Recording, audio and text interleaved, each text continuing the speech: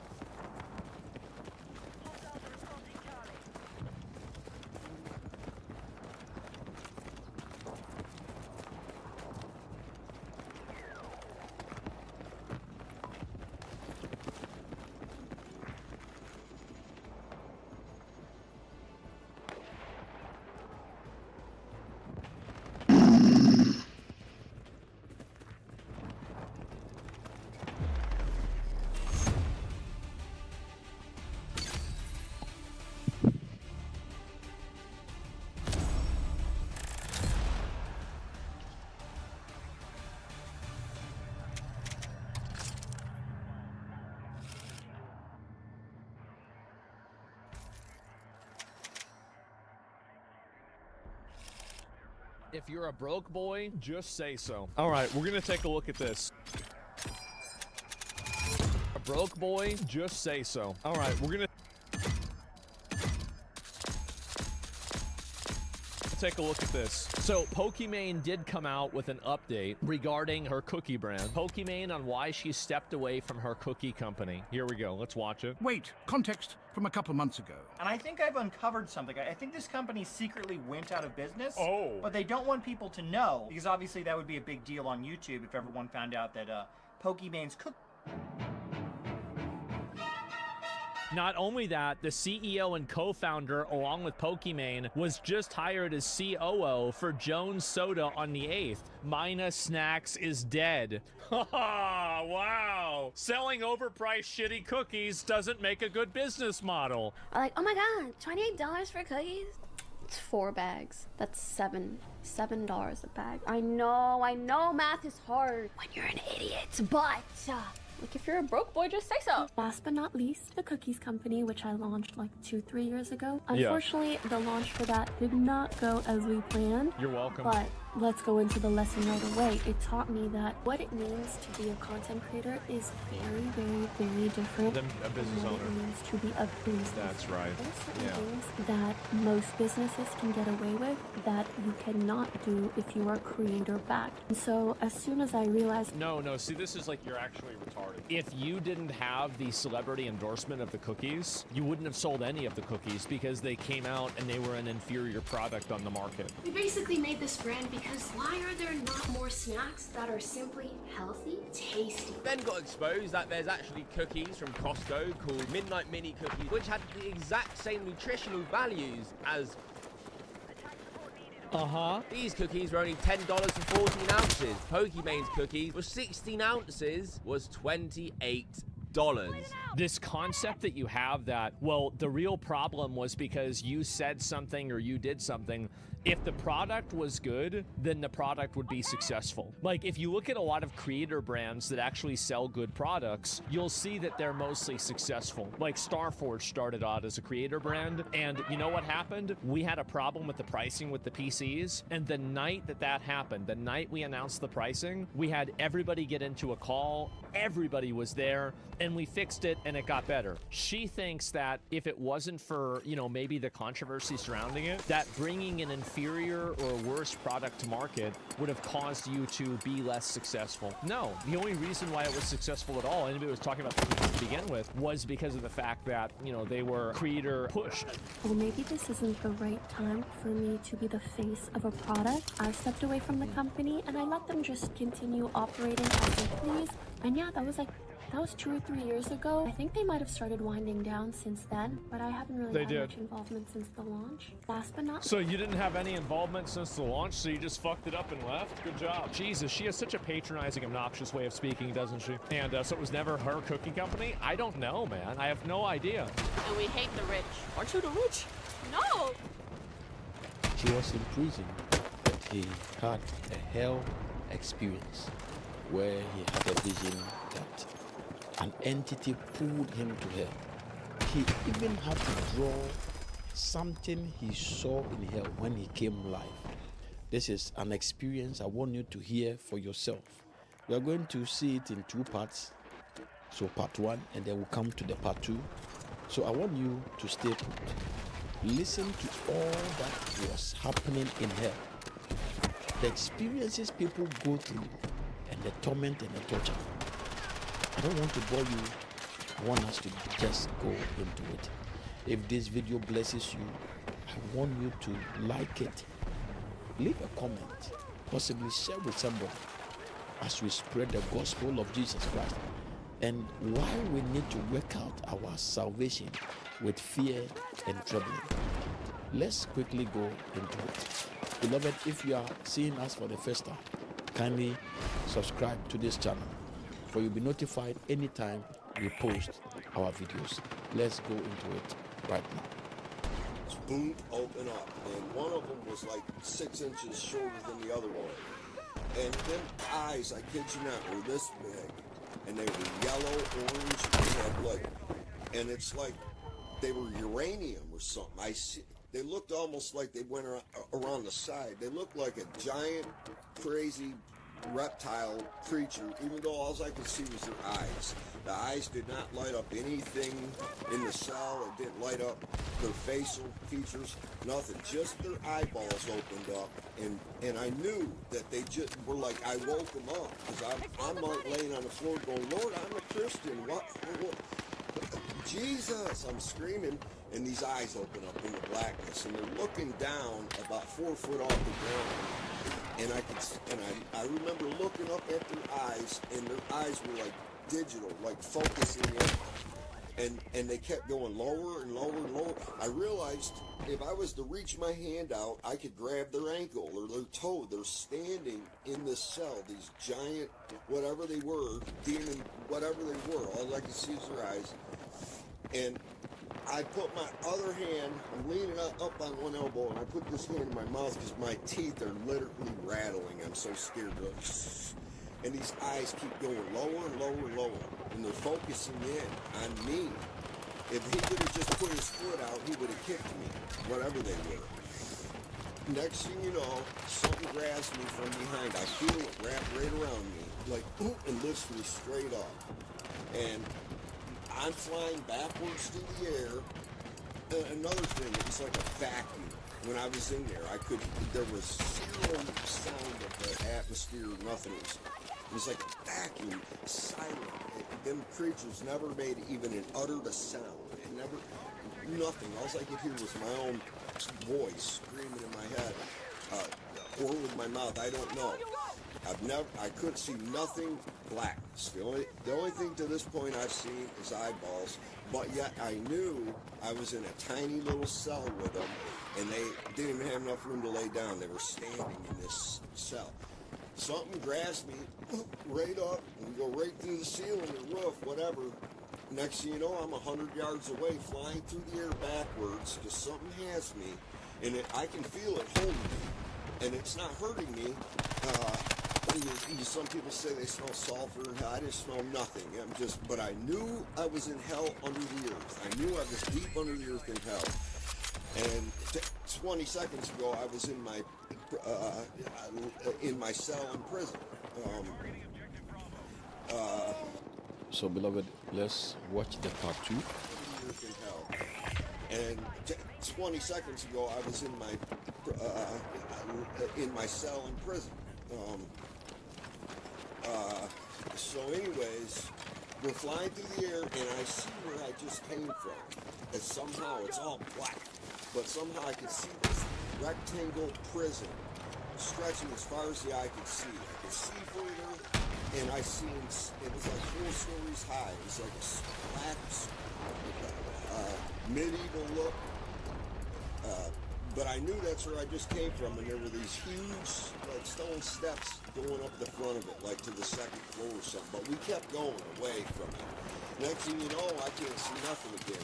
I feel this thing has me, and then it releases me, and I'm on the ground somewhere. I did a 360. I looked all the way around, and I can't see nothing. Nothing. And I start saying, Lord. I'm thinking in my head, my whole life flashed before my eyes, and I'm thinking, Lord,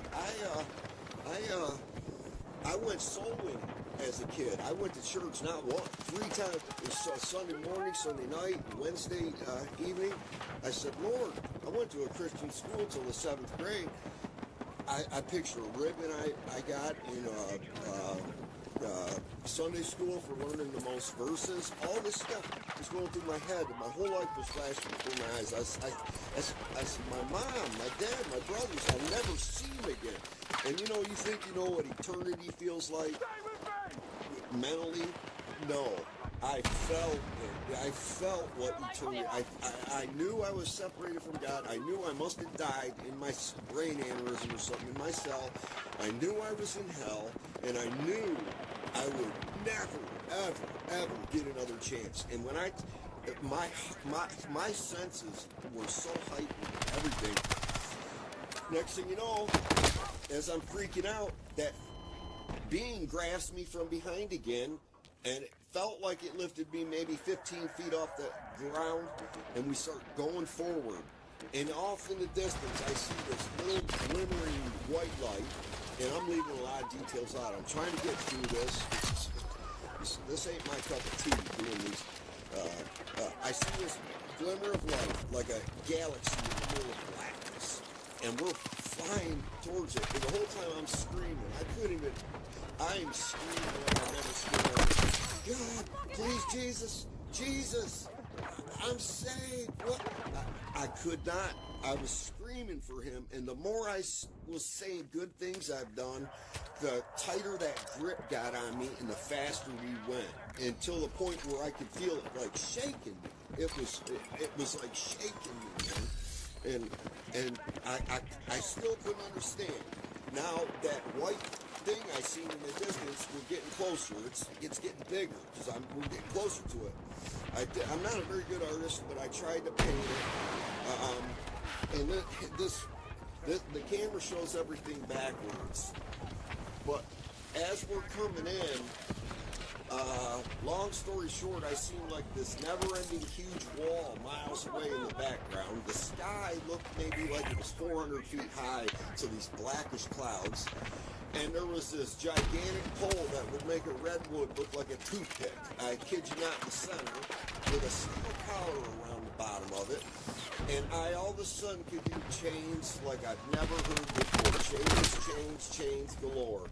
And, okay, and as we're flying it up to it, higher than them, I could see hundreds of thousands of people from and they all looked like they had no blood in them. They all looked saggy, drainy, zombie-ish pale white, but I could still tell African American, Chinese, white. You know, I could still tell. And as we're coming closer to them, I cannot tell you the sound they were making. It was like they were trying to scream with their tongues cut out or something. It's like, you know, and it was so terrifying. I was screaming, Jesus! And now we're coming down lower to the outer edge of these people, and I see, now about 10 feet away, there's a white guy and an Indian guy, and it's like an invisible hand or a force just tugging me. And I seen that everybody was chained together to this huge pole about a mile to the center. And they were all shuffling counterclockwise going around. And I could hear the grind of just hundreds of thousands of people all chained. And they were all screaming and mumbling and I was the only one screaming for Jesus. They had no hope. They were just, and something parted the outer, a white guy, no taller than me, and an Indian that looked like, not nowadays, and he looked like maybe 500 years ago or something. Parted them, they were so tight like sardines. Even though they were all naked, you couldn't see private parts or nothing. All their skin was ashy and whitish. And I seen little people, kids, old people, everybody. I seen it all. And they were all walking the same direction in a circle. And something parted these two guys, and I knew. And this force happening was slowly putting me into that place to be chained with them. Beloved, videos like this are meant for us to be up and doing. The Bible says that we should work out our own salvation with fear and trembling. There is no time to play around, beloved. The only solution is Christ Jesus. The only solution is to accept the Lord Jesus Christ as your Lord and personal Savior, and to follow in His ways and to do all that He has commanded you. Beloved, the Bible says that if you hear my voice, harden not your hearts. Some leave comments and they are changing, they are repenting. Some are also doubting this. Some are also saying all kinds of things. But beloved, as these videos are speaking to us, it is a wake-up call for us to change our ways, for us to come to the Lord Jesus. For hell is no place for man. For God made hell for Satan and his demons. Beloved, let us walk the walk of faith, accepting the Lord Jesus Christ as our Lord and personal Savior. So you shall be saved, you and your house. For God is warning us through these visions, through these encounters. They are warnings. They are warnings. For the rich man, when he went to hell, he said to Father Abraham that he should send somebody to the earth to warn his brothers and sisters so that they also don't come to where he is. Beloved, we are fortunate and we are receiving all these warnings. The painting tells us that people are chained.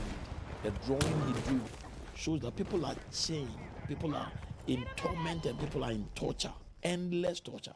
Beloved, I know this message is speaking to you in the name of our Lord Jesus Christ. Come to the Lord. Pray and commit your ways to Him. Accept Him now, for tomorrow might be late. For tomorrow might be so late.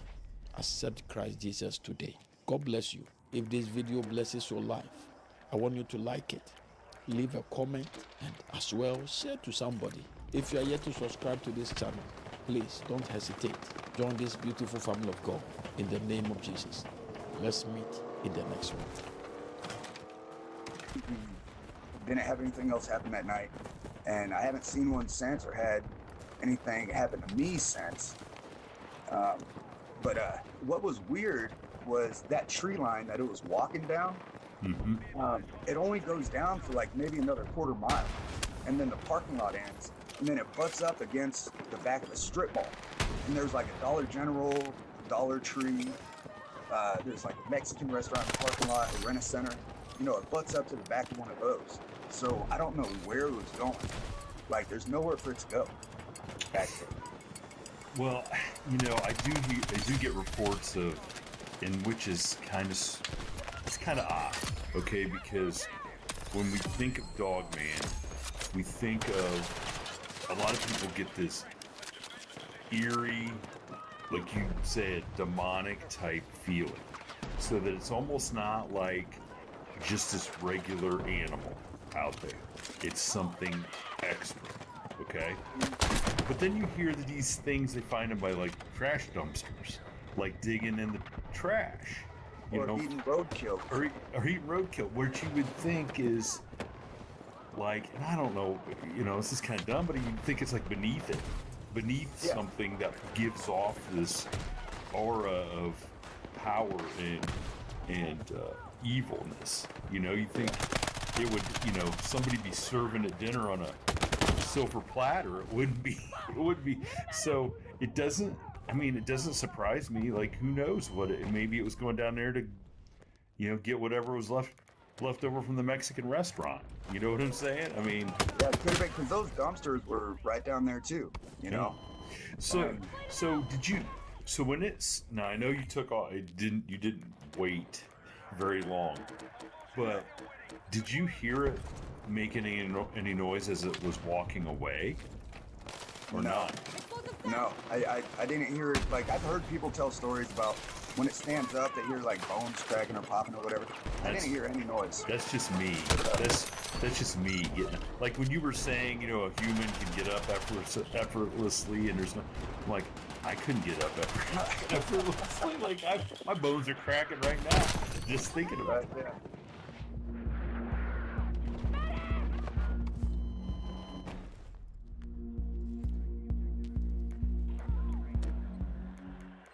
When it started walking, you know, it took like 2 steps before he ran back inside, but I didn't hear anything when it stood up. It started walking away.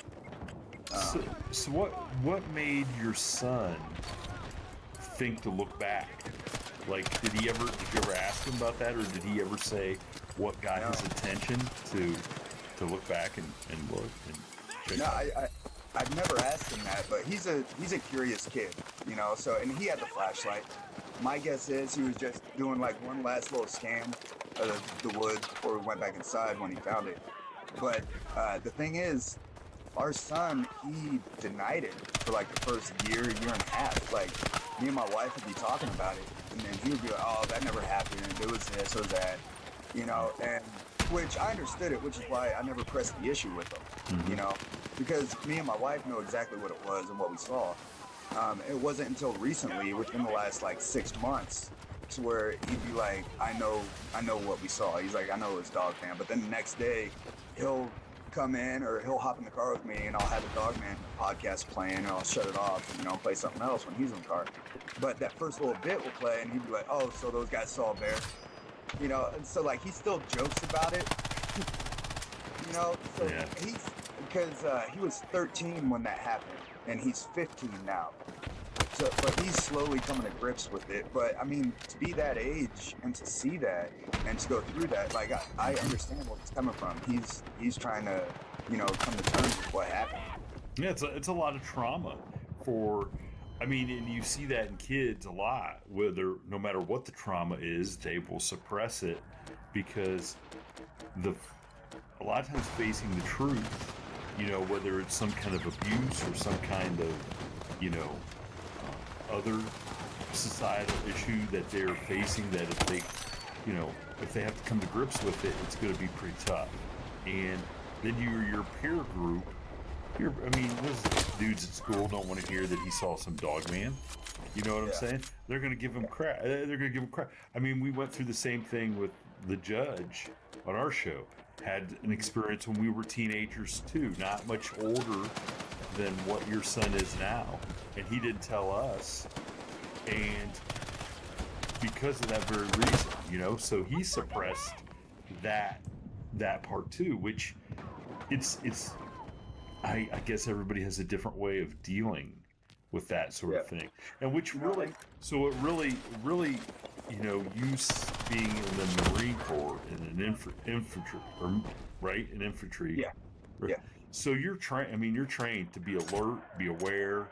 Oh yeah, and observation, you know, and like we did special training on observation. Is like collect every detail you can, you know, write everything down, memorize it. So I was trained like that for a long time. You know, attention to detail, situational awareness, the whole 9 yards. And you know, when I was looking at that thing, like the last thing on my mind was to pull out my phone and take a picture. You know, but I was just trying to grab every little detail I could, looking at it. But at the same time, I was trying to come up with an answer for my wife and son, like, you know, what do we do? What is it? Like, what do I tell them? And first time in my life, I've been frozen. You know, I've done 2 deployments, and I've always had an answer for what to do and carry situations when things pop off. I always knew exactly what to do. And this was the first time in my life I was frozen and had no idea. You know, because... Well, let me ask you this. So, if you guys had not seen it stand up and walk off, what kind of... I mean, you could have probably rationalized it. My God, that was the biggest dog I ever saw. Or... that was a giant wolf. What? Possibly. If it wasn't for the amount of evil I felt coming off of this thing, it was like it was like an aura that it had of just pure evil.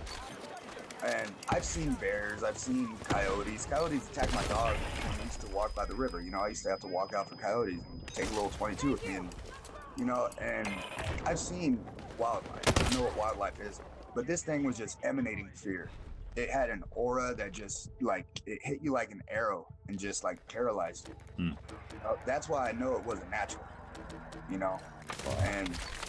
But, yeah, me and my wife went out the next day to where it was sitting on all fours right at the trailhead. And because there was a light post right there, / telephone pole, you know? And we went right up to where we saw the top of its head, and it came up to about my shoulder, a little bit, like, in between the shoulder and my nose. You know, is what we're guessing. But when it stood up on 2 legs, it was at least 8 foot tall. And it was a lot skinnier than I thought it was going to be too. You know, real broad in the shoulders, but its waist was skinnier than I thought it was going to be. So just as a frame of reference, okay, you said I was, before we got on here, I was watching the Thunder and the Rockets first game of the NBA season tonight. The Rockets started the largest starting 5 in NBA history, and they averaged 6'10". So think about that. Okay. Yeah. Think about, those are ginormous guys. Okay. Yeah. The guy that plays center for the Rockets is a guy from Turkey. He's one of the biggest. He's 6'10" and 290, 310 pounds. You know, he's a big guy. It's so when you start talking about those sizes, you're talking about bigger than the guys starting for the Houston Rockets tonight. Yeah, a foot and a half, 2 foot taller than Shaq. That's You know? insane. When I was a kid, I grew up in Sacramento, and I went to an autograph signing with Peja Stojakovic and Vlade Divac. Oh yeah. You know? Yeah. And I remember seeing how tall those guys were, you know, when I was about my son's age at the time. And this thing was taller than that. You know, and when you see one, it's at that point it becomes not just the fear that it's emanating, it's seeing its size. You know, because it dwarfs you. You feel helpless, you know? Like, and this is something that me and my wife talked about afterwards, that really, it didn't scare me until after we thought about it. That when we felt it in the woods, it could have gotten us at any point. There was nothing stopping it from, you know, doing whatever it wanted. I wasn't carrying at the time. Like, I think I might have had a pocket knife on me, which is like an ant having a toothpick, you know, or something. You know, and when we felt it in the woods, it was following us. It could have pounced on us. It could have done whatever it wanted to. But for some reason, it let us just walk all the way out and then just stop at the trailhead. And like I said, if it wasn't for our son, me and Ashley were about to walk right inside the house. And then that now, it's kind of a double-edged sword, because you're not gonna, if that decided to attack you guys, it would have taken all three of you guys and probably with no problem. There'd be no, and the last thing anybody's gonna think, oh, they were attacked and eaten and drug off by a dog. Okay, so there wouldn't be any evidence of, or anybody that would claim that that's what happened. Because every person, obviously, that we talk to lives to tell the story. And I've never talked to anybody personally that, you know, and I've talked to people that take a shot at them and think they've hit them. But I've never talked to anybody who really felt like they were in imminent danger from it actually attacking them. And they always say that there's instances in the encounter where, this thing could have taken them, and that'd have been that. And so you wonder, that makes it, so to me, that hammers home the idea that it is a lot more paranormal than it is just a physical thing. Like, it's a paranormal thing that we experience physically, is what I think. Yeah, just from the feeling, just remembering what I felt that night, it definitely felt demonic. You know, I'm a God-fearing man, and if I've ever been around a demon before, that was it. Like, it felt completely demonic. But like you were saying, I never felt like it was going to attack us. I just felt its presence, you know, and it felt like we were being watched. Like, I didn't feel like someone was about to pounce on me at any point. It was just being around that evil is what I felt. And I wonder, because people in Dogman encounters seem to experience an immensely more range of fear, you know, way more fear in a Dogman encounter than they do in a Bigfoot encounter. And so you wonder if this creature feeds off of that. That's what it's really feeding off of, is the energy that you're putting off and the fear that you're experiencing. I don't know. I mean, who knows? I can agree with that. Yeah, none of us have the answers. You know, I've heard theories I agree with. I've heard some that I don't, you know, really agree with. But as far as it feeding off of our energy, I can totally 100% see that.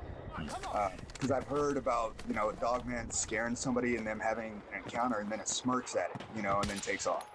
You know, it's like, I got you. And then, you know, and I could after my encounter, I could totally see that happen. You know? And at the same time, I did heard numerous encounters numerous encounter stories where dogs have fought with these creatures. The creatures themselves have fought with Bigfoot. You know, there's people that have told those stories. So there does seem to be a certain segment of these that are more animal than they are what you experience. See, I think people are experiencing two different things.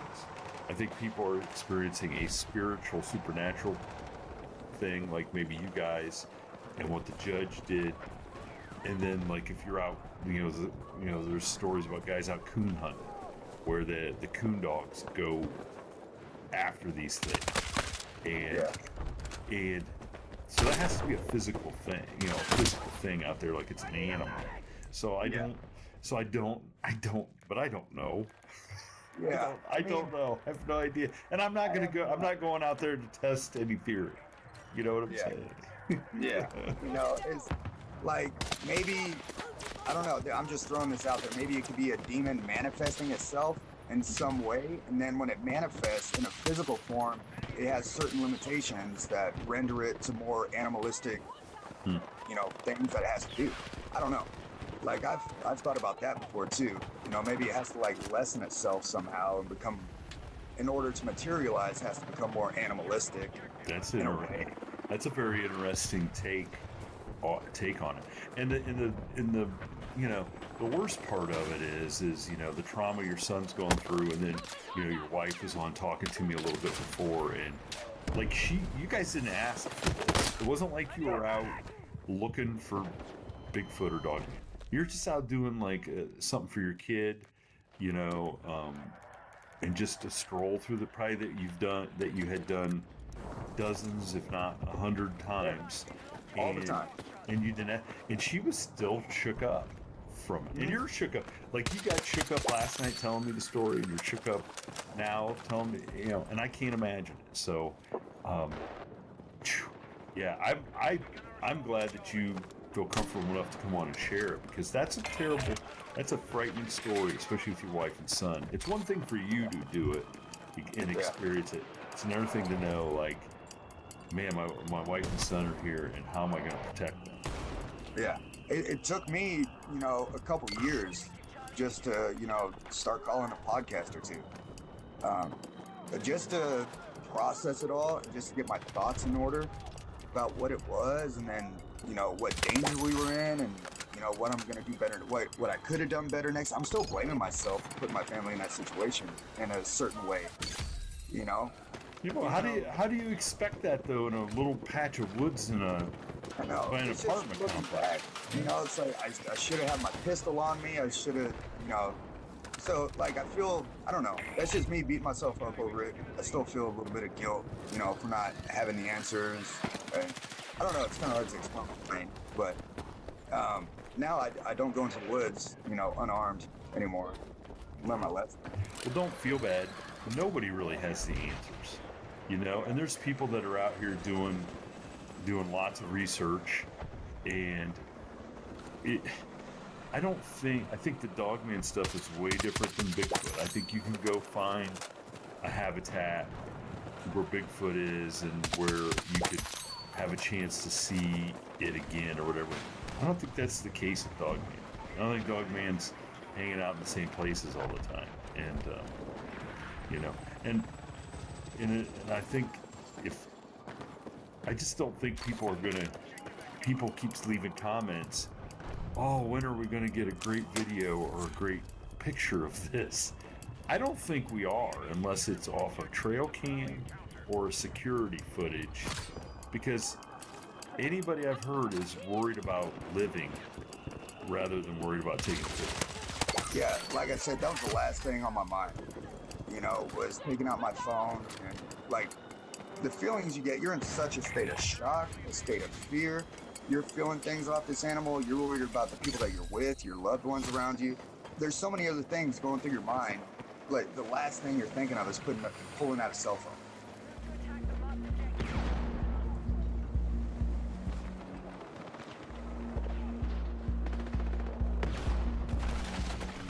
And I'm going to be honest, if you're taking a picture from 40 yards away, 30, 40 yards away, and it's dark, nobody's this thing is jet black. Yeah, nobody's gonna believe it. You're not gonna be able to see what you're seeing, and then people are gonna say, oh, it's AI, or it's somebody in a suit, and you should. So it just, I hate that people just, you know, have to nitpick and say, well, where's the Yeah. Now you had a... Wait, can I pause you for a second? Yeah. Can we take like a 30-second break real quick? Yeah. Okay. Give me like...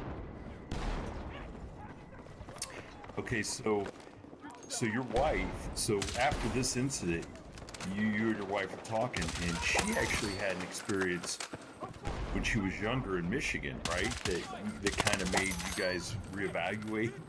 So, yeah, what it might have been. So after we had this experience, my wife totally believed me. Because before that, I was driving trucks and I would listen to podcasts all the time, cryptid podcasts and Bigfoot and whatnot. And my wife always made fun of me because I told her about the dog man, and I was like, she's from Michigan, so I'm like, have you ever heard of the Michigan dog man? And she's never heard of it in her life. So after this, we were going on a road trip and we were just talking about it, and she's like, you know what, this kind of reminds me of when I was walking home from a buddy's house one time. It was like a mile down a gravel road, and then her driveway was like a quarter mile down.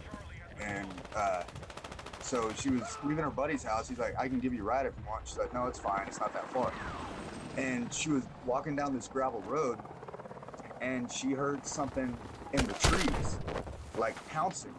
It would go from one tree, pounce across the road into another tree, and then pounce back and like pounce in front of her and pounce back. And she just kept hearing something jump from tree to tree. And she said she had like that same feeling of fear, you know, and she thought it was like a bobcat or a mountain lion or something like that. And when me and her were talking, I was like, babe, bobcats and mountain lions, like, don't do that. That's not how they hunt. That's not, you know, that's not their, you know. And so she kept walking, and she's made that walk from her friend's house millions of times, you know, dozens probably. But she got so scared that she just made it down to the end of her driveway, and she called her mom, and she's like, Mom, there's a mountain lion, you know, like stalking me. Can you come pick me up? So she had her mom drive like a quarter mile down the driveway to go pick her up at the end of the driveway because she was too scared to even make the full walk home. And after the experience that we had, and I told her, I was like, mountain lions don't do that and stuff. She was like, I wonder if that was a dog man, you know, when like, and thinking about it, you know, she didn't see anything, but she heard it and it was big. And I was like, that was probably a dog man, because she said she got the same EBGBs back then that she did when we had our encounter. So yeah, it was either dog man or maybe a Bigfoot, because Bigfoot are known to be up in the trees. Yeah, they seem to be up in the trees too sometimes. Who could have been? Yeah. Who knows? Yeah, I don't know. So yeah, she had that experience, and all I know, well, I don't know, but I really don't think it was a mountain lion or bobcat or lynx or anything like that, because they're not going to hunt like that or stalk prey like that, you know.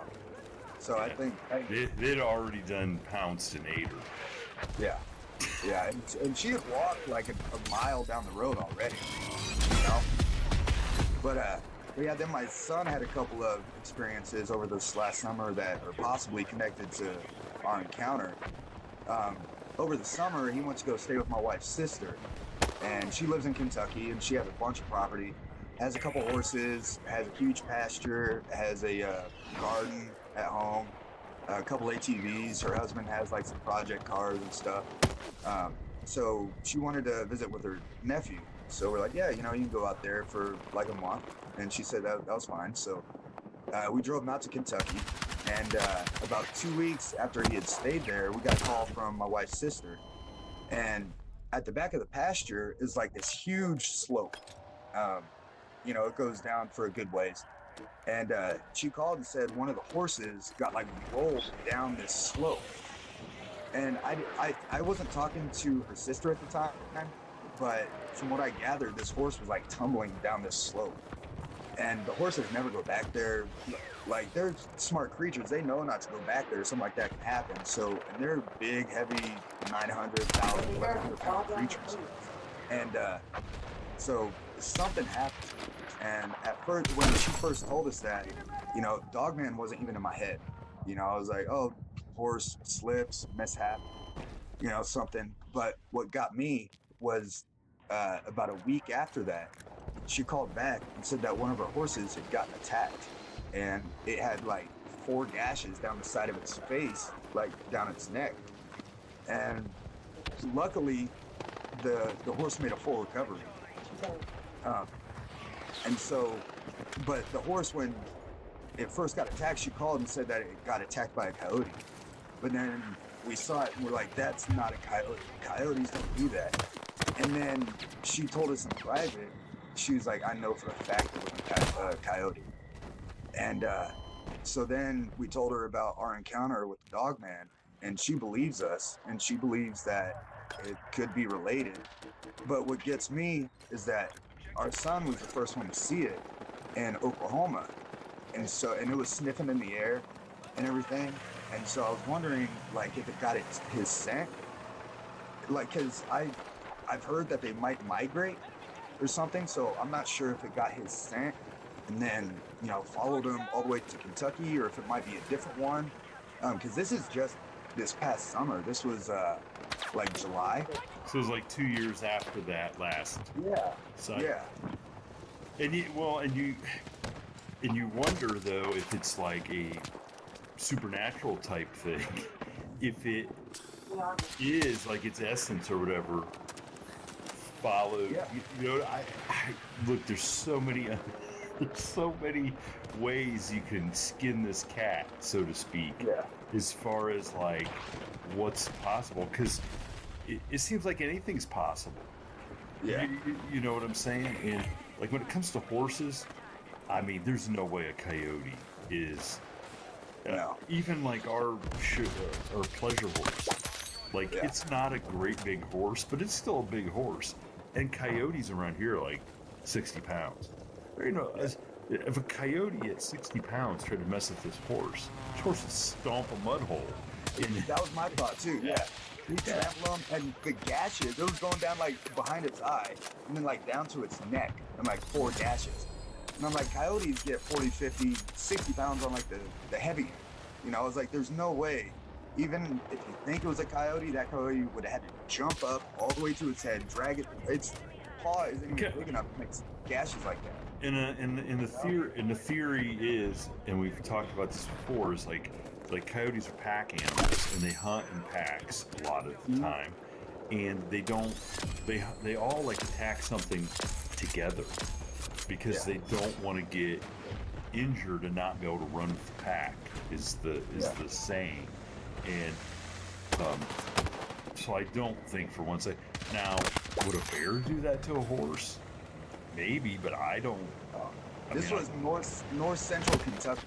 You know, like how many bears? You know, it's like I'm sure they're out there, but well, normally animals, especially predators, don't go after things bigger than them.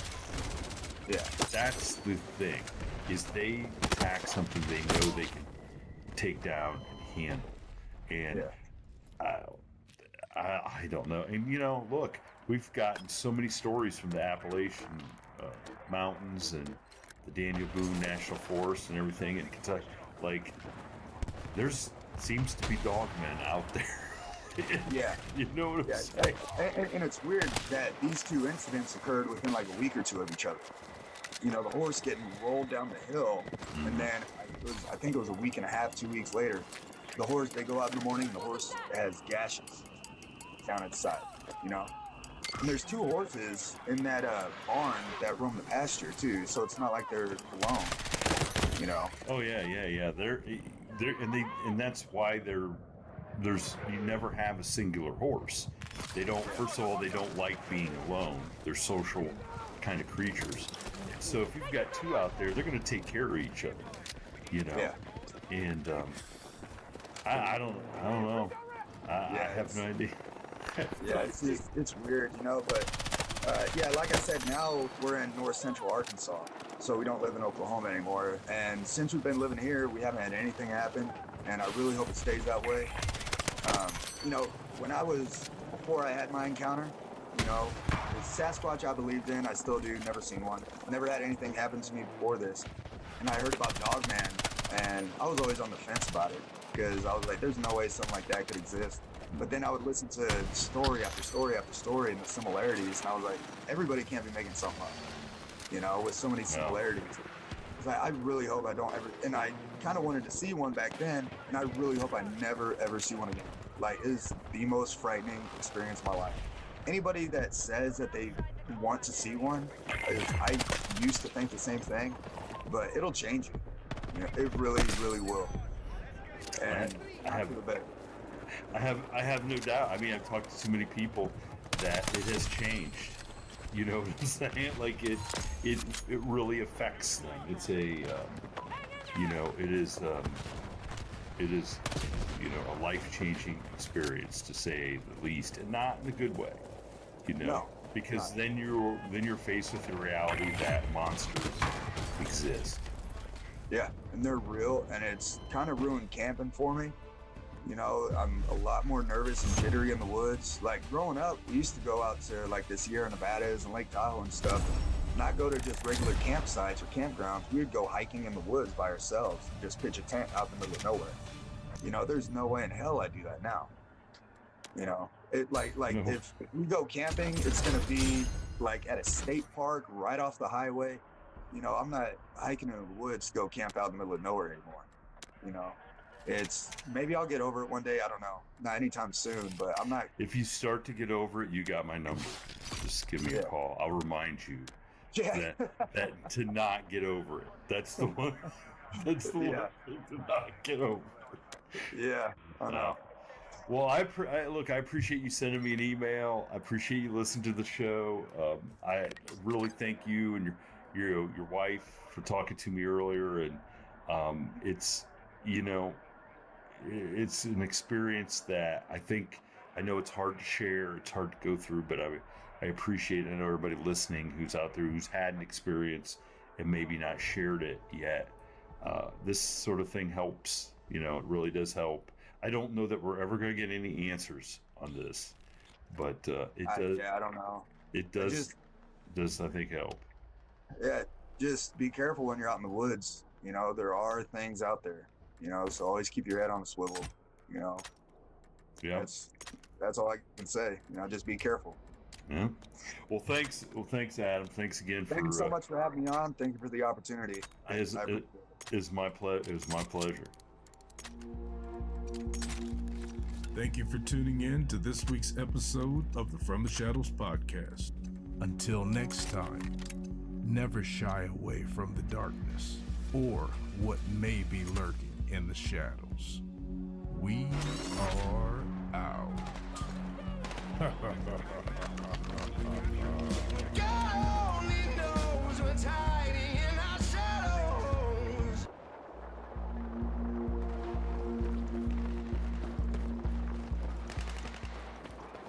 Hey, welcome everyone to the From the Shadows podcast. I'm your host, Shane Grove. And before we get started with this week's episode, I just want to remind everybody, if you want to check out all things From the Shadows, you can go to our website, FromTheShadowsPodcast.com. There's links to all of our social media, even TikTok, and Instagram, all kinds of stuff. You can go to our merch store, and you can hit the contact button up above if you have a story or an email that you want to send me about anything. So, but I would love to hear if you have an experience and maybe you want to come on the show and share it. Hit that contact button and send me an email. And if you want to get a hold of me directly, you can find me on Facebook and just message me, or go to Shane Grove Author on Instagram and message me that way. I'm easy to get a hold of. I'm not easy, but I'm easy to get a hold of. Okay. With that being said, I want to welcome our guest, Paul Chafin from.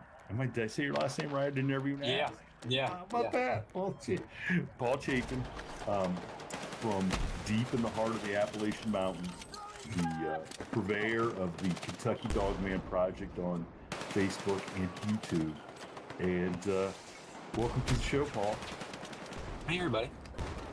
Well, I know from the message you sent me that you have an incredible Dogman account. from your days as a young man. And so I just want to jump right into it, and I just want you to tell our listeners who love good Dogman stories your tale of craziness, because it is kind of crazy. Well, I grew up in like eastern Kentucky in Pike County, like deep in the county, like 5 minutes. I grew up where the Hatfield McCoy feud happened. I was an avid deer hunter. Like I lived for the, you know what I'm saying? 15 years old. It was like 1997. There was no internet really. I didn't have it. But and I was poor. I grew up poor. My dad coal miners and stuff. So I didn't have a tree stand. Didn't have enough four wheeler. I walked and hunted. And I was known for killing big deer for that reason.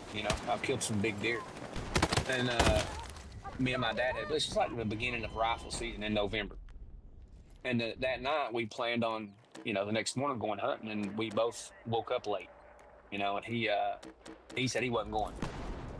So I sat around, he hawed, and I debated on whether to go because it looked dark and gloomy outside, like it might rain. And then finally I just said, I'll go. So I got my stuff and I went.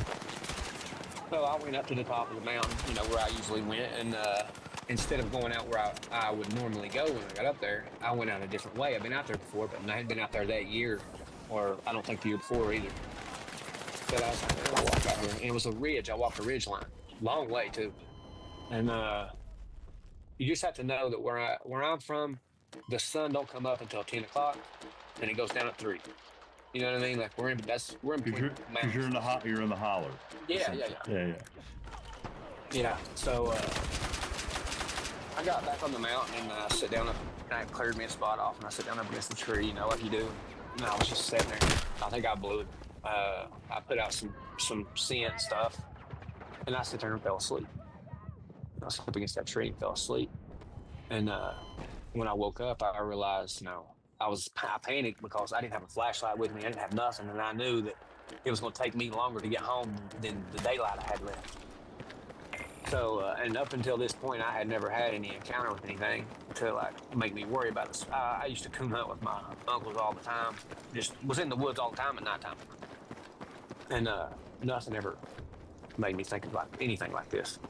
And I got up, gathered my stuff real quick, had a hat on, had it pulled down low. I grabbed all my stuff, and I headed out, And I probably took 15, 20 steps, and fear hit me I don't even know how to say other than hit me, because that's what it felt like. Fear came over me. And I just stood there for a minute, just dead stop. And I just stood there and then I noticed that there was no sound at all. No wind, no birds, no nothing. And I just stood there and I scanned the forest. I looked around because I was kind of coming down at a little hill, I was coming down a ridge, but I was coming down a hill. And there was a logging road that come around that ridge, because I was going down into a gap, which a gap is just a low on the ridge and then goes back up. You know what I'm talking about? Yeah. And that's what I was doing. I was coming down, and that logging road come around and went right through that gap and went around the other side of the ridge and went on up, So I don't know how long. I really can't tell the time on this. You know what I mean? But I caught movement out, side my peripheral vision. And when I turned around and looked, just said, look, it was probably 40 yards, maybe 30, 40 yards, maybe. And it was walking at a steady pace, but I couldn't make out what it was. It was so black. I mean, this thing was, the color of black that it was I've never seen anything like it ever. I feel like if it was standing in front of a cave or something, you probably couldn't see it. And it was clean, it didn't have no dirt on it or nothing. And it took me a minute to put together what I was looking at. I don't know if it was just a mental block or if my mind was trying to piece it together, you know what I mean? But I just watched this thing for a minute. And I don't know, I didn't relate the fear that I was feeling to that for some reason. I don't know why, but that's exactly what it was. And yeah, as it kept walking, I noticed, I caught it clenched like its elbow. It had its hands up kind of like as if it was carrying a basketball, but it didn't have anything in its hands. But that's what it looked like. And I noticed it had an elbow. Then I started noticing features, like I seen the chest, the snout. I started seeing all this stuff. And listen, this thing's legs looked like a telephone pole. I'm not kidding. These things, people don't really understand how big 7, 8 foot. You know, you don't really understand how big that is. 700, 800 pounds. Mm-hmm. You know, when you think about it in your mind, you don't know. But when you see it in person, it's something else. Oh, it's terrifying. But this thing just walked at a steady pace, and I know that had I kept walking at the pace I was going, and it was walking at the pace it was going, if we had blindfolds on, we would have run into each other. You know what I mean? Like it. So I don't know if it just stopped me somehow, if it emitted something into the air. I don't know what happened. I don't know if it had been there watching me prior. Probably was, I'm sure. I don't know if there was more than one. But yeah, man, it makes my heart pound right now talking about it. But it come around that logging road, and it never did turn its head and look at me. Never did make eye contact with me. Wow. I don't know why it didn't. I was staring dead at it, but it never did look at me. It just walked like it had somewhere to go. You know what I mean? It wasn't in a hurry, but it wasn't going slow either. Yeah, it walked right around at a steady pace and walked right through that low gap. Because, you know, I also know that predators won't take a ridge line because they don't want their silhouette to be seen. You know, bobcats, mountain lions, stuff like that. They'll take those low gaps so they don't get seen. And I'm sure that's what it was doing. But yeah, it walked that. And you know, prior to that, back in there, I had seen big dog tracks back in there, but I never thought anything of it. You know, like I don't know why, I just never thought anything of it. They were abnormally big too. Just thought. But you know, I was young. I didn't really pay attention to the difference between a bobcat or a mountain lion or a dog. But yeah, it walked right in front of me. And I got a really good look at its legs. I mean, it had haunches and all. It had a tail that almost touched the ground, but it come back up. And everything was solid black. And you could tell the hair was thin in places, you know, had a long snout. And its ears were really pointy, but they weren't pointing straight up. They were angled back. You know what I mean? Like, okay. And they were off, you know. And it just nonchalantly walked right over. And I couldn't tell if when it went over the bank, because it didn't stay on the log road, it went over the bank. And it was steep over there too. But when it went over the bank, it looked to me like it went on all fours. And I'm sure it did. But yeah, it left, man. And I could faintly hear it. And as soon as I couldn't hear it no more, I was gone. I was gone, brother. I tore out of there. You ever run down the hills with a kid and swung on trees and stuff? You know what I'm talking about? Oh yeah. That's how I come off that mountain.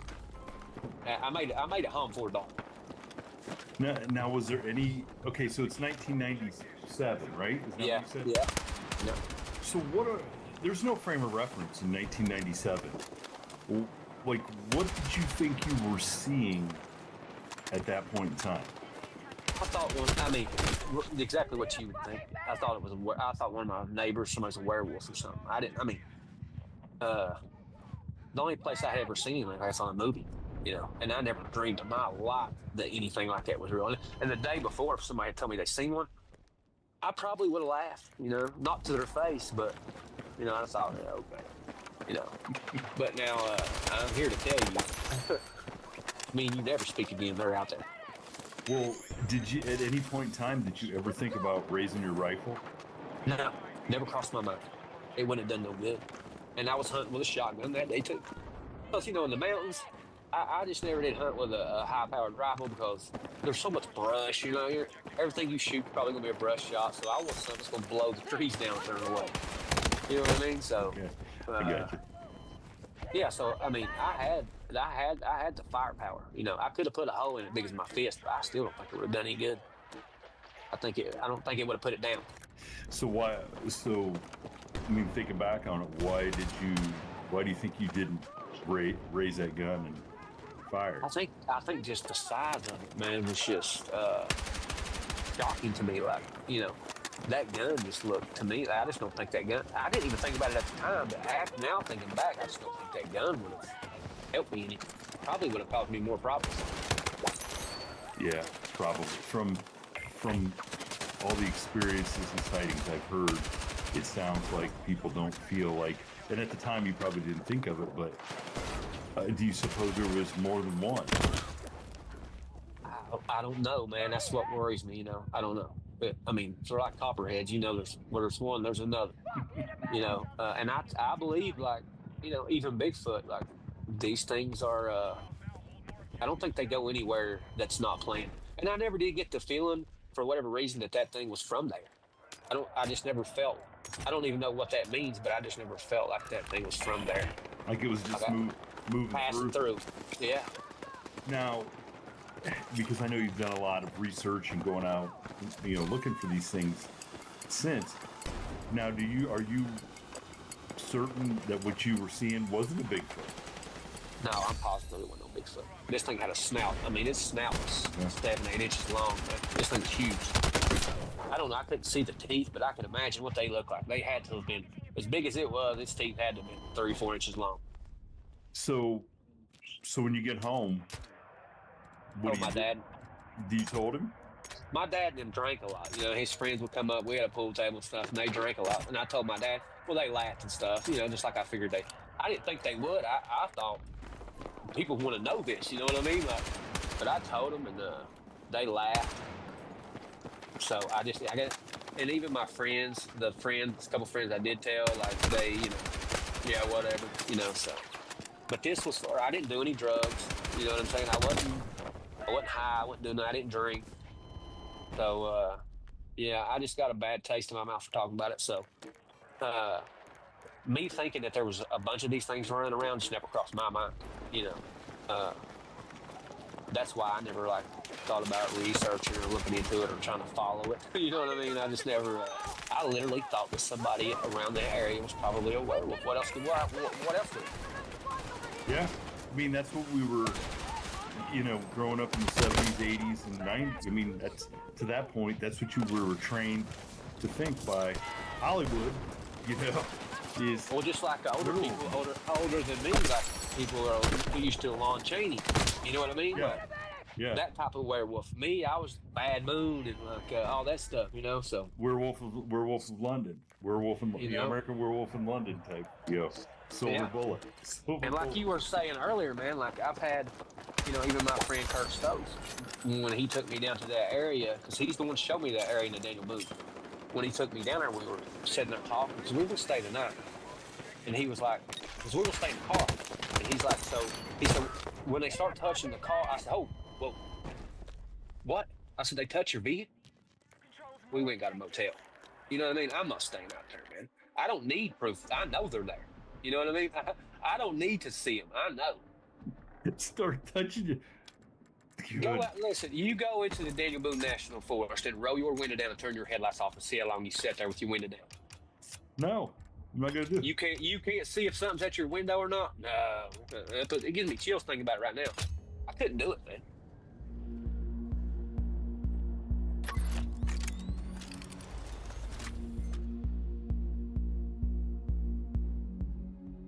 Okay, but it didn't stop you from going back in the woods as a kid because you didn't think there was any more than that one running around? I mean, it did for, that year for sure, for a while. And then when I did go back, I always had somebody with me, somebody I could outrun or whatever. But I had somebody with me. I did. I'm joking, but I did. We went back up there, me and one of my friends later on, and looked at the area. That's how I figured out how tall it was, just like trees, limbs, and stuff that was in the area. But I mean, it was between 7 and 8 foot tall, and it was no less than 700 pounds. It was a big animal, and it was very healthy. It was an apex predator. That thing was made for killing. And so growing up in that area, you'd never heard any stories or any legends or nothing. I mean, you hear things, but nothing about anything like that, and just like my friend, and that ain't his name, but he was on Vic's show, and I heard his encounter, and I reached out to him because it's probably the scariest encounter I've ever heard in my life. Terrifying, man. Well, he was coon hunting, and his dog saved his life like 3 or 4 times, and he said that dog man reached down and grabbed a hold of his 125-pound coon dog. He said he'd throw my dog like a mailman throwing a chihuahua. He said, I heard my dog hitting low-hanging branches. And he was 14, 15 years old, too. The amount of people that I know right now that had encounters at the age of 15 years old is crazy. I don't know why, but I don't know if there's anything to that, but there's a bunch of people. You wonder because, that's about the time men, boys becoming men and going through that, and it's like maybe these things want to show show themselves to the potential competitors of the force. Be like, I mean, I've thought throughout this research and stuff, I've just wondered all kinds of things. Just, I don't know. I don't know why it chose me, why I was there. Why? I mean, there's people spend their lives in the woods, live in the woods, and don't see them. Mm-hmm. And I can go out there and deer hunt for a few hours. I can run dead anyone. But, now, so how long then was it before you started? Like, man, I gotta do some research. Did you have another encounter or what? No, not until once I got up to where the internet stuff was around. Like I said, I was 15 then. I had a phone, but I didn't get a phone that had internet access and Facebook and all that stuff and YouTube until I was like 27, 28 years old. And then eventually, I never even researched. I didn't think there was anything to research. But, if Bigfoot videos come across, I'd sit and watch them and stuff. But that's how I ended up running across a video of somebody's, this breakdown some guy did of this dog man back, and he shows its nostrils flaring and its eyelid blinking and stuff. And I was like, other people have seen these things too? I'm like, what? And that's what made me start. That's how I got a hold of Kurt, started talking to him. And that's what led me into it. And then even then, I still didn't for a few years do like research, but I was always working. I just didn't really have the means to do it. But now, some things changed in my life when COVID happened. I got hurt. I was working at Toyota in Georgetown, so I had some free time on my hands, so I started researching it. And apparently, I know where they're at. I mean, I just keep finding them, I guess. So you go back out surveying. So what are some of the other run-ins that you've had with these creatures? I've had a few, man. Some of them, noteworthy. Some of them, I was growled at. Of course, I told you down on the Kentucky River. But the day before that, I went down there, and my girlfriend had ordered me this. I'm the type of person I can't settle for blurry pictures. I just can't. I can't. Like, you see people all the time, they just stick with the same old camera, doing the same old thing. Well, she went and bought me this. It attaches to your phone, you know what I mean? And it's a binocular. Oh, okay. You can attach your phone to it, you know what I mean? So I started using this, and the difference it made is insane. It's it's the best tool I've got. But I went down there and I didn't get the stuff ready out there. Like I told you before, it was all sand. It's a rural boat ramp, okay? This is on the Kentucky River. And there's a rural boat ramp way out in the middle of nowhere, and it's kind of like a little redneck hangout where people go on the weekends and drink and party. And on both sides of the boat ramp, it's like a 50 by 50 yard by 50 yard parking lot. And on both sides of it is a river bottom. And in the summertime, it looks like a jungle. Like, literally, it's what it looks like is a jungle back in there, canopy and stuff. And you can ride four-wheelers back in there and stuff, which you can't go far. But we went down there one day and was just swimming and hanging out. And I just walked off down the beach a little ways, probably where nobody goes. And I started finding some really big dog tracks. And I was like, Jesus. I took pictures of them and I showed her. She said, oh my God. She's like, what is that? I was like, I don't know. It's a dog, I think. It ain't no bear. Bears have 5 toes. So I didn't know, man. So I started going back down there. Okay, well, it led to me going down there when I got that device. And I walked out there there's a little point because there's a creek that runs through that bottom and comes out. It's like 15 feet down to the creek and you can jump across to the other side. Well, I stopped on that little point there, and I was getting my stuff out of my bag and getting everything ready, and I looked up, and there was on the other side of that creek, walking down the beach, on the sand, was a dog man on all fours. I mean, that's all I could think that it was. It looked like a mountain lion in the face, okay? They had those black lines on its face that come down like this, but it had big pointy ears like that long. It wasn't a lynx. This thing was huge. It looked weird. I don't know how to explain it. It didn't look like, it just, had the coloration of a mountain lion, but it didn't look like one. You know what I'm saying? Like, Yeah. And it just was walking right at me, and then it just made a left and walked right up into the tree line. And I'm standing there like holding my stuff in my hands, you know, like. So the next time I went down the next day, because I showed some of the footage I got that day to a friend of mine. He's like, "Oh, I'll go with you." He's like, "I want to go." So he went with me, and I got everything ready at the car. And then I walked out there. Like I said, it was all sand, so we were very quiet. And I got out there and I started recording, and I could see the top of something's head over in that creek. You know what I mean? Like you could see the top of its head. And I told the guy with me, I was like, "Mike, come here," real quiet. And he didn't take 2 steps, and we got growled at. You know what I mean? Like I had been recording 30 seconds, and it growled at us, and freaked him out. But it, you know, what you don't see in that video is like after that, which I got the video, but you couldn't hear it, but where it was on the other side of that creek. But whatever it was mad. I don't know who or what, but now it was stomping and breaking stuff, and only way I can describe it is it was blowing like a deer. And I just heard the other night on Tony Marco's channel, he was talking to them guys that got stalked by that thing they couldn't see or whatever. Yeah. The sounds it was making is the same thing this thing was doing. Like we couldn't see it, but you could hear it really well. And it was breaking stuff, and it was mad, and it was making that sound like the only thing I could compare it to is a deer blowing, like, and it just kept doing it. But you know, I don't like. How can you associate that with a dog, man? You know what I mean? Like, I don't know, but I don't know what's out there anymore at this point, man. I started out with one belief, and like it's all twisted up now. I go out looking for answers, and I come back with more questions, you know. So, well, so I mean, because I mean, it's kind of my belief, which doesn't mean anything, but I can't wrap my head around really that people are changing into werewolves. No, me either. Like I think that was maybe a legend that started in Europe, and it was probably to explain what these things were. What about skinwalkers? What about them?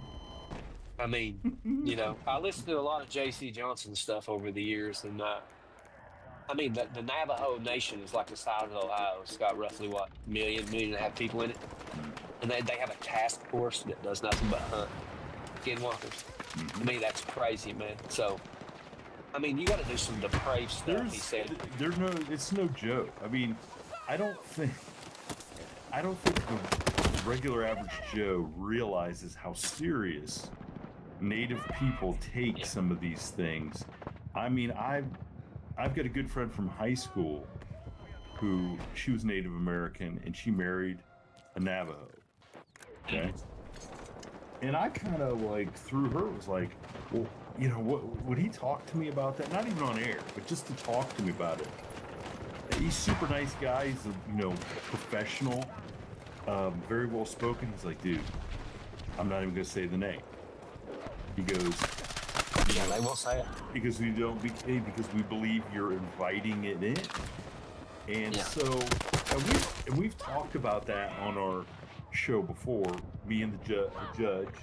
Yeah. And we're like, okay, so what if we're talking about some of the same stuff where it's a skinwalker, a wendigo, a dogman, and it just regionally gets a different name, kind of like Bigfoot does. You know, we call it the Grassman in Ohio, or used to.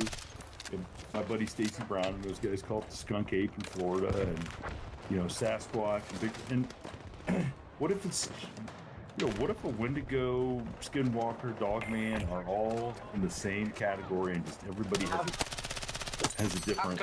I've came to the conclusion, like, I don't know if you believe in God or whatever, your religion or whatever, but you know, I do, of course. So through that, I got a biblical worldview, of course. So I mean, I don't know how else to like put it together. You know what I mean? Like, 'cause like all that cloaking and all that woo and all that stuff is stuff that I thought these things, because gnats are around their face in the summer. Like they leave scat, they eat, they have little ones. Like this was flesh and blood. That's what I was under the assumption is what I was dealing with, and I do believe for 100% that there is flesh and blood creatures. Like there is. Now, also, I think there's something else going on. And just like Scott Carpenter said, I got kind of, same beliefs as him. Like anybody that goes out and does any amount of research like I do, you're going to start to see the same exact things that I see. You're going to start to see the orbs. You're going to start to see all this stuff. And some people will talk about it and some people will write it off. They don't, there's a vested interest in keeping this flesh and blood out there. So I don't know why, but I'm not going to lie to myself, and I'm going to tell you what I see. You know what I mean? So well, I do think that some people who how should I say this? I think there's people that use this topic as a way to, they want to make money out of it. They want to exploit. Yes. Okay? Yes. And it's they want to keep the fear alive. Yeah. They want to, and then it's easier to exploit something if you can get a majority of people to believe in it, okay? And I think once you jump that shark, so to speak, to use a 70s Happy Days Fonzie reference, once you start accepting that maybe everything could be real, I think some people who aren't necessarily as researched or experienced, there's a fear that you're going to lose them. That you're going to sound crazy, okay? Yep, I know exactly what you mean. But what they don't realize is this is all crazy. This is all crazy. They want to hear your research, and they want to hear what you find until it doesn't line up with, something that they believed or thought, and then you're a kook, and then it's just a woo, or you're just seeing stuff or whatever. So, I mean, it's very touchy subject. I'm not in this for money or fame. You know what I mean? Like, I like meeting people like you and like Kurt and Scott Carpenter. Like, I've got to sit down with these people. I got to sit down with, I sat with Scott for like an hour one day and talked to him, me and him, face to face. I've just got to pick people's brains, are real researchers who really do this. You know what I mean? Like, because what's actually going on when I go out in the woods and do stuff, or what people have in their mind, like this is some Indiana Jones movie or something. I don't know what they have, but you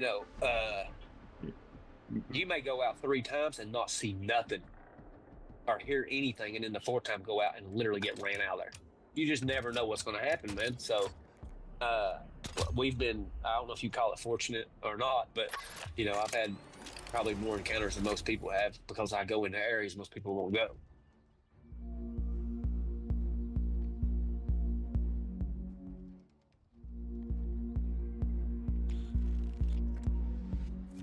And that's another thing, is you're not going to see stuff and experience stuff, looking in your backyard, unless you live somewhere really cool. Well, that's what I said. I said the best evidence and the best photos and video is right on the other side of that fight or flight. If you can get through that, that's where you get the evidence and video. Mm-hmm. Yeah, and I think it's probably pretty hard for, like, I've talked to lots of people that the last thing I thought of was getting my camera and taking a picture, and it's so easy for people to play keyboard warrior, and say, "Oh, this is what I would have done." Well, yeah, you don't know. You heard what I said a minute ago about that little tree, and but I'm saying, like, I thought I knew, but I do too. Yeah. It's everybody, you got this contingency plan, but you still got to execute it. That's what Big told me. Big said, I think it was Mike Tyson said it. Everybody's got a plan. Everybody's got a plan, until they get punched in the face. That's right. That's right. That's what Mike Tyson. Everybody's got a plan until they get punched in the mouth. Which is true. It is 100% true. So you go over these scenarios in your mind, and then when everything happens, it just don't happen slow like it did in your mind. You know what I mean? Everything's happening at such a rapid pace, you just can't. Your mind can't process it. What do I do with this gun? How do I get in that tree? What do I do? You know what I mean? Where's my car? Exactly, because you're really concerned about survival. You know, that's got to be what comes into. Now, the one thing,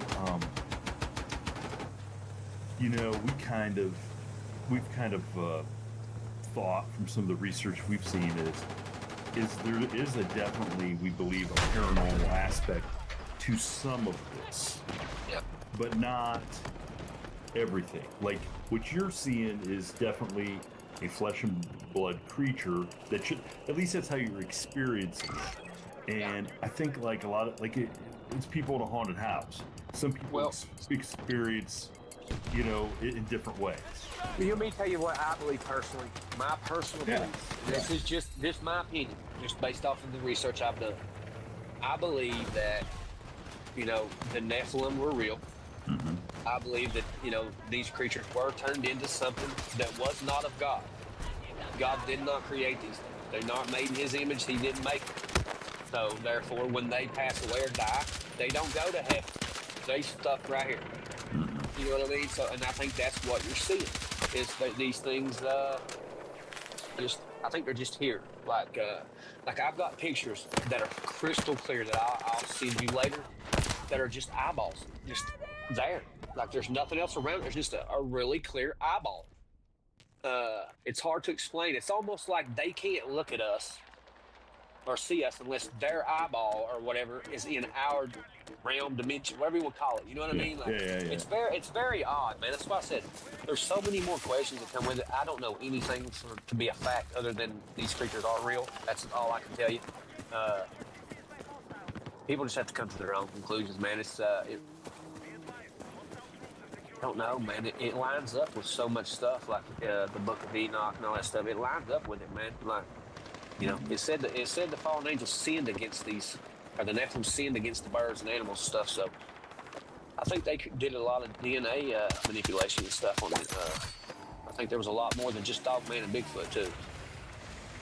Well, I mean, listen, when you hear stuff, it's got to come from some of these legends and some of this folklore and stuff is rooted in truth to a certain degree. And where you guys are at in the Appalachian Mountains, that's the same mountain range when we were all one big continent that went through like Europe. You know, where all these dwarves and fairies and werewolves and Dracula and all this stuff originated from. You know, the folklore and stuff. Well, it's just a mysterious place, man. I lived there my whole life, and it's just even... I dig ginseng a lot every year. I don't live in the Appalachian Mountains right now. I live like about 30 minutes north of Lexington, which I relocated. I was a coal miner, and I got laid off, of course, a while back. So I moved down here and got a job. But, yeah, it's just the mountains are... Just like I was telling you earlier, my friend Kyle, just like his grandpa told him, there's things out in these woods that I cannot explain. But if you're going to hunt and do the things you say you love to do, you're going to have to come to terms with the fact there's things we just can't explain out here, you know? And that is the truth. That is the gospel. You're just going to have to deal with it or don't go in the woods. It's that simple. Like, they're there. You're going to have to deal with it. And I do believe that these creatures will provide you a warning first. Mm. Whether a growl, a bluff charge, whatever, they will provide you a warning. If you don't listen, David Plotty's going to end up talking about you. That's a good point. That's a good point. Well, I also think they've been around, you know, whether it's Bigfoot or Dogman or whatever. I think they've been around and around people for hundreds of years. Yeah. And I think they probably understand if they just go around attacking people, eating people, and don't, you know, maybe to a certain degree don't behave themselves. Well, they know what comes next after human goes missing. That's right. The area's covered.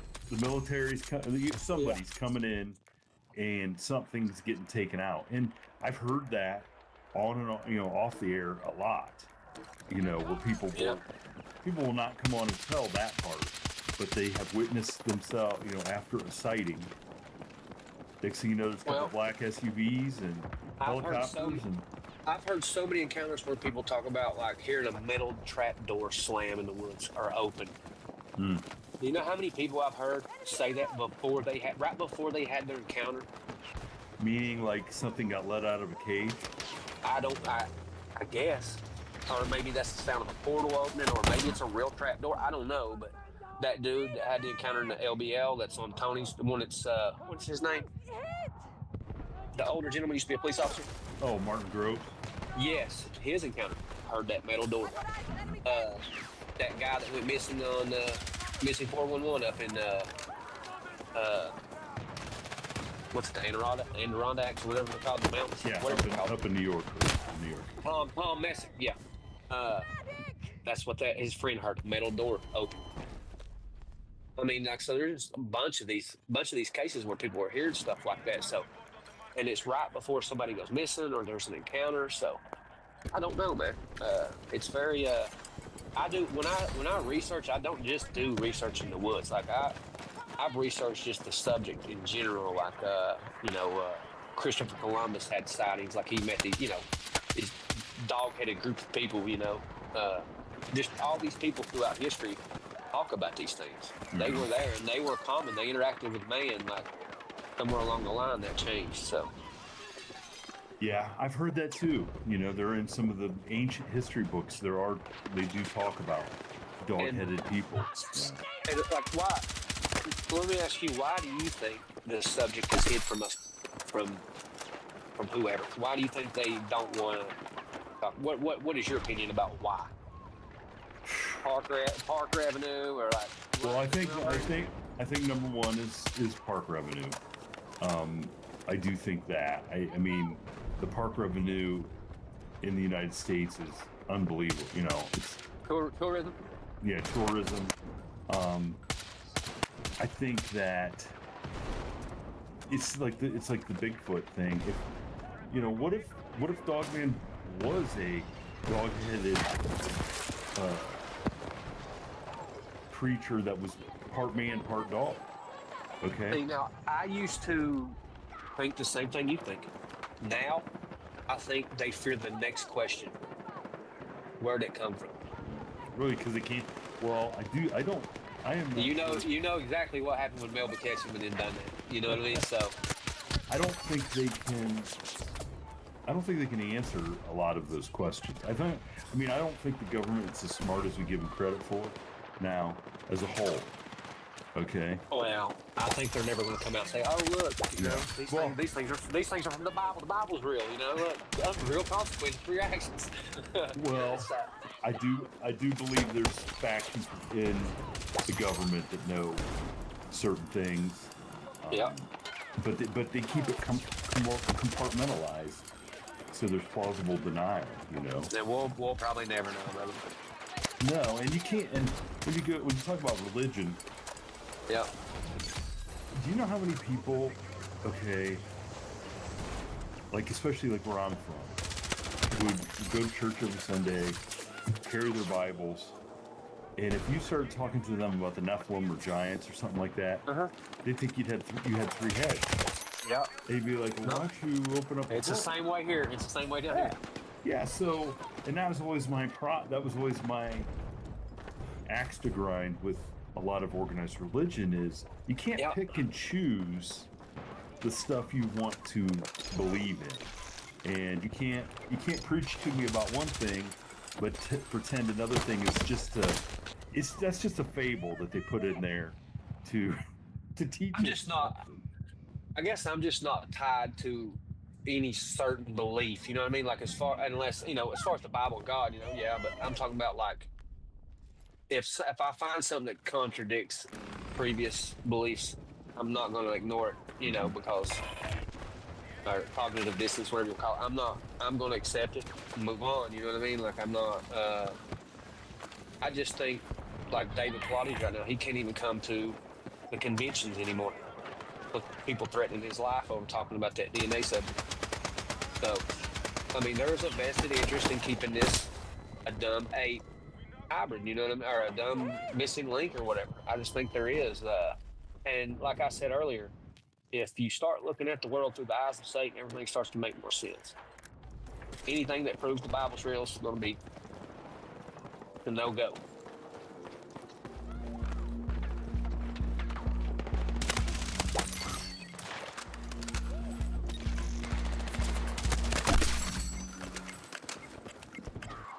That's interesting. I'm serious. I mean, it is, man. Like, I mean, the Bible says the earth's flat. Satan says it's round. You're shooting through space on a rock. You know, there's no meaning to life. Be depressed. Just go to work. Pay your taxes. The Bible says spare the rod, spoil a child. Nope, that's child abuse. Give them trophies for losing. You know what I mean? Like everything, everything, man. And when you think about it, everything's that way. Like, let me ask you this: a farmer. The Bible says there's giants, right? The Bible says there's giants. So some farmer in Kansas finds a human leg bone the size of a pickup truck. Now, if you're safe, are you gonna let the news show up and everybody be like, "Oh my God," you know? The Bible's real, you know, God's real, there's consequences for your actions. It'll be a lot harder to get people to go and sin and do the things, you know. Or you just gonna tell them it's a dinosaur bone. Are you telling me that the Smithsonian is working on behalf of the devil? I'm thinking probably a lot more than just them. Why do they swoop in and take all this stuff, man? Why do they do that? I don't know. Because that is that's a hard question to answer to people. It is. Okay? Because like I said though, is as much as people put faith in that Bible, they don't want to believe that there were ever giants. Because even though it says it in the Bible, that's not what we were taught.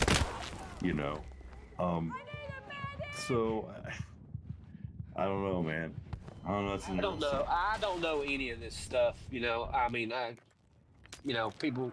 You just ain't never gonna hear a pastor talking about this in church. You know, and people can talk about interpretation and all that context. You know, that's fine. I don't know anything to be a fact. I just, you know, I just go with what my gut tells me, my beliefs. You know, but I do know 100% though there is flesh and blood creatures roaming these woods, and they will process you through their small intestine if you stick your nose in the wrong place. You know what I mean? Like, I just, some of them are, I think they're very diverse. I think you might run up on one that's been, its mom died, its kid died, it's been shot at. You never know. You know what I mean? Like, they're very intelligent creatures, I think. Like Bigfoot, and then will stack rocks in the road or wherever it's in the way, and then when people stop to look at it, they'll take their little ones and show them the inside of the car and stuff, how they move. You know what I mean? Like, they're intelligent creatures, man. They'll block the road and get out to move. They'll have their little ones there and let them watch how humans act and what they do, what the inside of their car looks like. How, you know what I'm saying? Like, yeah, they're doing some recon and some education. It's like education. Yeah. It's like a day. It's like a field trip for the young Bigfoot. Or, you know, these Bigfoot stack these rocks real neat in a way that's like amazing, you know, in the creek, and then you'll see them, you'll get out and get out of your car and everybody's looking at it, you know. Meanwhile, they're over in the weeds watching everybody, you know, seeing what's inside your car, what you smell like, you know, everything. So I think we underestimate them. Even the credit we give them for being intelligent, I think they're even smarter than that, probably, some of them. You'd probably have to be to live out there and survive and not be found. So now you're out there doing all your investigation. Have you come across anything else that you have questioned?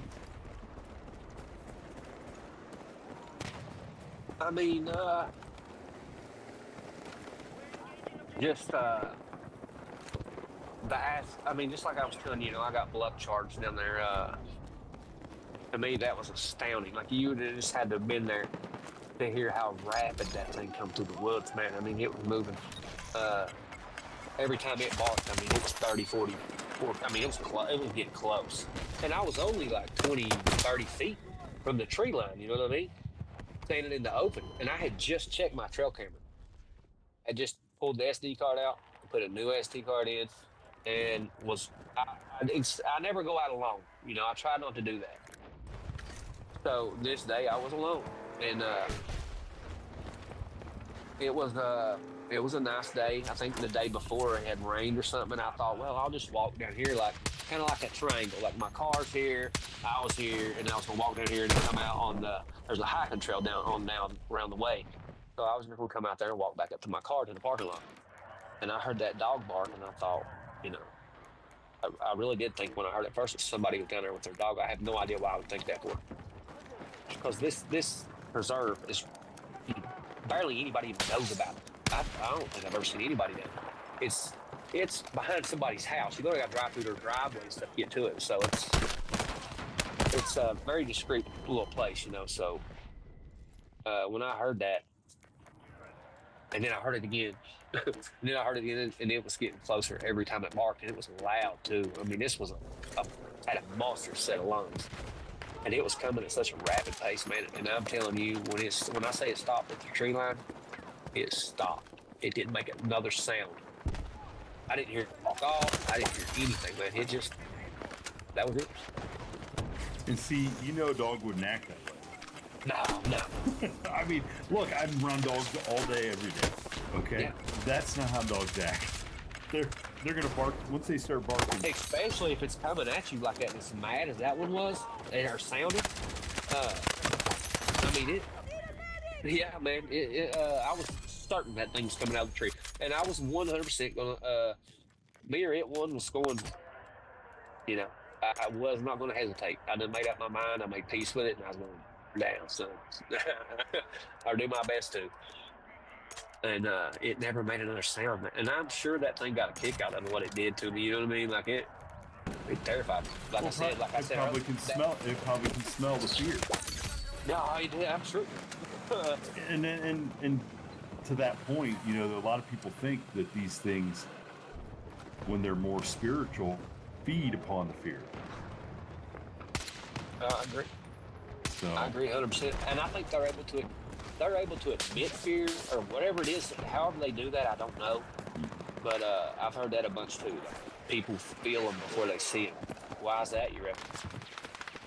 I don't know, because like most quote-unquote predators don't want you to know you're coming.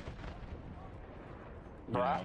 No, they don't. But these things here just seem like the ones I've run into, like, you know, and to me getting growled at, like I didn't.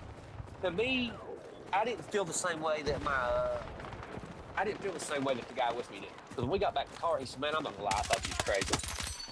That's what he told me. He said, "I thought you was crazy." talking about this stuff. He did, and he was honest about it, you know. But yeah, I put my phone on charge here. But he said, "Yeah, I thought you was crazy, man." But no, he said, "You're not, man." He said, "You're not crazy," because he heard that growl. He said, standing right there, and he knows that there was nothing there. It growled as if it was right beside of us, and there was nothing there. I recorded the whole area for like 18 more minutes. You know what I mean? Like there was nothing there. So here's going to be my last question. Is what is your ultimate, like, what would satisfy you to retire from going out in the woods? To be honest with you, man, I don't even know anymore. Everything just takes such wild turns, man, and I'm so far off the mark from where I started and the goal I was going toward. You know what I mean? Like, I just don't know, man. Like, at this point, I'm more doing it like, I feel like I don't know anything. Nothing that I previously thought is... I just don't even know how to even answer that question, man. I really don't. I don't know, like, I mean, I could give you the most common thing that most people would say, but, I mean, look, these things are physical, bro. They're physical. Oh, yeah. For everybody not watching on YouTube, there's a cast of a footprint. Yeah, I mean, it's not a Chihuahua. No, that's a big animal, dude. I mean, yeah, that's a good sized dog, whatever it is. Well, I mean, like you have to know scientifically, like, you know, for an animal to be upright on its back legs, the pad has to be big enough to support the weight. You know what I'm saying? Distribute the weight. You can't have a big dog with a little tiny pad on the back. You know, so I mean, look at the pad on it. I've got a husky that weighs like 80 pounds, and her foot ain't even as big as that pad. Wow, that's okay. When you put that in that kind of perspective, no, man, I've got more here. I've got a bunch of them, but I mean, all of them are big. One of them's got like a pinky. Its pinky's like that long. You know what I mean? Like, yeah. I mean, I've got one that's got a pad like this big. It's a huge pad. You can tell that it's an older dog man because of the way the nails look. Its nails come out and they're like curled underneath and like mashed kind of to the side. You can tell it's an older animal. And badly need of a manicure. Yeah. Or pedicure, I guess. Well, I mean, you could tell that it wasn't doing any hunting or killing with those. You know what I mean? So, and it's some of I got one that's got claws that long. I mean, they're huge, man, and it came off that same preserve down there. So, I mean, if you go in the wood, listen, here's the real. If you want to research an area, I used to get aggravated when I would go down there to Daniel Boone, right? When there would be a bunch of people there, I would get aggravated. Man. But I started noticing that's when I got the best evidence. That's when we had the most interactions and stuff going on, man, was when people was around. Like I got footage that I'll send you later of a dog man. This is no lie. This will freak you out when you see it. Laying in the weeds beside of a log, watching my kids and all them other kids play down at the river. It's the only time I've ever seen one in real time while I was recording. And sat and watched it. And it sat right there and watched everybody. Them kids were screaming and playing in the parking lot and stuff. It was loud. And I had been back in there, just on the other side, just looking around, recording and doing some stuff. And on my way back out, I started recording the tree line that was overlooking everybody. And sure enough, man, one was laying right on the other side of the road. Big old eyeball, too. I mean, it's big. You can sit blinking and everything. That's crazy. Yeah, some of the stuff you've sent me already is pretty amazing. There's some pretty amazing stuff on there. So. Well, Messenger, it just destroys it, man. It goes from 80% clarity to like 40, But like the iPhone is the only way really you can share. Because, I mean, I guess Facebook uses like a image processor from the dollar store or something. I don't know. Garbage. You'd think they'd do better than that. Well, Paul, I want you to tell everybody where they can find your stuff so that they can follow along, because you've got a bunch of videos and stuff on all these on Facebook and YouTube, and they can kind of follow along some of your lack of a better term craziness going out there. I've got a group on Facebook. It's called the Kentucky Dogman Project, and as you said, I got the same thing, same name. It's on YouTube. But on Facebook, if you come to the group, just answer the questions. You know what I mean? Like, to me personally, like I said, I'm not doing this for fame or money. Like, I've declined more people than I've let in. If you're not going to take 2 seconds to answer a question, you're going to take 2 seconds to look at a picture. I don't put up with all them laughing emojis and all that. You know what I'm saying? Like, you never know why somebody's doing what they're doing. They might be struggling with addiction or anything. And the next picture they get might be something that someone like me really wants to see. And they might quit and give up. So I just don't. I'm just an adult about it. I see people post stuff all the time. I don't see nothing. You know what I'm saying? So, but I don't say anything. I like it and move on. Like they're trying. So yeah, if people aren't out there looking and attempting, we're not gonna find the answer. Yeah, and it's just. I keep it just Dogman because that's what's wrong with the groups now. You can't let the Bigfoot community, the Dogman community, and the alien community, and everybody get involved because nobody cares what anybody else is doing. A bunch of fighting going on. Turns into a steel cage match. Yeah, so I try to keep it all Dogman related stuff. I don't. Yeah, I mean, like researching Bigfoot to me is like researching whether my car's in the driveway or not. It's just, it's there. You know what I mean? So. I like it. I mean, it is. You know what I'm saying? Like, it's there.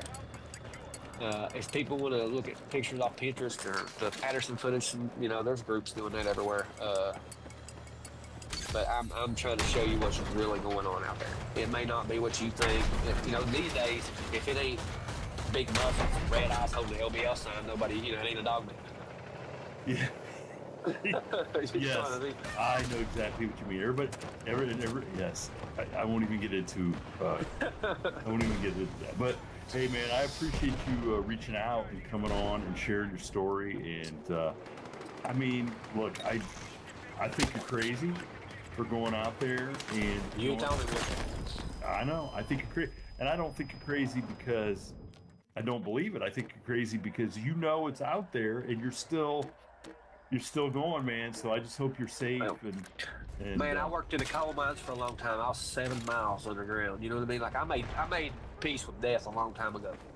You know, so I don't have any fear of, you know, I don't know. I feel protected, I guess. I don't know. Maybe I'm not, but I feel like I am. So 7 miles underground. I don't even like walking out of the basement to get to my lawn. I mean, good lord. Well, everybody go check out the Kentucky Dogman Project on YouTube and Facebook, and tell Paul you heard him on the podcast so he knows it's worth going on and talking about. So thanks again, man, for reaching out. Yes, sir, brother. Thank you. Thank you for tuning in to this week's episode of the From the Shadows podcast. Until next time, never shy away from the darkness or what may be lurking in the shadows. We are out. God only knows what's hiding in our shadows. God only knows what's hiding in our shadows. And I think that must comes from, a historical problem, but I think it's still systematic because you're saying that it's women overall, and you're saying that's affecting their decisions as individuals when that doesn't apply to all women necessarily. That's just something that might happen sometimes, and you can see a situation where, okay, this woman doesn't understand the pecking order of a basketball game. Maybe it's because they're too short to play basketball. Obviously, they can't play basketball. They don't have that choice. They're physically less superior, but that doesn't make them mentally less capable of understanding the situation. You know what I mean? Not really. They make a lot of emotional arguments. You've seen the women that came on here. What did they say? I think it was emotional because you were really good at making people angry by overgeneralizing and then making it a personal problem. Perfect. Notice how even the men, when I triggered them, they were able to somewhat articulate their grievances, but with the women, they're not. You guys caught on to that?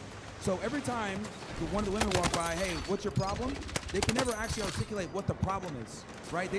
All they heard was something that they didn't like, triggered, and they didn't like the way I made them feel, but they don't even remember what I said. But with the men, a lot of the times, they get mad or they might get triggered, but they're at least able to recite back to me what triggered them. That's a fundamental difference between men and women. Do you think that's something that applies to all women across the earth? Of course not. But women are more emotional than men are. You could say that generally, but I don't think you can say that as an overarching statement for all women, period. I never said all. I never said all. You say women, and then you never say some. Okay. You never say this is the most, IQ test again. When I say women, I mean in general. It's never going to be all. Nothing is ever going to be all. There's always going to be exceptions. Are there women out there that are brilliant, that have, a 150 IQ, that are, astrophysicists, whatever? Sure. But for every one of them, there's going to be 10 men that can do the same. Do you think this has anything to do with the way that they're raised and the way that culture makes people raise people? Like in America, there's a lot different system of a family than I don't know the culture of another country. I would argue we encourage women to attend school and become just like men and pursue a career, and yet they still aren't involved in certain things. So like I would argue that women are totally encouraged to go and get you know what? Women are more encouraged to go to college and get a career than have a family nowadays. So it's actually the opposite. You really think that's true? Absolutely. Because I think throughout American history, almost every form of media. Well, right now, even in media, women are still raised. If a woman was to drop out of school and have a family, most other females would look at her as a failure. Wait, can you say that one more time? I couldn't. There's people talking on me. I said, if a woman was, let's say a woman was in college, and she dropped out to have a family, her female peers would probably look at her as a loser. Like, motherhood is no longer respected. That's why birth rates are so low. That's why women pursue education. That's a assumption that doesn't really apply to anything that's happened. I've never heard of that happening ever. You know what I mean? Okay. There's more women. I wrote a book on this. Why I'm deserving even less, by the way. Make sure to go get it. Big author. Women prioritize traveling, having fun, partying, going to school, and getting a career nowadays far more than having a family. Like having a family and finding guys like in 7th place. And a woman's hierarchy of needs nowadays, or wants. Okay, so you're still standing by the claim that women are biologically mentally less superior, not because of a culture? or in the way they're raised or a particular. I mean, there's some biological differences that influence their decision making. I think the biological difference are restricted to physicality, and then the mental things are problems of a systemic, cultural tradition. No, because women dominate college attendance and they dominate higher education, yet men are still overrepresented in STEM. I mean, I guess so, but that's just the way it's been for a long time. It's kind of hard to just have like where are the women supposed to just all of a sudden like take over and be 50-50? Like that's not realistic. You know what I mean? But I think what's realistic is saying that they are capable. The thing is that they're biologically less superior. Okay, you could look at like the Scandinavian countries, for example. They're even more egalitarian than we are. What ends up happening is women still go into the same job fields typically. I don't know the word egalitarian. What does that mean? Equality, basically, like in equal society. Okay. So the concept of equality. That's So in Scandinavia? yeah, so in Scandinavia, like those countries which are far more progressive than we are, right? They're like 10, 15 years ahead of us. Sure. Women, pretty much are in the workplace, everything else like that. Women still go into job fields that women dominate more over there. So even when women are educated, they still go into job fields that tend to deal with people, social work, etc. And then men tend to go into job fields that men typically want, right? Women are interested in people, men are interested in things. It's just a biological difference. And those biological differences do shape how we perceive the world and what we go into later on. Okay, I think that's true. I think it's fair to say that biological differences lead to, decisions in individual decisions. Like a woman is more likely to be maternal and more likely to want to take care of kids and work in a daycare. But if a woman does want to work in STEM or, do mechanical engineering or something like that, I don't think there's anything mentally making them less superior able to do that. Again, there's exceptions to the rule. I just explained that. I explained that to you. I said, for every one woman that's brilliant, right, that like has a 150 IQ, there's going to be 10 men that have that same level of IQ. And do you Does that think make that's sense? biological? That you don't think that has anything to do with the system or like the way that culture is, traditionalized in America? Men typically tend to be on the more extreme side. So there's more genius men, right, than women, but there's also more retarded men than women. So we dominate both spectrums of the side of the Wait. Say that. Can you say that one more time? There's more genius men and more retarded men? Yeah, so we dominate both sides. So most geniuses are men. Most geniuses are men, okay. Yes, but also on the negative side, most retards are also men. So where do you think the women fall in that equation? They're kind of a little bit more in the middle or so? They're just like... Yeah, they're kind of more in the middle. But what I'm trying to tell you is that the people that push the needle for society are the geniuses, and those are the men. I mean, I guess, but I don't think that's biological. It is.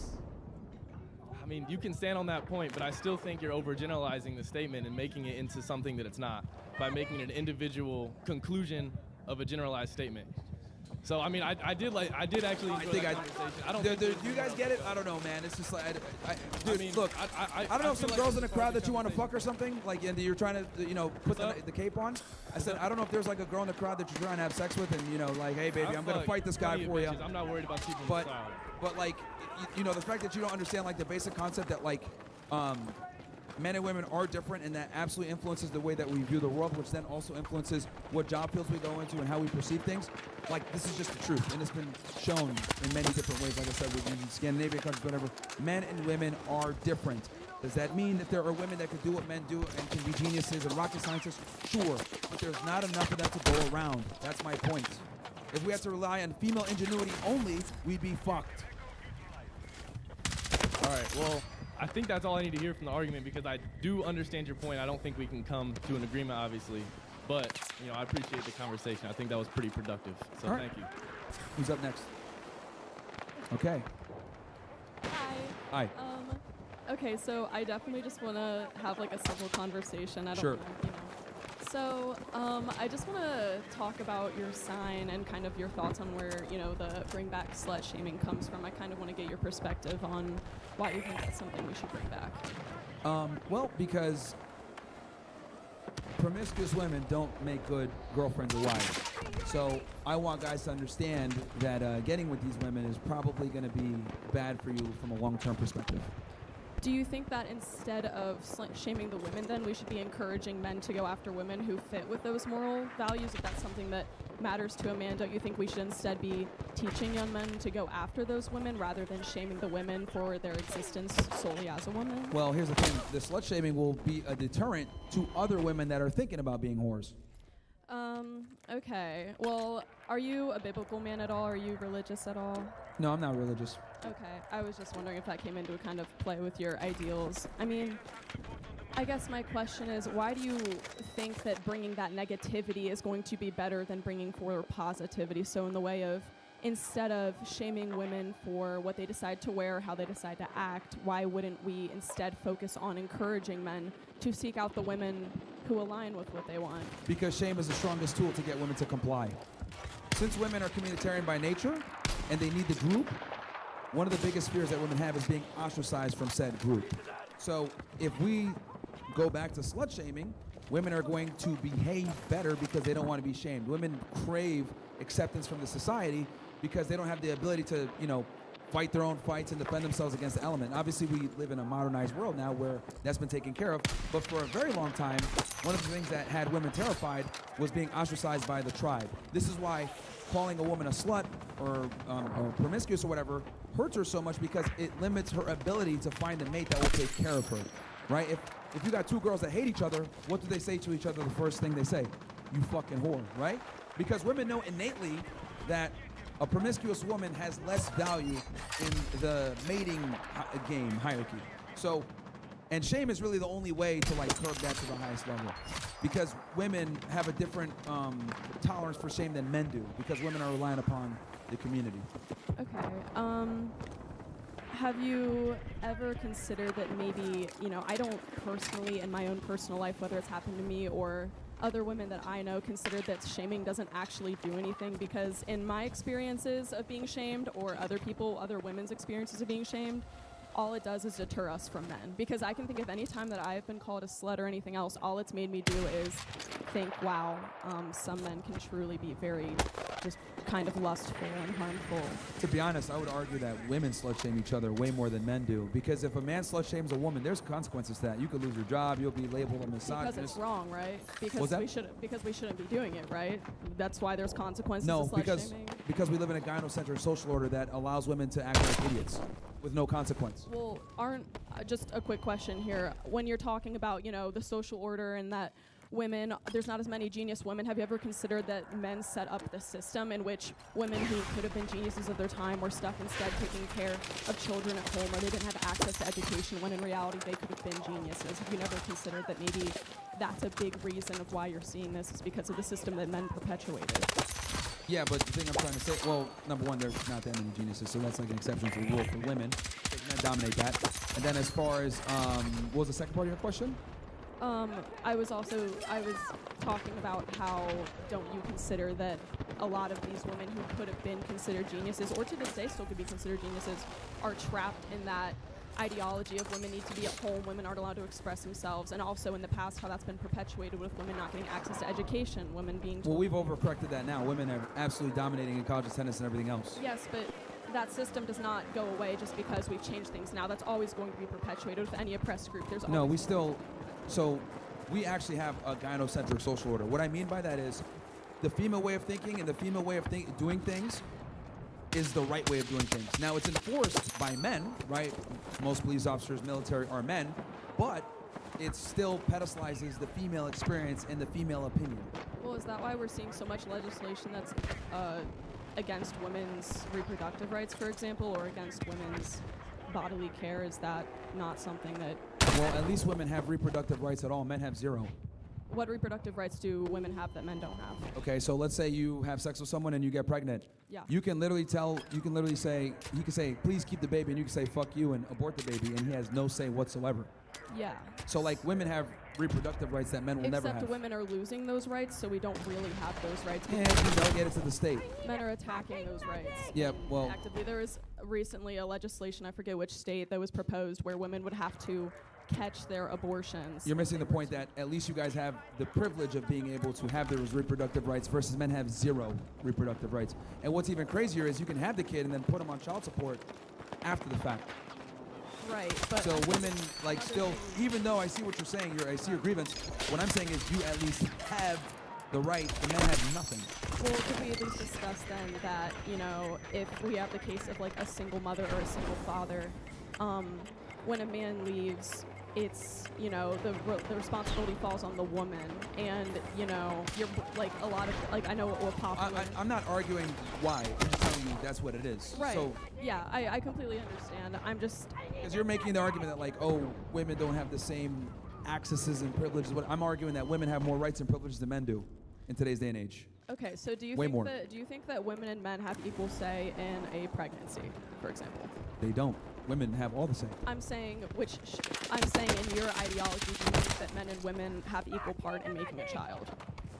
Yeah, of course, yeah. It's 50-50, yeah. Okay, can I ask why you think that? Because you need sperm Right. to get pregnant. But only one of those parents is carrying the child for 9 months, giving up their nutrients of their body, risking things like gestational diabetes, risks with pregnancy, and while the man does not have to do that. What is 30 minutes for a man is 9 months for a woman, plus childbirth. I'm just curious how you think those things are equal. Well, fathers are extremely important, right? So, Right. yeah, you bear the baby, but the man is supposed to be protecting, providing, at least if we're talking about tradition. Yeah. Right? So that's why two parents are so critical. Again, but yeah, I guess where I'm coming from is I just don't view those two things as equal, considering how much we have to give up of our bodies and our nutrients and our time and everything that we give up for a child. I think that, you know, there is more responsibility on the woman because it is something that she has to sacrifice for her body, whereas the man contributes a small part to it. Yeah, I think they're missing the point of my argument, which is like, I'm saying that I'm not, you can have your opinion on what you think matters more. What I'm saying is that men don't even have a say in the matter. You're arguing why they have a say. I'm just saying they don't have a say in the matter. Which goes back to what I'm saying, that women have more. Anti-abortion legislation is proposed by men. What was that? Is that why a lot of anti-abortion legislation is proposed by men? There's women that support it too, but but at the end of the day, like, men are going to be on the hook for that as well. It's like you're going to have to pay child support or whatever. So you can always drive to another state and get an abortion, right? It's really not that simple, though, unfortunately, because women have been imprisoned for that. Doctors have been imprisoned for giving women abortions. It's really not that simple. And also, there have been laws in place to make abortions difficult for women to get, such as laws that even state the parameters of what an abortion clinic has to look like, the color of the paint on the walls, the inches and centimeters between things. Again, like you're that. going into like the details, Right. and I acknowledge those details, but what I'm telling you is that women at least have the ability to do it. Do they really have the ability, though? Yes, they do. All right. And if and men, they have, even if it's 50% of the time, that's still better than 0% of the time. Okay, but all right. Women are the final decision makers. Also, there's like 33 different forms of, you know, birth control, like, and contraception. So it's like we've made it where not only do you have abortion rights, you also have a lot of contraception. You have the you know, Plan B, which you can buy anywhere. So women have lots of ways to deal with this versus men have none, is my point. Yeah, well, unfortunately, Plan B contraceptives don't always work, and sometimes you will do everything you can to prevent a pregnancy, and you will still get pregnant. And I feel like that responsibility falls on the woman, especially if we're talking about a minor or, you know, premarital sex in which someone. Once again, you have the access to it versus men have none of that. That's my point. Men do have access to contraceptives, however. Yeah, but they have no access or rights over the child. They do. They don't? Though they do make the legislation, unfortunately. That But I'm talking about in the confinements of that relationship, he has no say. You're talking about the lawmakers. I'm talking about in that particular relationship, that woman has the right for everything. Yeah, but you were discussing that women have the right to abortions, which is on a federal level. So that's why I'm bringing up. Actually, it was delegated to the state. Well, okay, yes, state level. Women are. If you're going to discuss abortions, which is a political issue, you do have to acknowledge that men have acted on making that impossible for women. Again, you're talking about the legislative process. I'm talking about at the lowest level, women have the opportunity and the ability to dictate everything. That's what I'm saying. All right. I just want to get your thoughts on that. Thank you for talking with me. No worries. Who's up next? Hey, what's up? Yo. I just wanted to know what your stance was on interracial marriage. Interracial marriage? Yeah. I don't have a problem with it, but I do understand that some people want to, you know, maintain a certain look of their family, and I don't think they should be demonized for it. So if a dude wants to say, you know what, I want to stay, you know, I want my family to look like me, and I want to have a white family, I think they should be able to do that without being labeled a Nazi or some other bullshit, some pejorative term. Because I'll tell you this, black people say all the time, get yourself a black woman, yeah, you know what I mean? Like, so that black nationalism is completely acceptable. So I think other groups of people should be able to say, whether it's an Asian guy, you know, Hispanic, whatever, they should be able to practice that without being labeled like some stupid pejorative term. Thank you. No problem. You. All right. What's your opinion? What's your opinion on how do you feel about Israel and its connections to ISIS, Al Qaeda, and like all the other terrorist organizations? Do you think they funded it or supported it, or do you think it's just a? Yeah, they definitely back some of them. The Israelis are really good at creating false flags and, you know, fake terrorist attacks and stuff like that. So I wouldn't be surprised if they didn't fund in whole or in part some of these organizations. Okay. And second question, how do you feel about Erica Kirk being in government? Being in government? Yeah, doesn't she hold a government position right now? I think it's more like an informal position, like you know, like one of those like special envoy type things. I don't know in particular what they picked her for. We'll have to see. But do you think that she deserves the authority of being in that position? I don't even know what's the position. I know that she got some kind of government gig, but like. But I mean, like, I don't know what position she's in, but I don't think she has any like governmental political background. But she's in the position to speak her opinion about it publicly. Well, it depends on what it is. I mean, if you tell me what it is and what it is, then I'll know better. But I don't know. I know she got something, but I don't know what it is in particular. Yeah, I honestly don't remember, but thank you for answering. All right, no worries. Who's up next? I was just wondering what your stand is on the war in Iran with the U.S. attacking with Israel. Very bad. Very bad. Yeah. You know, if you guys want me to go into it, I think we're losing not even I think. We are losing this conflict because getting involved into a protracted war is exactly what the Iranians have been preparing for decades. You know, we're talking about literally the price of gas has went up $1 to $2, $8 a gallon in some places in California I saw. And the thing is that they can do this for a while. They have underground missile cities that we can't necessarily find and or bomb or destroy all of them. They make all their drones in-house, their ballistic missiles in-house, so they can do this for a while. It's just not good. There's so many, like, we're losing diplomatically, we're losing economically, we're losing politically. So there's so many different L's that we're taking on this conflict, and quite frankly, for no reason.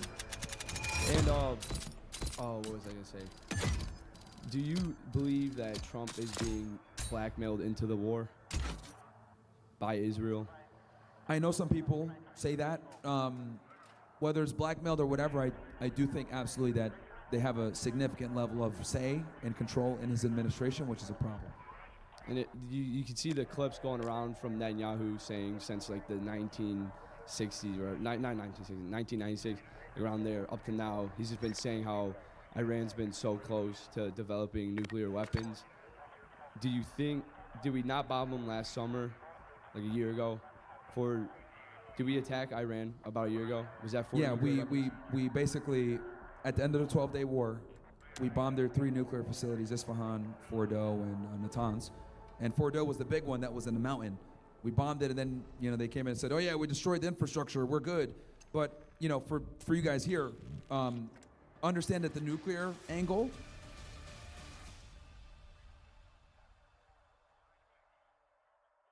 I was so scared, I screamed, and that's when I heard inside of me call my name. And I'm like, Jesus, please come take me. I just got pulled down. I was in the sky, and he was next to me.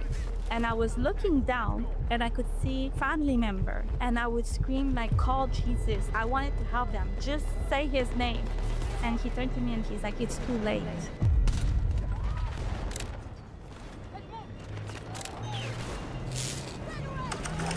Veronica, welcome back to God's Voice Today. We briefly connected a few weeks ago on one of my free 15-minute phone calls. And by the way, if you're watching this interview and you have a supernatural encounter that you want to share with me, you can schedule a free phone call by going to godsvoicetoday.com/call, just like Veronica did. And Veronica, before we jump into your supernatural encounters, you went to hell. You had a conversation with Jesus. Just so many powerful supernatural encounters. But before we get to all of that, for everyone watching, people that don't know you, can you kind of zoom out and paint the picture of what your life was like leading up to all those supernatural encounters? Yeah, sure. I mean, my life was not easy. I grew up Catholic, actually. I remember I used to go to church with my mom. I was very young, but I never took this very seriously because I would not like listen to the pastor, right? I would go with the nuns in the basement eating chocolate chips. So for me, it was just like not serious at all. And my mom would stay there, and when it would be over, they would bring me back to her. She tried to pray many times, but at one point, she looked at me and my twins, and she's like, "If you don't take this seriously, I'm just gonna stop," which she did. Um, my parents got together actually when my mom was pregnant, so I was adopted by my dad that I have right now.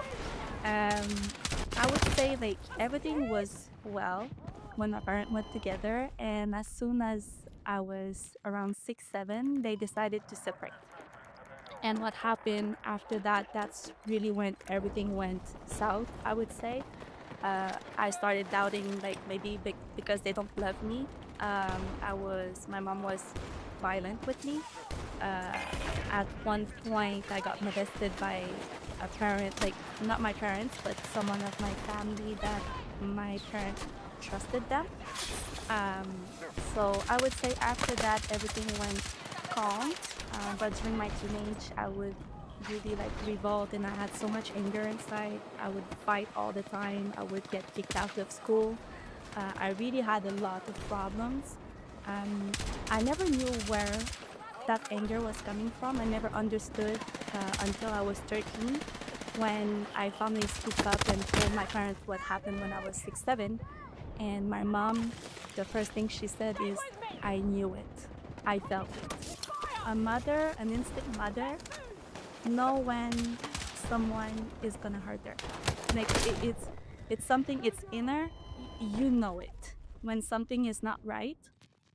And I remember she cried and she's like, "Now I understand why you guys had so much anger. Me and my sister, we were so angry at like the world and everything, because when you're 6, 7 years old, you don't really understand the meaning behind. You're kind of confused, right? Because it's not something that your parents really teach. And I would say that after leading up to that, I stopped school. I mean, I didn't have any degree. I just went everywhere life would bring me. So I was working in restaurants.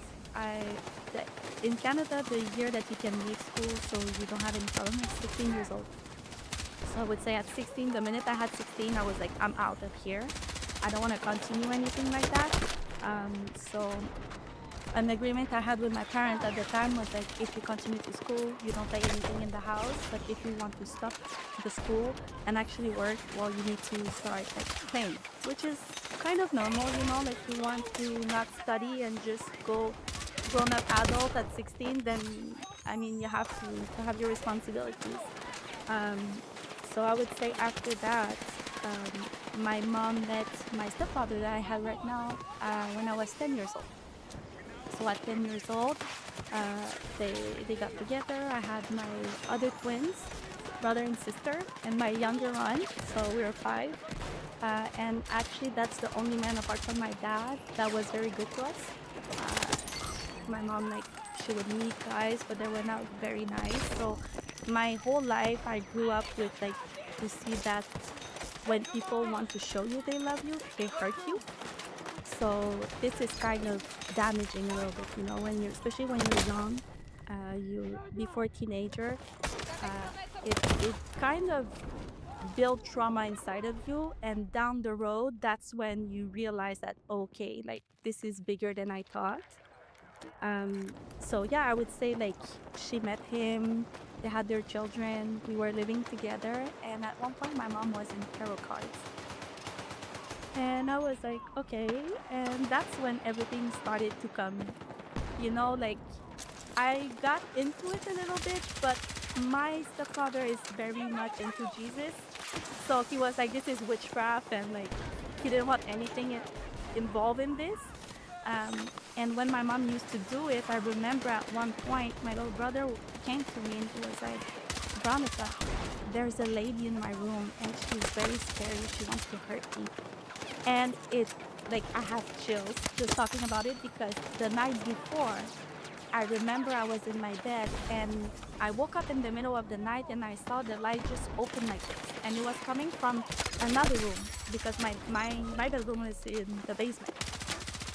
And the door opened by itself. And I'm like, oh my God, I froze. And I was like, okay. And I saw a lady, the same way that he described him, like my little brother describes her, same lady. And you know, sleep paralysis, when it's like you cannot scream, you cannot move, like I froze there. I was like, what's going on? And she was taking her hand and she was at the end of my bed and she was touching my bed and coming like this next to me. And that's when I just could take my blanket, hide, and I was ready to scream. And when I told that to my mom, that's when the day after we spoke with my stepfather and he's like, what's going on? And I said, I don't want to sleep downstairs anymore. Like, I'm scared. My little brother was telling my stepfather what happened, and he looked at her and he's like, you need to stop. Like, you're bringing stuff inside of the house that you're not even aware who this is or what they want. And at one point, it was becoming a little bit very intense, so we had to call someone because, like, we didn't know what she did. So after that, she kind of let that on the side. And leading forward, at one point I just moved with my dad when I was in age and I was working. So I tried to have a normal life, I would say. I was seeing a therapist, tried to work on myself a little bit, which is normal, you know, when you have, I would say, a childhood that is not very easy. We were very, very poor. So I would always ask my mom, like, why them and not me, you know, like the school was paying clothes for winter or summer, you know, like the full suit because she never had the money to buy them. So it was not an easy part when I was very young. And when I moved with my dad, that's when I was like, I want to change things. I want to be better in life, right? But at 18 years old, I got in a car accident and I actually lost my first car that I bought a month before. And at that time, I had a boyfriend and I was in the hospital and I came out and I didn't have my car anymore. It was like, well, I cannot do it because you cannot drive anymore. You don't have a car, so it's over. And at the same time, I lost my job. So I was like, okay, I lost my car that I just bought. I lost my boyfriend. I lost my job. Like, what should I do? And you know, the enemy is very deceitful, but you're never gonna see it coming. So when I was working at that restaurant, there's a girl that was there and that was like, oh, you know, my cousin, she's dancing and she's making a lot of money. And I was like, And that struck me because it stays in my mind. So when I lost everything, that's when I realized and I was like, what am I doing? And I'm like, I need something quick. Like, I need to find anything. Like, I mean, I have no car, no job, heartbroken. Like, what am I gonna do? So that's when a family member used to dance. And she's like, well, why don't you come with me? And I'm like, well, I'm not sure. So I decided to go with her. I was 18 years old. Like, maybe 18 years old and 3 months. It was not like I was very fresh, you know, like, Major, let's go.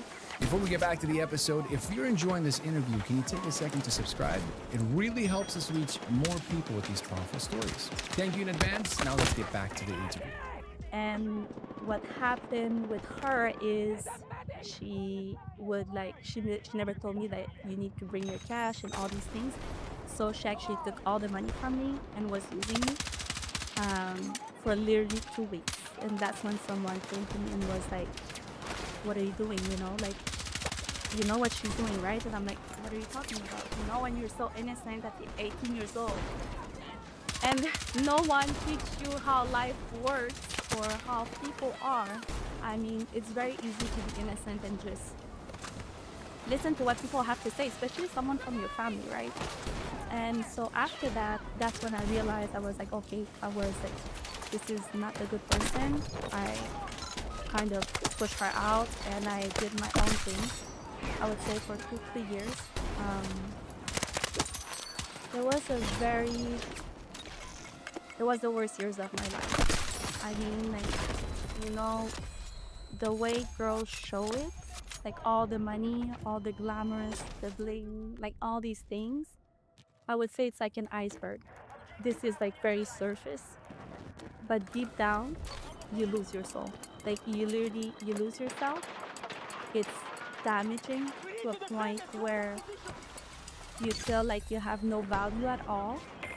I think I was lucky to actually not go the same path as many girls.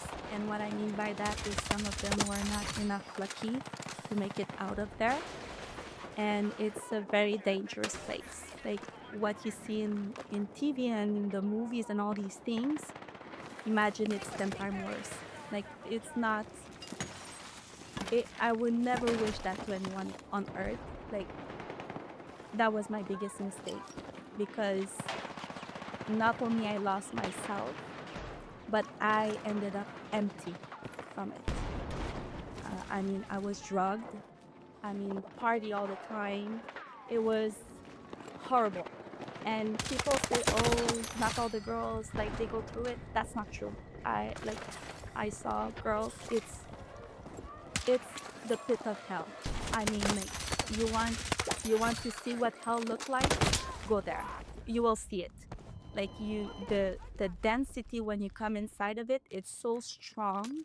And before I never saw it this way because you know when you go in there and you don't know Christ, because I was not a Christian. I mean, I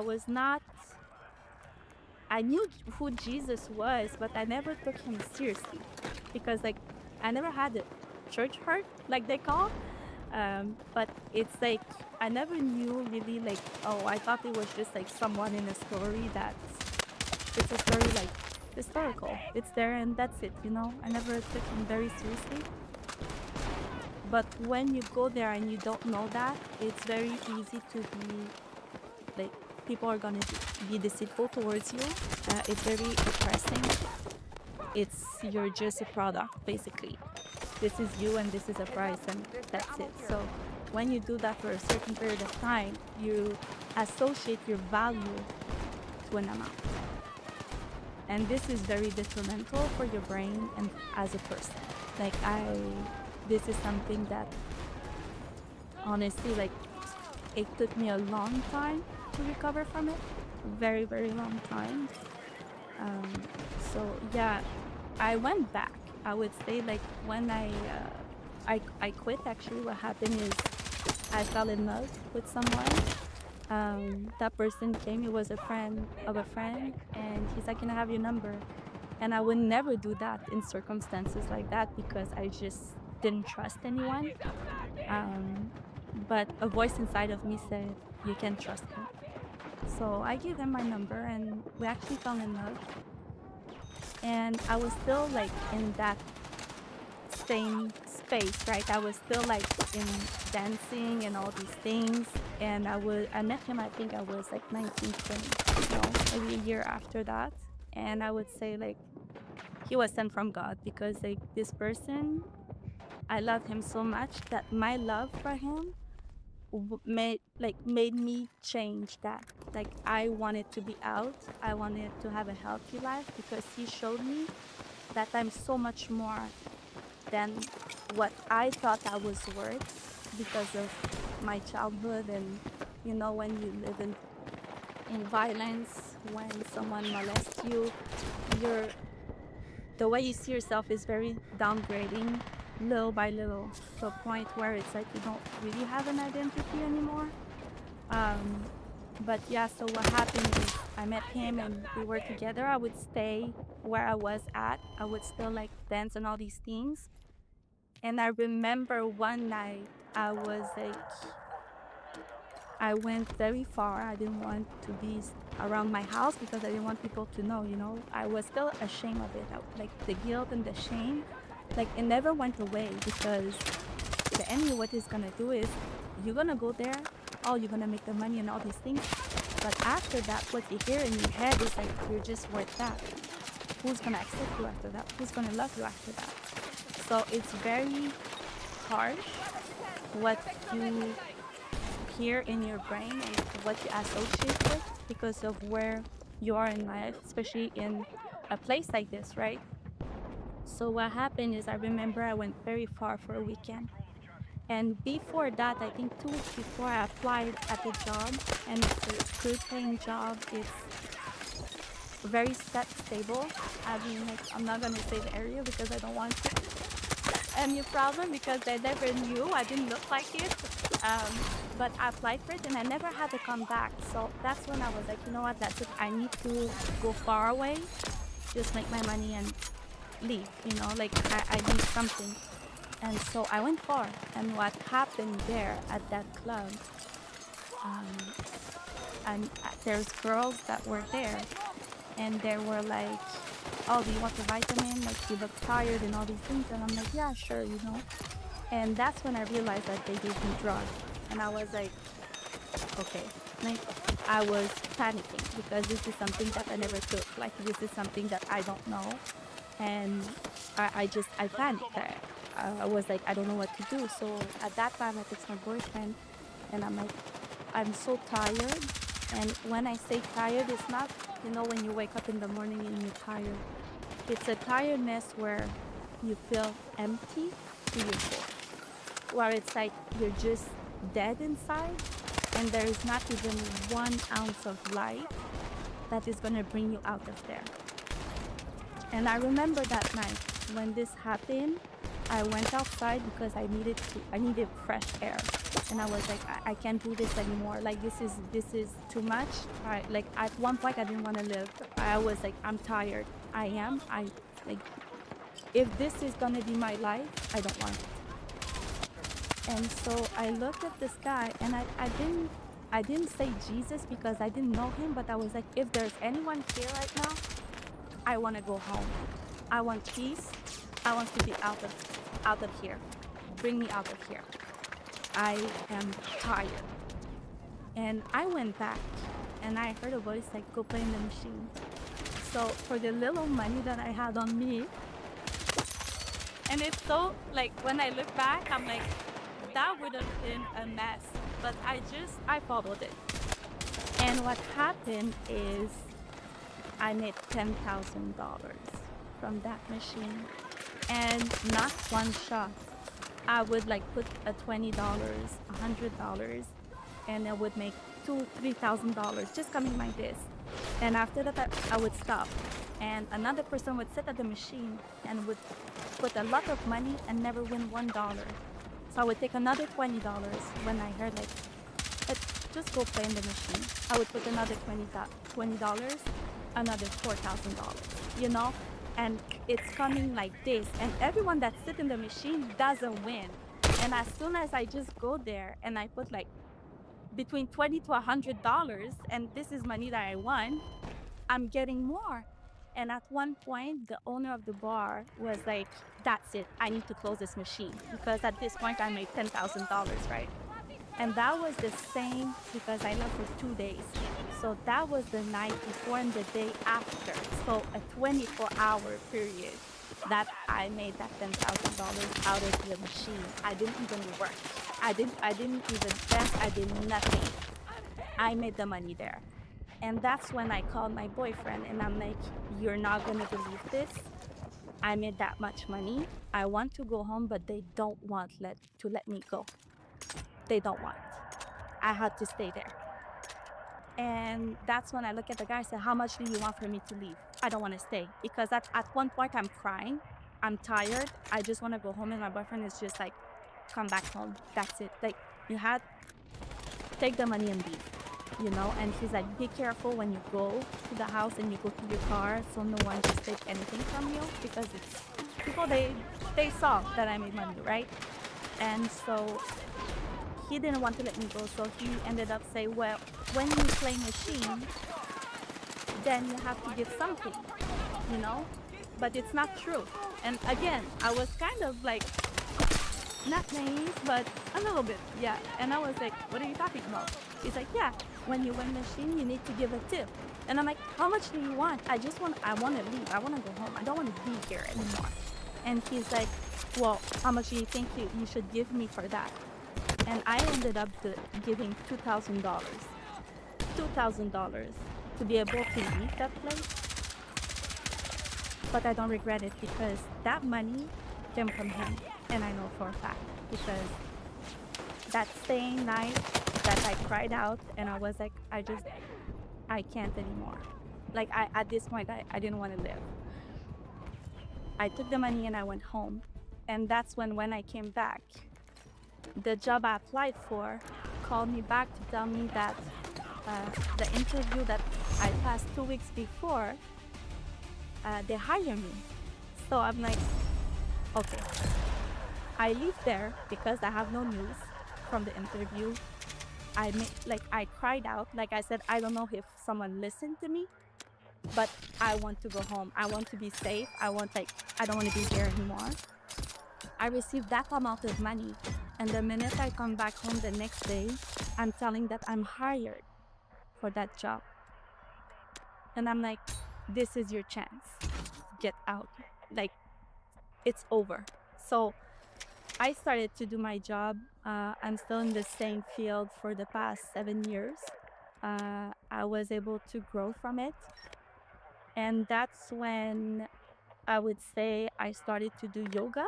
I was very much into it because I thought it was the universe. You know, when I cried out and all these things, in my head it was.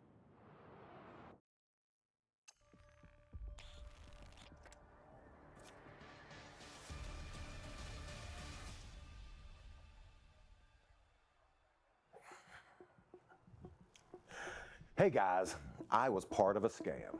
Allow me to explain. In the summer of 1996, following my sophomore year of college, I had to go on what was called a cross-cultural experience. My college, in order to graduate, would place you in a different environment. Some of my friends went to Ghana, another spent time in Cuba. I, however, went to Washington, D.C., and for 3 weeks, I worked with a group called So Others May Eat. Our goal was to work in a soup kitchen for breakfast and lunch and basically just learn what it is to serve other people. After about 2 weeks in DC, we had a little bit of downtime, and while exploring the sites, a man who looked like he could be the CEO of a Fortune 500 company approached me and asked, "Have you ever considered modeling or acting?" Who hasn't? I immediately thought. And with my friends there to witness this, I truly felt as though I was being discovered on the spot.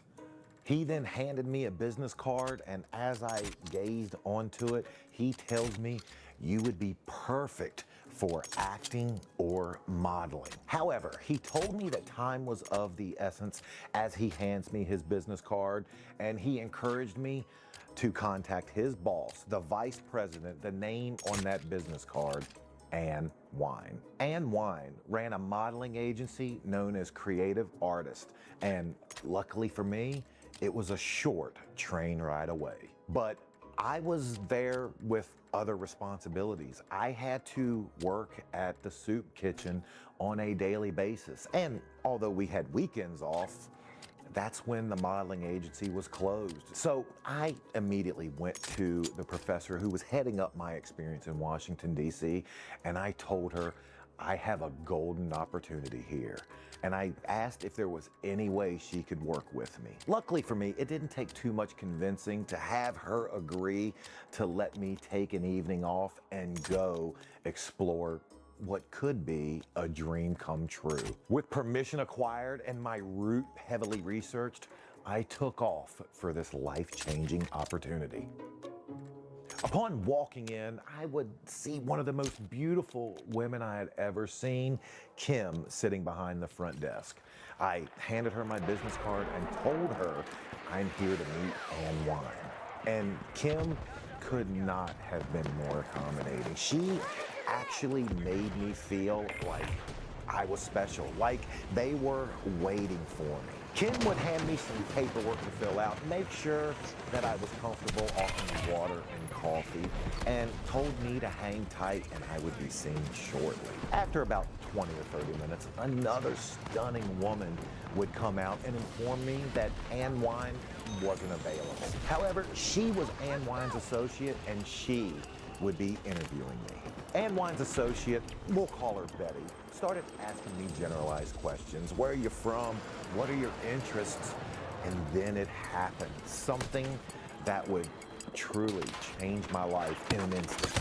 About 5 minutes into my interview, a third stunning and eloquent woman would walk by and abruptly interrupt our interview. The first thing out of this third woman's mouth was, "I want to sign him exclusively."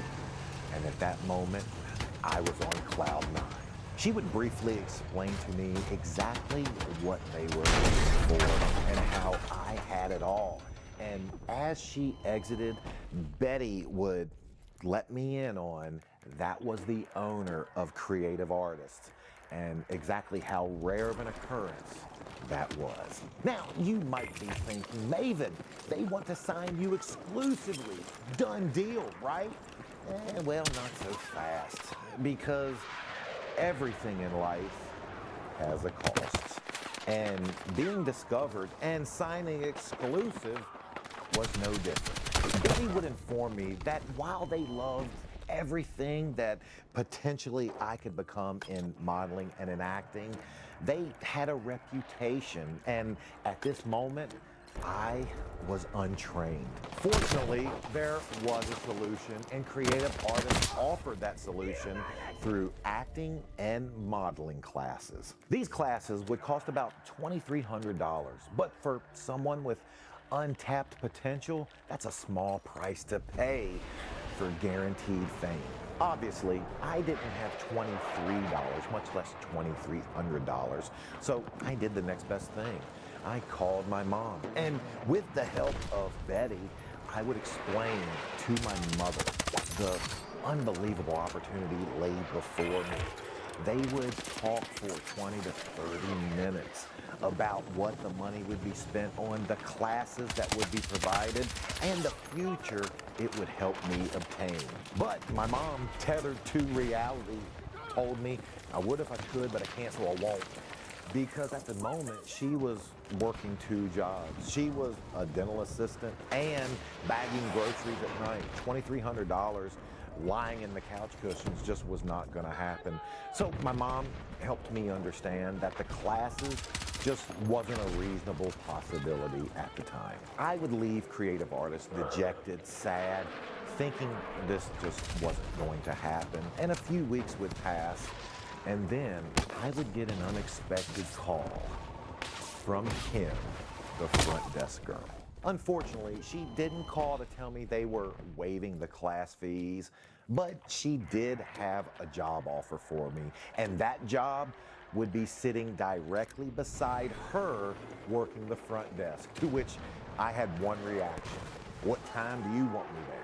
So once my class of cross-cultural had ended, I stayed in the DC area with my brother and began my job at Creative Artists. When I walked in on my first day of work, I would notice the vibe was a bit different. Obviously, they weren't rolling the red carpets out. I didn't have people coming out of the woodwork telling me how great I was, and I certainly didn't have people offering to sign me exclusive. At this point, I was an employee, but they were all still extremely kind. As I began my front desk job, everything was going fine. I mean, I'm working in a modeling agency, but after a few weeks, I started noticing some things. Everyone who would come in for an interview, and I'm talking 30 to 40 people a day, would have a very similar story to mine. They were approached by a professional-looking person on the street and handed a business card and encouraged to reach out to Ann Wine. Speaking of Ann Wine, I started to notice that she wasn't around, but I thought nothing of it because she did have an important job that just kept her away from the office. Something else that seemed a bit out of place the longer I was there was the people coming in, and I know this is not the best way to say this, but they just didn't seem like the modeling or acting type. But then again, who am I to judge? I was just a teenager at the time. But one of the biggest red flags came on an ordinary night. One of our acting teachers who taught acting class on site was unavailable. And I would be the one filling in.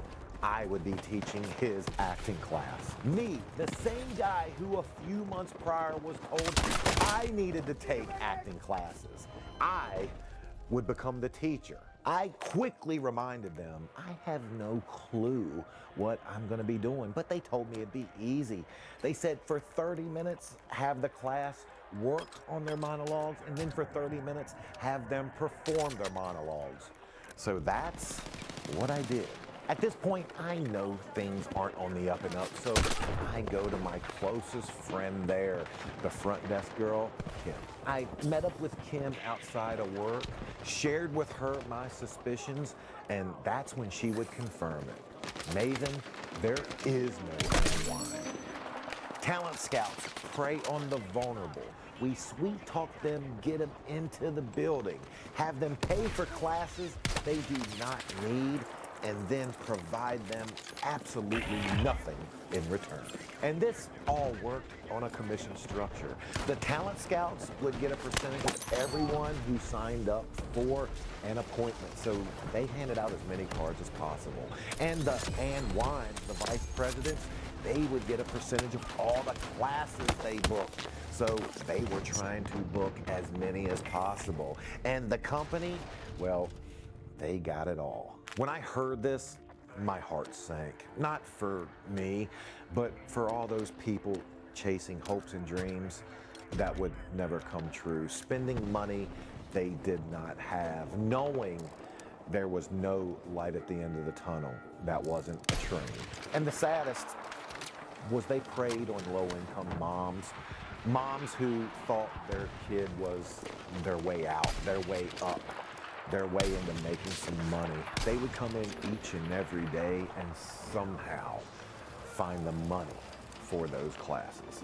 Now, while it wasn't my operation, it's still not something that I'm proud of and not something I choose to talk about much. For me, my time would end when I went back to college, and later the Better Business Bureau would end up shutting the company down completely, and a slurry of lawsuits would follow. Again, although I was young, this is still not something that I'm proud of, and it's why whenever we can have a charitable aspect to this channel, we do so. And God, He would get me back. And to hear the story of my arrest, watch the video on the screen.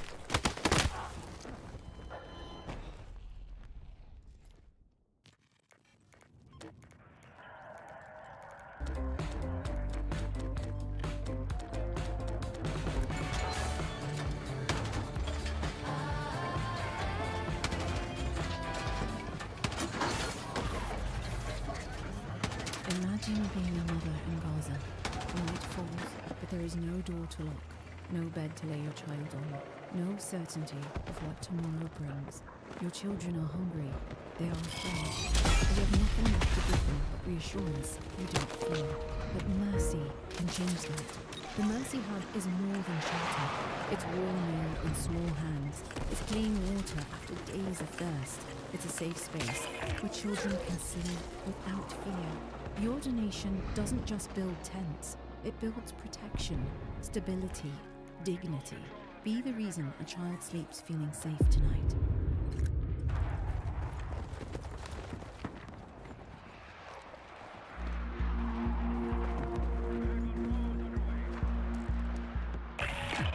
Hey, welcome everyone to the From the Shadows podcast. I'm your host, Shane Grove. And before we get started with this episode, just to remind everybody, if you can't get enough of the From the Shadows podcast, go check us out at our website, fromtheshadowspodcast.com. There's links to all of our social media. You can go check out what's going on. You can hit the contact button, send me an email. I will get back to you, I promise. Especially now that things have settled down from the holidays. I got a lot of people to get back to get a hold of, but it kind of leads me to today's guest because he went to the website, hit the contact button, and sent me an email. And I'm glad I got to read this email because this is going to be one heck of a experience that he's going to share with everybody. And I feel like I haven't done a recording like in a month. So this is, I might forget how to do this. So I want to welcome James to the From the Shadows podcast. James, welcome to the show. Hi, Shane. Thank you for having me. It's my pleasure. This is one of those instances where after reading your email and then talking to you, I understand, once we get into it, I think other people will understand how life-altering or life-changing your experience has been and how hard it's been for you to figure out, like, who to talk to about this and how all-consuming it's become. So I want you to kind of tell people, give people a little bit of background about yourself so they can understand who they're listening to, and let's then we'll get into your experience. Okay, well, I'm James from Cincinnati, Ohio. Actually, an area called Coleraine Township, and in Coleraine, it's an area called Dunlap. I'm 60 years old. Did 8.5 years in the Army in airborne infantry, and after I got out of the service, ETS'd out of the service, 34.5 years, getting ready to hit 35. Well, I will say on behalf of everybody, definitely thank you for your service, not only in the military, but afterwards, because, you're the one putting your life on the line to protect, people like me that are too scared to get out there and do anything. But you should have been a fireman. So with that background and experience, so you've seen some stuff, you've been through some stuff. You're obviously a very well respected person down there, and that says something. That says something for sure. So let's hear about what happened on, I think it was December 5th of 2025. Yeah, so I worked late on December 5th. So then I'm coming home. I work downtown. So I'm coming home, and to get to where I live from downtown, take 75 north, but you cut off, it's 74, and I take 74 towards Indianapolis. Take that up, and that'll branch off to 74 to Indianapolis or west or 275 east. So I take 275 east, and I go up, go up for a good ways, and I get off at Coleraine Avenue. And at the end of that ramp, I take a left getting off the ramp, and I get onto Coleraine Avenue. And as I head down, I'm about 3 miles down. I cross Struble Road, what we call Struble Road, and what we call Mount Rumpke, which is Rumpke's trash dump here. And it's huge. But I go past that, and then I go down probably another 2.5 miles, and get off at Kemper Road. I get off at Kemper Road, and at the end of Kemper Road, I take a right. At Kemper Road, at that point, there's street light there, and there's street light at the other entrance to go get back onto Coleraine. And I take that right, and then from there, when you're driving on Kemper Road there, you're driving through, it's a real windy road, and it's dark. And the street lights are few and far between. And so as I'm driving down through there, now December 5th was during we had a cold spell. So I got my windows up, I got my heat blasted. I don't have the radio on because when I get off work, to decompress, so I don't have to decompress at home, I like to drive in silence, and I just think my day through, kind of. And get rid of work and leave work there. So when I come home, I'm not dwelling on work, and I don't have to bore the wife with all that goes on. So So I get off. I'm sorry, I'm getting kind of anxious because it's coming to this part. I'm going down, and right on Kemper Road, where Lick Road is off on the left-hand side, and it goes way back, and it goes to Richardson Forest Preserve. Across the street from Lick Road, there's a guardrail. At the end of that guardrail, there's a street light. That street light wasn't on that night. I don't know if it was on after that because I haven't been back that way. I started going back that way now. Well, as I come around that bend, the street light's not there, but I hit my headlights hit something like sitting on the guardrail, like crouched on it, I thought it was a big black ass dog.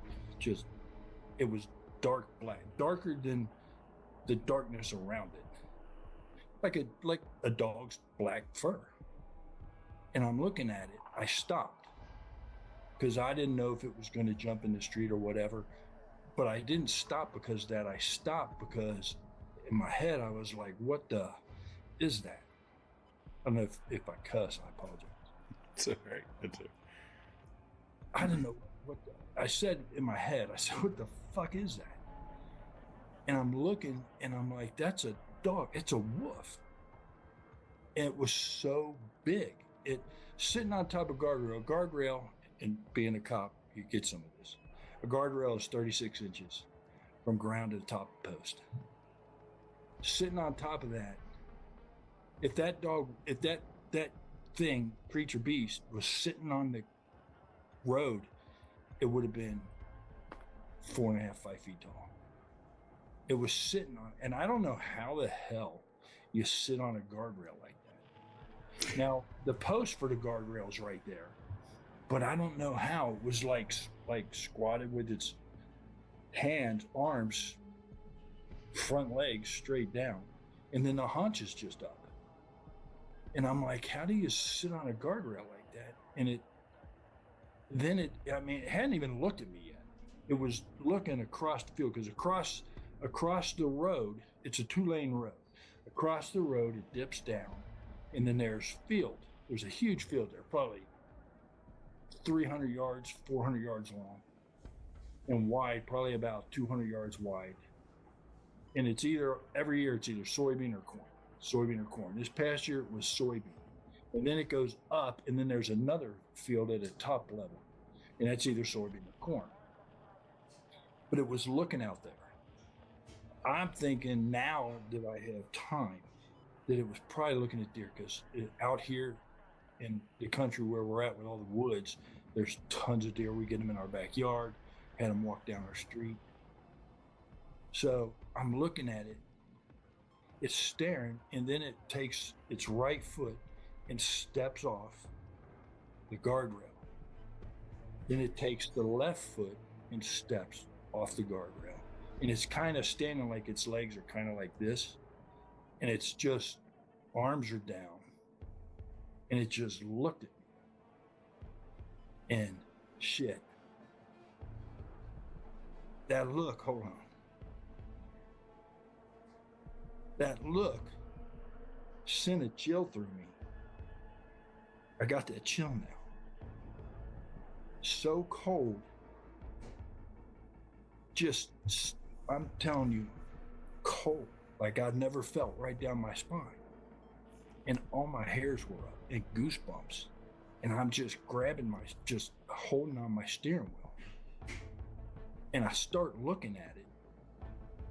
The eyes they didn't glow. I don't know anything about dogmen, Bigfoot, cryptids. I don't know anything about that. I never was into that. I never thought about it. Every once in a while, somebody would talk about going hiking and going squatching, and I never thought about any of that stuff. Till now.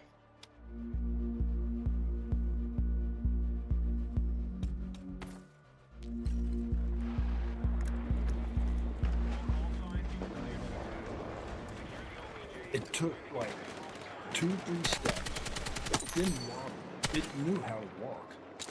It took a couple of steps, and it dropped down on all fours. Now, before I tell you what it did, what else it did, looking at that thing, it had the head of a dog or a wolf, but it had like a long snout. I would say 5 inches, 6 inches maybe, like thin, long snout. It had, I'm telling you, I was probably, let me say this, I was probably 15, 20 feet from it. That's it, 15, 20 feet. My headlights are right on it. And I'm shaking. And the teeth were white as ivory. And I would say 3-4 inches long. The 2 main canines. The rest were smaller, probably about 4 in between the canines. And then the 2 on the bottom were probably an inch long, inch and a half. Not as long as the top 2. And then it had like Doberman ears, like straight up. Thin long ears. I would say those were probably about 4 or 5 inches long. And little hair on the end. And then you could see the face because it was like a dog. And the hair wasn't thick. So it was just like a dog. You know how dogs have thinner hair on their face. And then it just kind of, from like the back of the jaw and the top of the head, it was just thick. Not a mane, but just thick hair. Like if you have like a Saint Bernard, it's just thick hair. Yeah, okay. And then it hit the shoulders, but didn't cover the shoulders. Came down to that. I'm imagining that neck was like huge. And I don't know if that was fur or what. And then it kind of tapered off the shoulders to the back. The shoulders were round. They were friggin' people shoulders, human shoulders. And then the arms, the front paws came down. Arms were like a man's. And the fingers were huge. I'm telling you, those fingers had to be 12. His hand, the hand of that creature, had to be 12, 14 inches long. Easy, with long, thick, fat fingers. And I can't say they were padded. I would say they were, because they were thick on like the pad of your each digit. And because they were thicker there. And the palm was thick. And there was hair like at the knuckles, at the not on all the hand, but like on the first knuckle. And it just went up the arm. It wasn't super thick. More like German Shepherd fur. All black. It went up. The chest was a V shape. And V shape. It came down to a smaller waist. The arms weren't, I won't say it didn't look like a bodybuilder. The arms were more, you could see the power. And it might be because they're stretched. They're long, corded, tight, tense muscles. And the chest was ripped. And it came down to a V, and then it had hips, but you could see the hips. And then it came down to the legs, and those were massive, thick thighs. And I didn't see a tail. I don't know if it's a snub tail, or if it didn't have one. I didn't see it. The legs were hairy, but not totally covered, like it was real thin. And muscular. The thighs came down to a knee. The knee went back. The shins came down. I don't want to say it had haunches like a dog. To me, it looked more like it had paws, for back legs. It looked like a heel that had been stretched out. You know what I mean? If I don't know if that makes sense. And the shin just kind of curved into it. And the rear paws were. I ain't never seen no dogs or wolf track that damn big. They were huge. I've hunted in Coleraine, Dunlap my whole life. I never seen that. We don't have anything around here but coyotes. Ain't no coyote or dog track there. I don't care what dog you got. Ain't no dog with no foot that big. Huge, scared. I'm telling you. I've seen a lot of shit in my time in the military, and then especially as I ain't seen nothing like this ever. Nothing that scared me like this. So it went to all fours, and which I would have thought would be awkward, and it didn't. The arms just went back, and it took about 3 steps, and then it was at the end of the road, and then it just took a leap, like a wolf does or dog does. It just leapt with its front legs first, and it didn't look like it really exerted itself, but it went at least, because the road banks down, drops down to the field. It went at least 20 yards easy, just out there. Or I would say maybe 15 yards out there, which to me is a long way. Yeah. And then it took off. When the front legs hit, the back legs came down like a dog's does, and went in front of the front arms. And then it took off, and it did that like it was gone. I couldn't see the whole field because of how dark it was, but I could see probably 40 yards into that, and it was gone out of my sight in seconds. If it was across that field, it went about 200 yards in about 30 seconds. It was moving. It ran like a race dog, like a whip. All dogs run like that. I mean, the back legs came forward, and then the front legs went out. And I sat there. I couldn't see it. And I noticed I'm gripping my steering wheel the whole time. And when I look, when it hits me that it's gone, it took me a good 15, 30 seconds to realize it's gone, and I don't have any danger. And I noticed that I'm white knuckling my steering wheel, and my right foot was mashed the brake pedal and pushing it through the floorboard. And I relaxed. I took a breath. When I took that deep breath, I started focusing. And then I started to relax enough to drive. And when I drove on that windy ass road, I did about 45, 50 miles an hour. I didn't care. I had to get the hell out of there. I got out of there. And I didn't go back in that area for just over a week. And I can picture every time I tell somebody, and you were the second person I talked to. My wife still doesn't make it. And I called, I put it on Facebook. I saw something I can't tell you. A friend of mine seen it. I contacted him. He sent me to get in contact with you. You called me, and I told you. Then I told 2 guys, and that's it.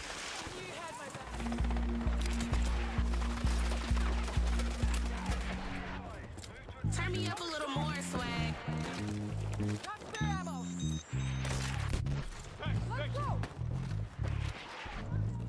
Hello, I'm at B. I'm minding my business, and I'm getting my cheese. I don't do no.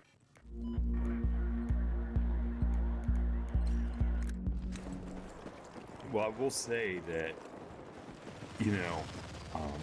when I first talked, it's been a couple of weeks. It was probably 2 weeks after it happened when we first got to talk. Yeah, I can tell. And it was. I didn't know how to tell. Well, how do you tell? Especially from the field, from the feet. And the most impressive thing is, you really, and we have discussed this because of your occupation, and you just like focused right in on the details, and you really took stock in what this thing was, and but what got me was you telling me at that time I have never been this scared, which blows my mind. And I've been in gun battles in Iraq. I had fear, and it's a controllable fear, and you deal with it through your mission. And I've been in enough crap. I didn't have fear at that. I wanted to make sure people weren't getting hurt. And it wasn't the same kind of fear. It was a fear that I know if I would have did something stupid like get out of that car, it'd have ripped me to shreds.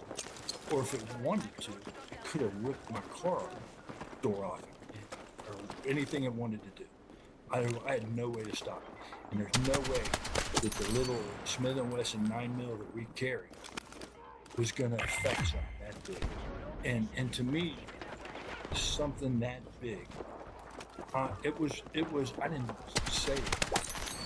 When it was standing up, I'm 6'5", 240 pounds. I would look like a skinny ass dude. It had to weigh 800 or more. It was 7, 8. I don't know. I'm a bad judge of weight. It was 7.5, 8 foot. Easily. I'm 6'5". It was easily 1.5 foot, 2 feet taller than I am. And wide. Like linebacker wide. Like the thing was huge. And I can see it. I can see those shoulders. I can see those arms, the ripples. Like, because it was, and I guess it was because it was going to go into the field. But you could see the muscle tension. But when it looked at me, is when I would, if it would have stepped towards me, I'd have pissed all over myself. I couldn't move. I was frozen, and I'm no hero, but I ain't no coward either. But I ain't never seen nothing like that. It scared me, knowing that there's nothing I can do against it. And I'm just from out in Cincinnati's country area. The most we got around here are deer, coyotes, and maybe some wild dogs. That's it. We don't have wolves and shit like this. Sasquatch. Not that I know of. Well, now I can't get this out of my head. And I had nightmares about this for 3 days before I told him. And when I finally told a guy at work, Jeff, shout out to Jeff, he listened and he understood. And then I find out somebody in his family, he has had an encounter. Not with a dog. And he understood. He didn't judge me. He didn't say anything. And in my line of work, you tell the wrong dude, it's going to shoot through the department. Mm-hmm. You're going to get clowned. And it's not that I care. I don't have anything to prove. I know what I saw. I saw what I saw. And nobody is ever going to be able to tell me different. And I can tell you, I want to know more. And now that was a Jeff good game. And another friend of mine, fireman, want to go find it. And I want to go really bad. But I don't want to go at all. We didn't even get less than Because 1,000. I don't want to actually fight it. Because I don't know I don't want to get eaten. I don't want to get ripped. Can you outrun those other two guys? Oh, definitely. Because I figure you're probably a better shot. You can at least shoot the fireman in the leg. And Exactly. I don't have to be the fastest, but I just got to be faster than one other guy. Well, but think about this. Think about your training and your experience. Imagine some grandma driving home from her shift at Walmart coming across the same thing. Right. What that would do to somebody that didn't even have any kind of background to process any of this stuff. I mean, that's the thing that I think is important for people to come forward like you and tell these experiences, because the average person's not prepared at all for something like that. I got a yellow lab and he wants Yeah. One of my fears is, because down from in between Lick Road and where I live, my neighborhood has only got 63 houses. We're in a little holler, a little valley. Then there's like, next to us, there's like 3 houses. They own a bunch of land. And then on the other side of them is a little bit bigger neighborhood than mine, maybe 100 houses. But they're always jogging down there, up and down. People they walk up Kemper Road because we got stores. Once you cross over, you start hitting more stuff. If you go this way, you're heading into the forested areas, thicker, more. If you head this way, you go about a mile and you start hitting like convenience stores, speedways, Wawa, stuff like that. But they walk it all the time, or they jog it to go to Speedway or Skyline Chili or something like that. What if one of them run into that? Exactly. And I don't know if any of my guys who watch podcasts does. So I'm sure if they do, I'll hear about it. Somebody needs to know. I checked. So the funny thing is, after that happened, I didn't go that way for like a week. Still kind of on and off go that way, because I'm still kind of, what if I'm coming home late and I see this thing again? I have that fear because I don't know what to do.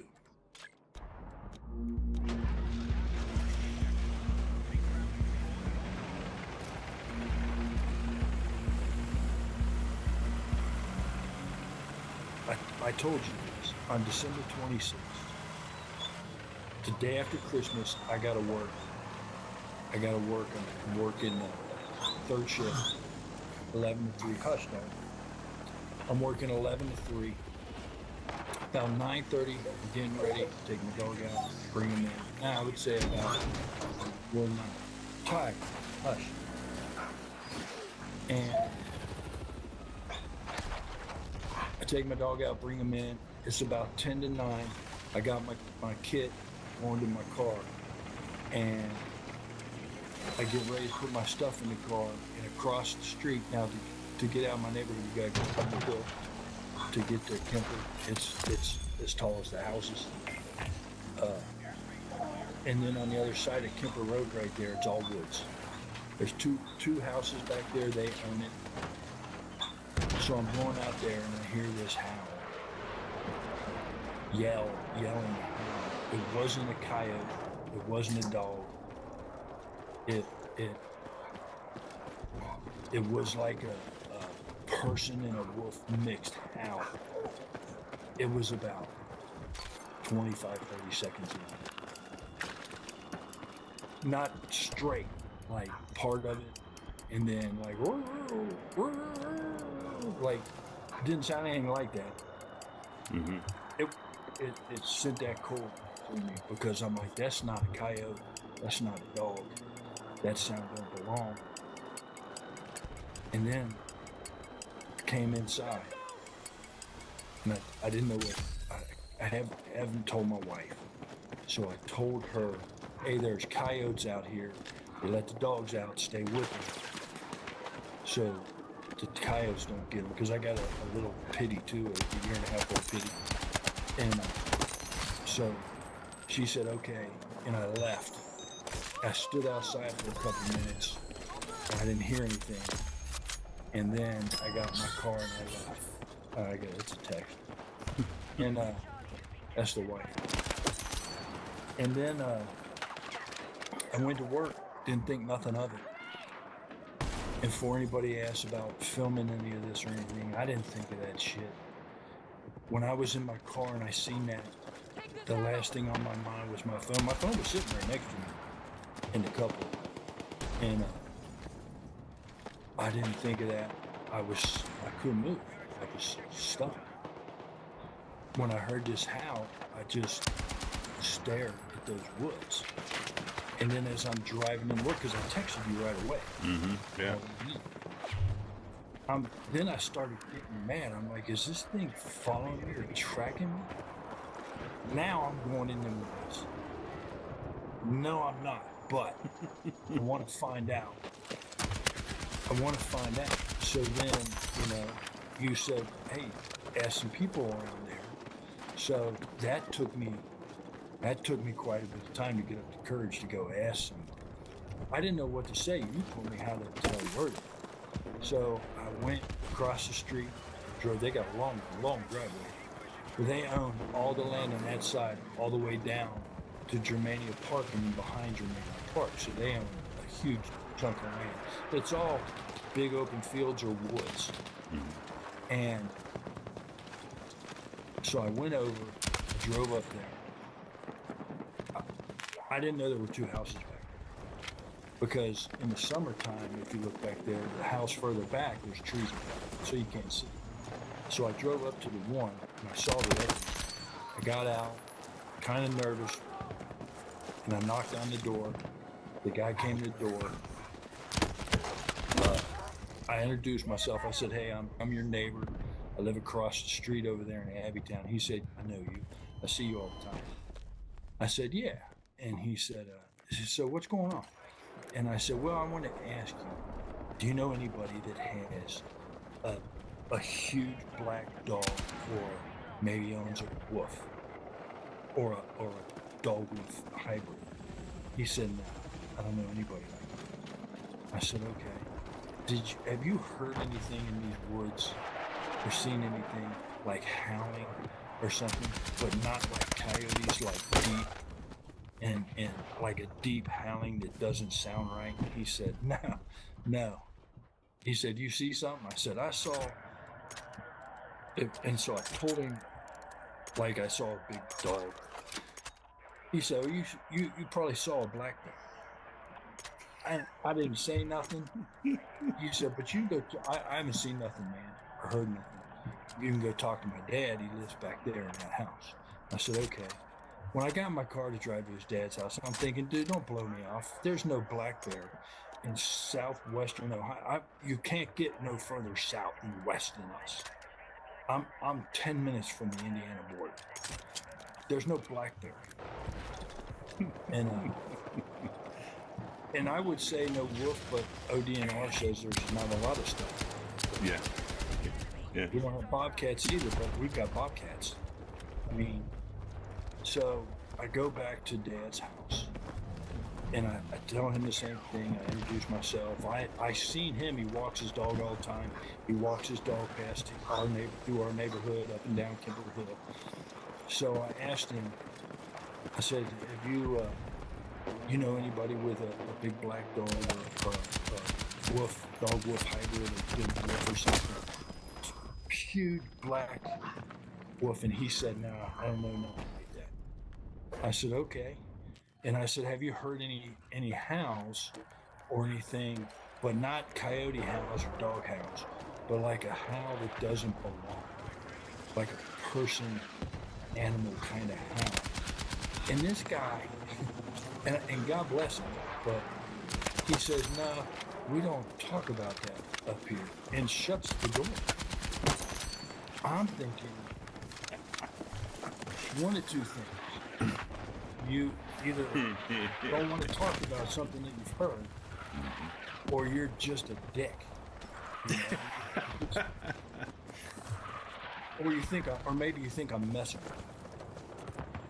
And I was like, I just kind of was like, okay. And turned around and got in my car and I came back home. And I don't get it. I mean, that's right out of that's like right out of a movie where somebody goes, you know, they've experienced something, and you know the person you're going to talk to has experienced it too, because it's coming from behind their house or something. And they just are like, no, I don't know anything like it. And you're like, come on, just answer the question. Because I'm probably, my house, where my car sits in my driveway right now, is where I always park. It's 1,000 yards to those woods. And then those woods are thick. And their house is probably 500 yards behind that. If I heard that here, it's right there. Yeah. Unless they didn't hear it in their house, I don't know. If I would have been inside, I would. I can hear coyote. You know, you hear coyotes from inside your house. Oh, I hear them all the time. And they're 100 yards away. You know, and they're nowhere near what you're talking about, making that you know, the size and the depth of whatever it is making that noise. You know. Wow. So I definitely think that guy knows something. I think he just don't want to talk about it. Whatever he's heard or seen. I don't know. I don't know how you couldn't see anything. I know they go across their land. They have dirt paths going across their land and all through the woods. So, I mean, you could, because it's winter and there's nothing on the trees, I could see way down that hill. And a lot of the open land, and it's dotted with forest, and so you could see in it. I mean, I went at 1 o'clock in the afternoon, so it was bright and sunny. I wouldn't have to drive anywhere in the night, especially over there where I heard it come from. And I don't know, man. I don't know. I just wanted to know that I'm not going nuts. And I don't know. I want to go find out, but I'm afraid to. So I can say, don't get me wrong, I bought me a camcorder with an IR on it. I don't think it'll get used for that. And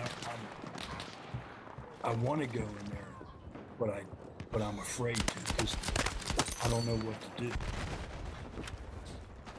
What if I run into it? What are you going to do? What's your plan? I don't know. Running. Yeah, I don't know. That's the thing. And what? So I know when we talked first time, you know, you said, you know, you had nightmares about it, and that you just, if you weren't working or with your family, it was consuming you. Like, have you at least like stopped checking out the back door? Well, no. You're still looking at the back door. When it gets dark, I got my lights on. And I'm constantly, I don't know, I won't say constantly. Whenever I get up, I check out the back. Because I got about 20 yards of grass, and I got woods behind me. And then I got woods all the way around and all the way down that way. And I look out it when I go upstairs. Every time if I get up to pee in the middle of the night, I look out the window. And then when I go into the bathroom, so our bedroom, then our bathroom, and then we got a walk-in closet after that. So, and there's a window in the walk-in closet. So after I go pee, I'll go to that window, crack the blinds, and I'll look out, and then I'll go, and I'll sleep with it. But throughout the night, like between when it gets dark and when I go upstairs, I'll look out the back window a couple times, and I'll look out the front. And then when I take the dogs out, I go with them every time. And I got my stream light with me. And if I hear something, I'm Johnny on the spot with that light, and I'm checking. And if we go out front at night, I don't know why I do this. When I go out front, I turn the porch light off, and I keep my string light off, unless I hear something, because I don't want to give away my position, so that I can get to that door with the quickness.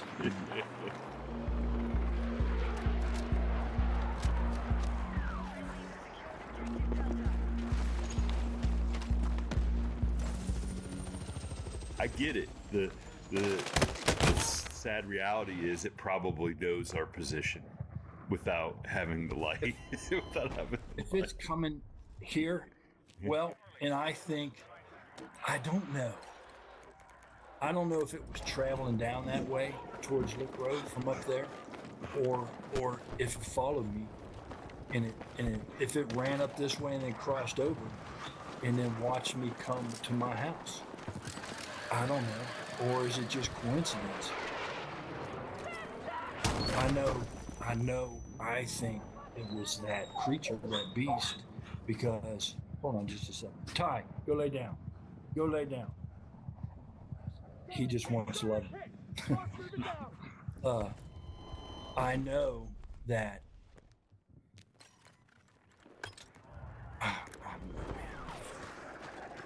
I think that was that thing. I kind of know, you know what I mean? That's what that was. Now, when I was in my car, when it took that step and it looked at me, it growled. Now, and don't get me wrong, all my windows were up, and the heat was on, not blasting or blown out like, but just on like because it was warm. But I heard that muffled growl through that glass, deep. It was deep. It was a deep, deep chest growl. Loud enough that I heard it with all my windows up. And I felt that in my chest. Like that rumble. And I know, I keep saying this, if I'd have got out of that car, that wouldn't happen because I couldn't move. It wouldn't have went from 0 to 100 right then. That thing standing there, the single most evilest, scariest thing I've ever seen in my life. I've seen some atrocities, you know, over in Iraq. This was nothing like that. This was evil, mean. I don't know. So now researching, watching videos, reading what I can, because I can't get it out of my head. I don't believe the werewolf thing. I don't fall into that category. It ain't changing. To me, it's just, I think it's ancient. I think it's like Sasquatch. Sasquatch, I think, is an ancient race. I think that Dogman is the same way. I think they migrate just like people migrated. I think that it's a top tier predator. It's an apex predator, and it's hunting and feeding. And I just happened around that bend at that time.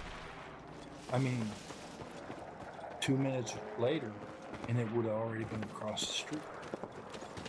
Yeah, you're right. I just happened to come around that bend and froze. Fear. I stopped because I was like, what? And then when I started recognizing arms and legs, I couldn't, my arms were just tight on that steering wheel. I couldn't move. And I had that shallow breathing. I was just, not like that, but like my body was so tight. Like, you know how your ribs collapse in on you? And I was just, I don't know, man. I still can't get it out of my head. I think about this thing every day. I can't get it out. Well, I will say this. I know how hard it was, for you to come to grips with, like, I got to come on and I want to come on and share this, and I really appreciate that you were willing to come on and talk about this. And I know I hope it makes you feel better, just at least to get to talk about it and get it out there. And I'm glad that a couple guys are listening, that you can maybe well, I have a feeling, and so you sent me a map of this area, and it's a detailed map, and you kind of drew like where the stuff is. It's okay to we can put that up. We'll put that up. Yeah. So we'll put that up and let people see the area, and then people can go check it out. And, I mean, when you pull back, like I said, there's no wonder something like this, or many somethings like this, could be in that area, and that within 20-30 miles of where you it's so there's so many. If you follow Lick Road back, it goes to Richardson Forest Preserve. Yep. And then on the other side, part of that is Richardson Forest Preserve that butts up against those guys' property. The Richardson Forest Preserve goes back, and there's small water spots, and then there's gravel pits, and then there's the Great Miami River, and then there's just woods, just forest. And then you'll have houses or like a mini subdivision like mine, just dotted here and there. I think what do they call them on the farm? They call them bait areas, like for the like where they bait. So the subdivisions are bait. Your bait area. But I think what will happen is, and what usually happens is, when we have somebody come forward and when they do give a pretty detailed description of the area, is people come forward and say, hey, look, this is what happened to me, or I know something. I feel like you're going to find out that you're not the only person that has seen this, and some people will come forward and share their experience, which I hope, because I think that's what you really want, is some confirmation that somebody else has But I'm seen. not the only person. Yeah. I've seen something like this around here, and I'm not going nuts. Yeah, I don't think you are. But I don't, if that makes sense. I don't. And I might never see nothing all my life. I lived in this area my whole life. Like, 98% of it. And hunted all over. Never had nothing. Now I can't get this thing out of my head. And I'm wondering if it's like where I hunted, it's called Heritage Park now, it used to be Wilhelm Farm. There's a Dina Indian that was on the farm, because he wouldn't farm back. And it was the site of Fort Dunlap from the early 1800s. And I don't know. I mean, all that, you could, if you hit the lick in the woods and you wanted to go that route, you could get down that route. I mean, Great Miami is just right over this way, and it kind of loops around over this way and over that way. So, I don't know. I'm just trying to find answers. Well, I think I'm just glad my friend turned me on to you, so I had somebody to talk to who didn't think I was some goof.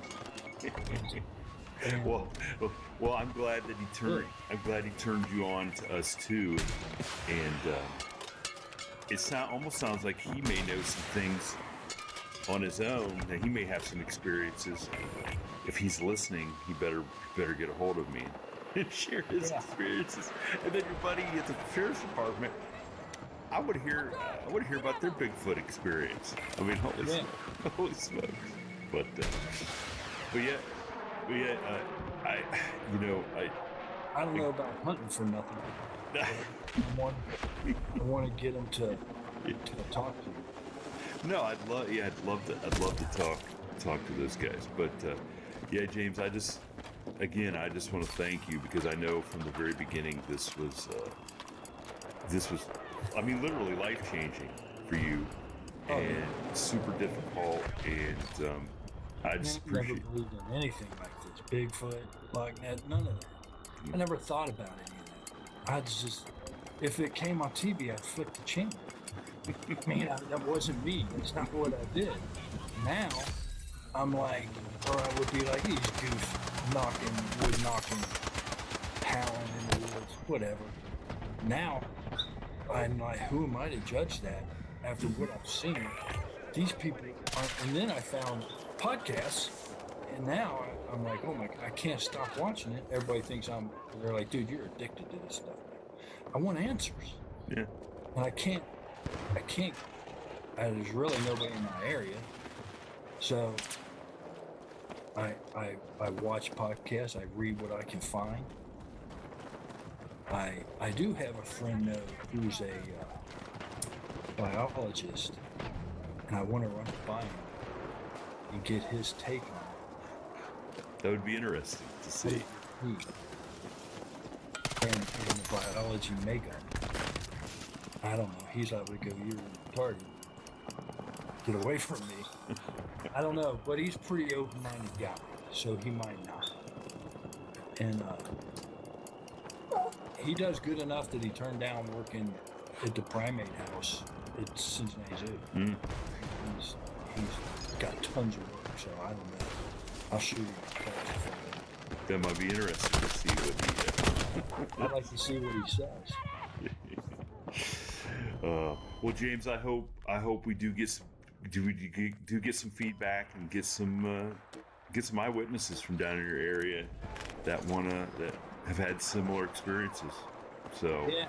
I encourage everybody that's listened to this, reach out and leave a comment or send me an email, and we'll especially if it's from down around Cincinnati, so James knows he's not alone.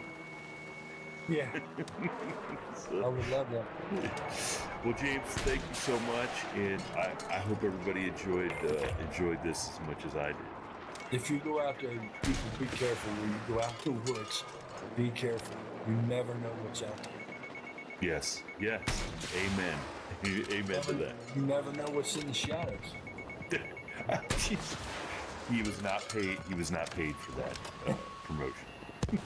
All right, James. Thank you so much. All right. Thank you for tuning in to this week's episode of the From the Shadows podcast.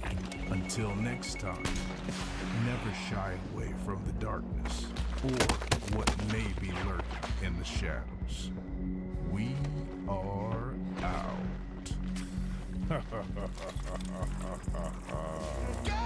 only knows what's hiding in our shadows.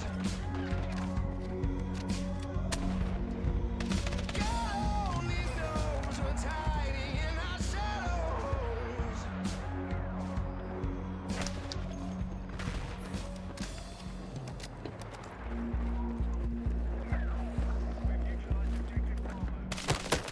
Be honest, you've been accepting that your phone bill's gonna hurt every month, haven't you? Tell me about it. Well, those days are over. Hello just dropped their prices again. New plan tiers, lower prices across the board. There's a data sweet spot with 10 gigabytes for $15, a new 20 gigabyte option for $20, and unlimited for just $25 a month. All with unlimited talk and text, 5G coverage, and, of course, zero contracts. Pick a plan at Tello.com. Change it whenever you want, and stop paying more than you.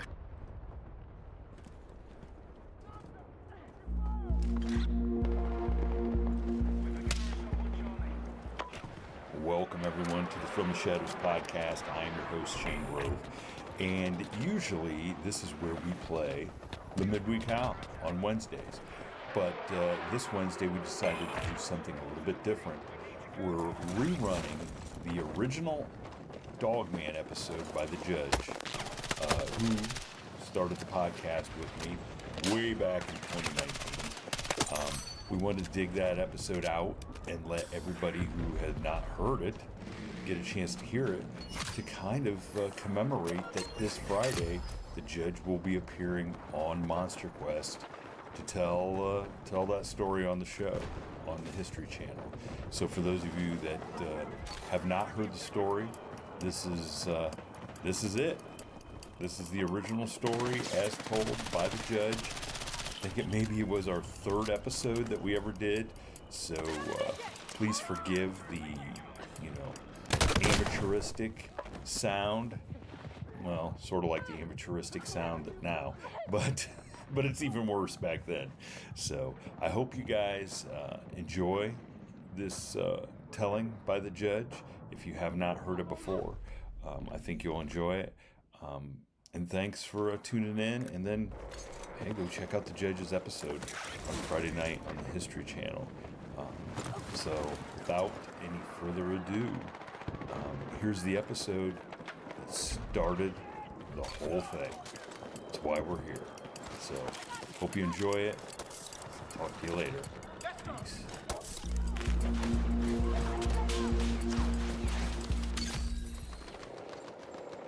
Welcome to this episode of From the Shadows podcast.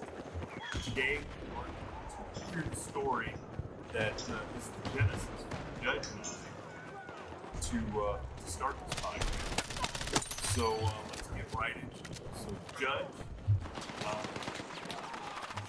would you care to have a story that I first heard when I was probably 16, 17 years old, back in our high school? Sure. Keep in mind, Judge is way older than me, probably.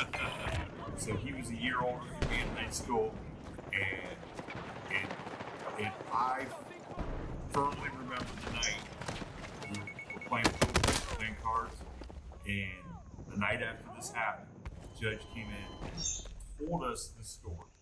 Okay, so summertime, high school, I was running cross country, and I was preparing for the season. Summer, it was hot, and we had a stretch, and I can't remember exactly what week it was, but I believe it was in August, early August, and we had like 3 days where it was really, really hot, 100-degree weather, and I was like, you know what? I'm not a morning person. I can't get up and run at 6, 7 o'clock in the morning.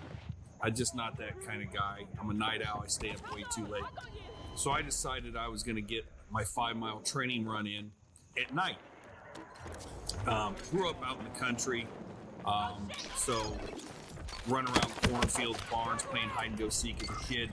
Not afraid of the dark or anything like that. So I said, I'm just going to go out and do a training run.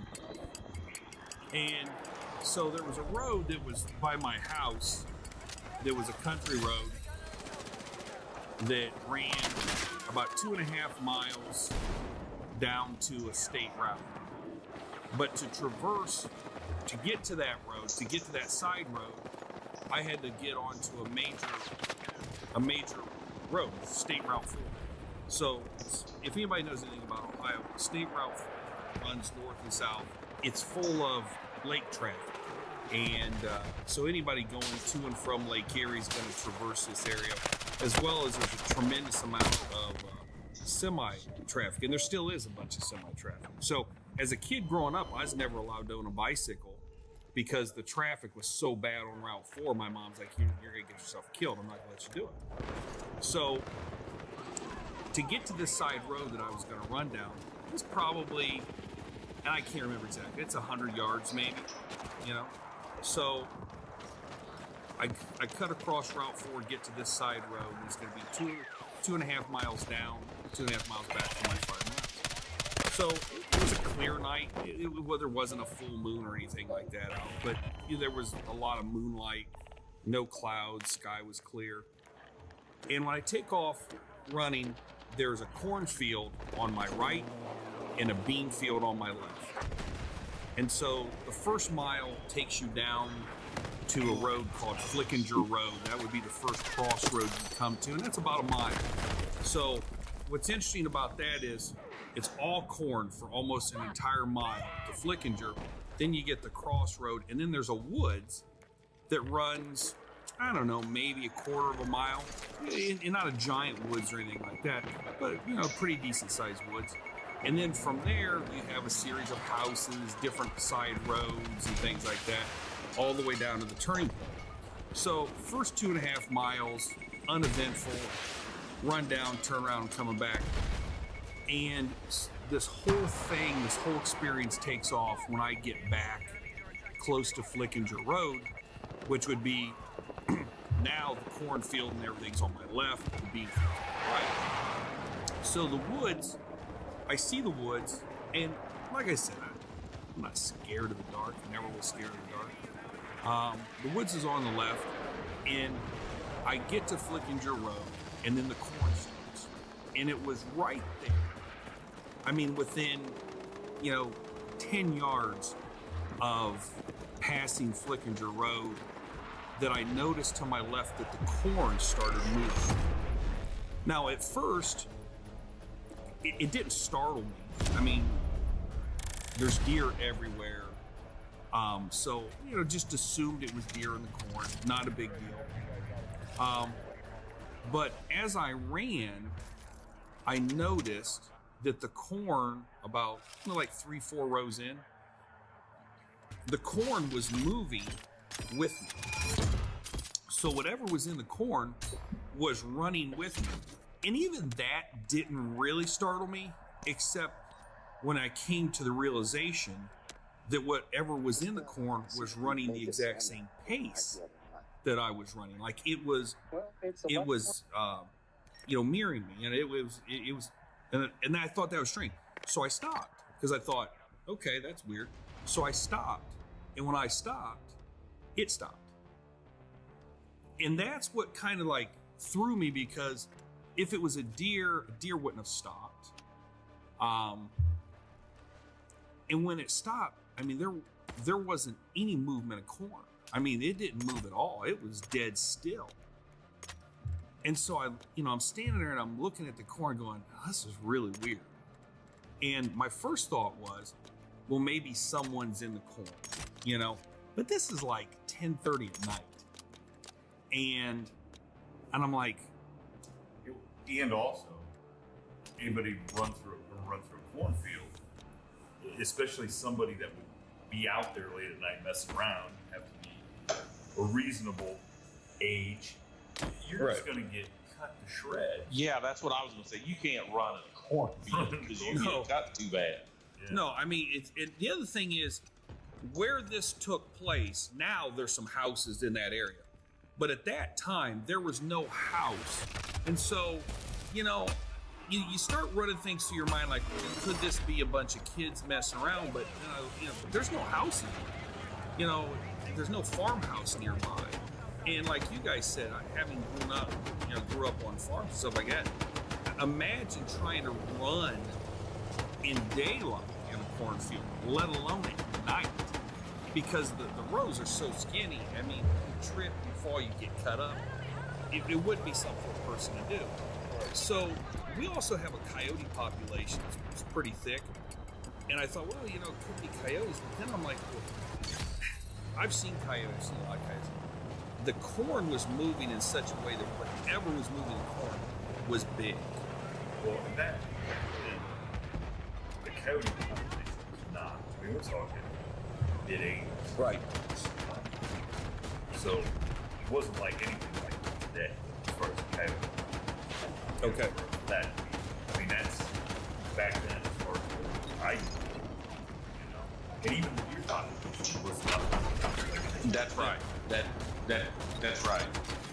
So I stood there, and I can't tell you how long I stood there, but I stood there long enough to think some things through and analyze some things and think, well, okay, the corn's not moving anymore, whatever it is, maybe it's gone, took off, whatever. So I start jogging again. And when I start running again, whatever's in the corn starts running also. And what really throws me, I'm like, now wait a minute. This thing's 3-4 rows in deep. It can't see me. There's no way it can see me. And this time of year, the corn was about head high. So, you know, back then I was 5'11", quarters, and with my shoes on, I was probably 6 and so the corn about head high. So I'm like, this can't see me. Whatever's in this corn, it can't see me. There's just no physical way you can see through 4 rows of corn at night and see me to know that I just took off running. Yeah, right. So that spooked at that point. So I was in pretty good shape. You know, I was a runner. So I thought, well, I'm just going to pick up the pace. So I pick up the pace because I'm scared.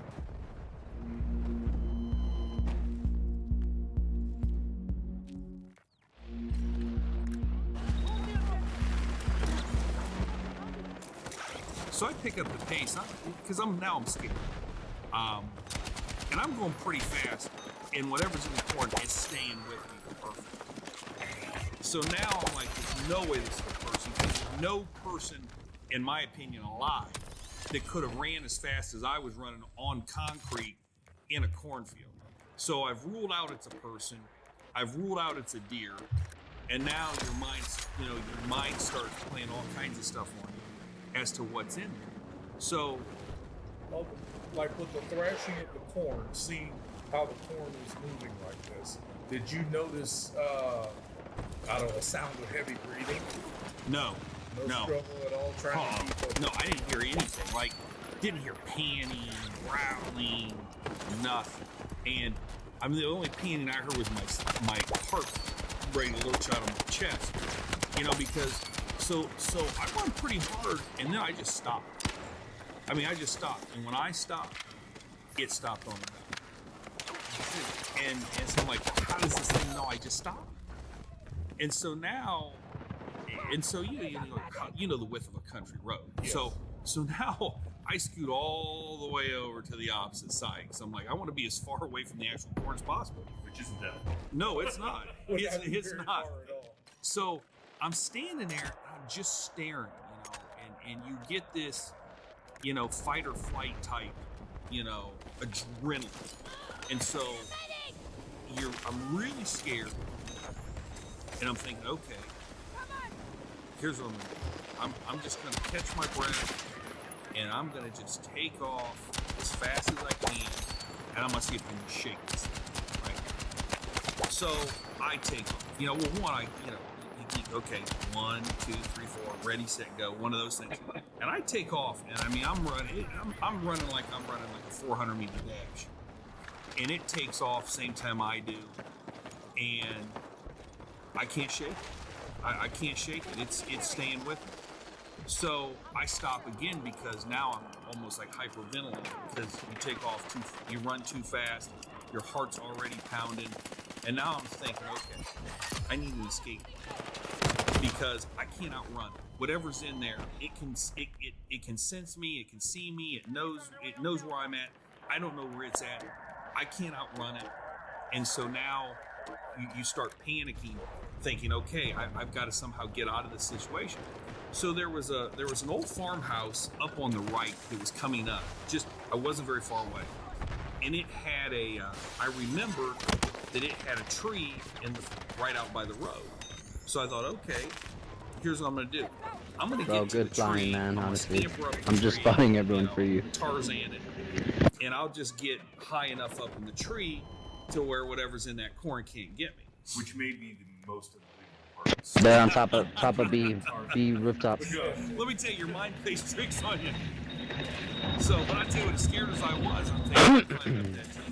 So, B rooftop. the problem was, you know, I had run by that tree umpteen times. 'Cause this is B a road rooftop. that I'd ran They're gonna shoot us down. training umpteen times. But you know, it's like, you know how you see something, but you don't really see it. Oh shit! So I'd seen it so Oh! many times in my I'll repair. Hold on. What I remembered was this full, lush tree. And so I start jogging again, and by the time I get to the tree, some guy had horned the damn tree, and there was no branches for me to be able to climb up. I don't know. Little bird's up. I'm like, Oh no, never mind. man, I'm Sorry, never mind. So going up the tree's not going to do it. So now I'm thinking, okay, how do I get out of this? So once you get past that farmhouse, there's a bean field on your right, and there's They're sick of us. so I'm thinking, okay, maybe I just go right and try to cut through the beans. Fuck, you're leveling up my Go fucking down little the bird. road, try to cut. I'm gonna try to double back or something. But the problem was, I'm sitting here. the way the rows the beans ran, I was gonna have to cut across them I know they mad. at night. I'm blocking their The fucking beans were lock on. I They're couldn't locking run. on from B And then the rooftop. fear was, okay, if this thing starts to chase me, if it comes out of the at least on pavement, I can juke, I can cut, I can do something, you know what I mean? But in the bean field, I'm not. I'm gonna get tripped up, I'm gonna fall, I got no chance. So I rule out in my mind, I can't cut across the bean field. So then I start doing the math and say, okay, when I get to Route 4, for me to get home, I've got to go left, which means I'm going to intersect with this thing, because it's going to come out of the corn as I'm cutting left. We're going to run right into each other. You know what I mean? And if my memory serves me Little bird. correctly, the corn did not run all the way up to the road. Because you Nice. have the road, then you kind of have the ditch, and then you have this section of about 10, 15 feet, 20 feet, I don't know, 10 yards. You Just fell like into the wild water. grass, wildflowers, and stuff like that before the Dude, actual I'm dead. corn starts. So there's going to be a point where I'm not going to actually quite be to Route 4 yet. I'm and the blocking corn's it. gonna He's on the end, corner of B and I'm going to rooftop. see this thing, and I'm going to have to turn Good. left, and it's got it. If it's a predator, it's got it.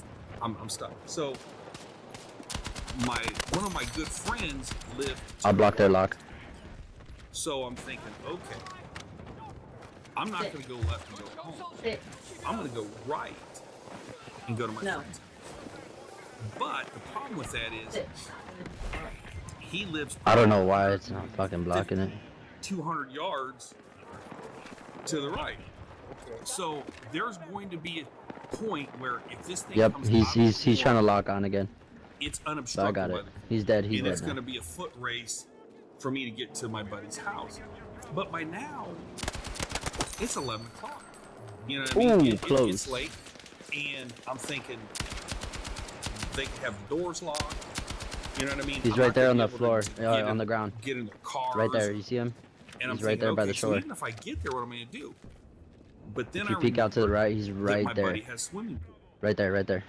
Yep, So got him. I'm thinking, okay, if I can get there, I can dive into the swimming pool. And maybe He's get away. pissed. I mean, I don't know if this was an amphibious thing that was chasing me or what. But I don't know that was where the he's only at. thing Oh, in a little bit. panic state of mind. And keep in mind, as an almost 50-year-old man, Sorry, buddy. my thought process today, what I would do, is vastly different to when I was a teenage kid. Oh, absolutely. So, it's easy for like I should us have to jumped sit out around or and around hopped out on the fucking What's that? passenger in your My bad. Well, probably. I can tell you this much. Today, the thing in the cornfield wouldn't have to work nearly as hard to keep up with anybody. No, I wouldn't even be able to run. Father Time already caught Oh. for that. But I don't know. I probably have done things differently. You know what I mean? The old farmhouse, I probably would just went up and busted the window out and just went in that house and said, I don't care if the sheriff shows up or not. You know what I mean? I'm just. But back then, Yeah. Busting out somebody's window and going in their house wasn't in the realm of possibility. Because I was a teenage kid. Unless you planted it. Right. Yeah. Yeah. So I'm thinking, okay, but the problem is, at this point, I got about a little less than a half mile. About a little bit. I'll be your fucking So I said, co-pilot okay, again. Here's what I'm gonna do. I'm gonna break into a slow jog, and then when I get to the point where I'm getting close to Route 4, I'll make sure to repair this time. I know I'm what gonna you're talking just about. gun it, and I'm gonna try to get there. I I'm not will gonna back. But the difficult thing about trying to time this up that you have to understand is there's so much traffic in August. I didn't spawn on you. Can you pick me up from spawn? My Going bad. up and down there, I didn't miss your. You get hit by a car. So it isn't like I can just go sprinting out in the middle of the road. I get hit by semi. That'd be dope if you could pick me up some spawn. So that's part of the whole equation of how am I going to do this? And I'm just, Yes, sir. at this point, it doesn't matter. I'm gonna have to hope. So I'm getting closer. I'm getting closer. VIP pickup. Once this thing's still in the corn, it's still following me. Side pick me up from spawn. Adrenaline's building up. And then the question that comes to my mind is, am I going to look? Am I going to look? And I told myself I'm not going to look because I thought if I look, I could freeze up. You get scared, you freeze up, or I don't know what it is. So I told myself I'm not going to look. Pick me up from spawn So I'm side. getting closer, and the corn's about to end. I'm about to take off, and I look, and I see a semi's coming from my left. But there's nothing coming from my right. I'm going to be able to make it. I mean, I can see the semi-truck coming down the road because it sets up high. Bet I'm going to I'm see. going to be able to make it. So I take off dead sprint, and just as I start to get to right before to turn right, I go ahead and turn right. Look back. I shouldn't have, but I do because in part because you're still looking at traffic, and that's when I see this thing step out of the corner.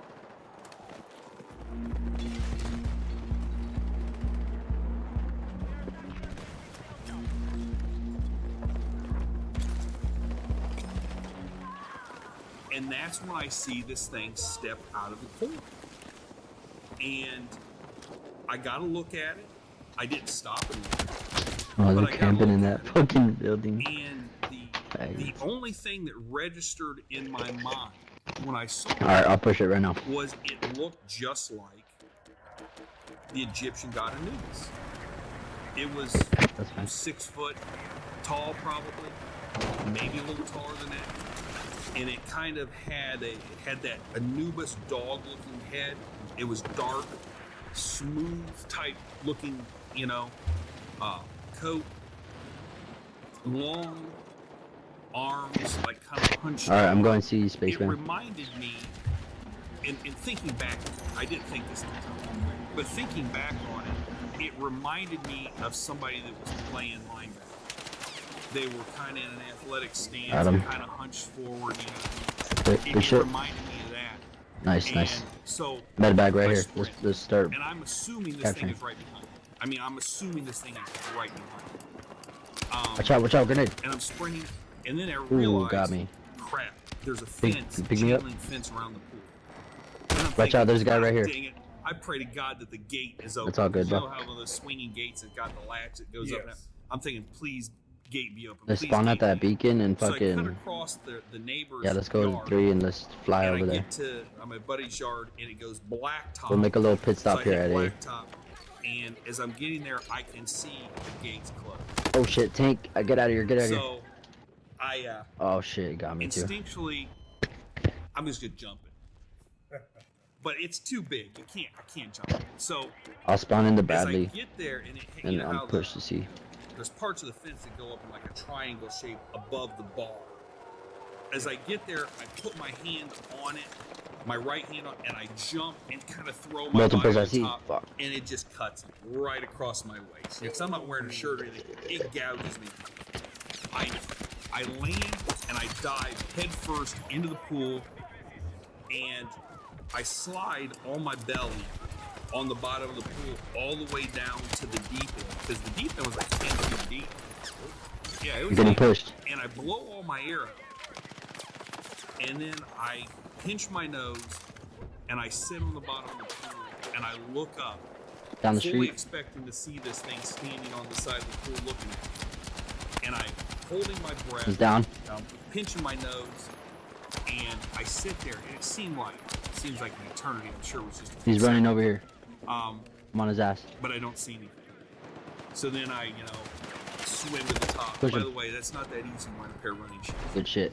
And Sure. I get to Hell the top, yeah. I crawl out of the pool, and there's, Yeah, there's nothing. come over here. And I 2 down the street over here. made it. But Towards B or Delta.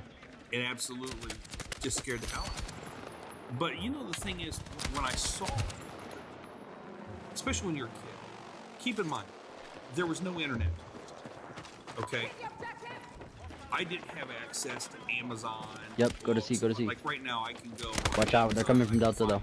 4, 5, 6, 7, 8 books about cryptids, and I could categorize this thing. But what I saw, the only thing that in my frame of reference was Egyptian god Anubis. That was the only thing it was. So I never went out and told people I saw a werewolf because I didn't think that I did. You know what I'm saying? That didn't register in my mind that was a werewolf, because at that time, let's go back to if you D. think about it, I grew up in an era where the Wolfman was played by Lon Chaney, and you know the Wolfman had a flat face, had a shirt on and pants. You know what I mean? So it didn't register that that's what I saw. Third floor D. Well, I can. So this, hearing this story again, and I know we've talked about it over the years. There's a couple things that come to me. Number one, that's exactly why. Watch out. Oh shit, you got me.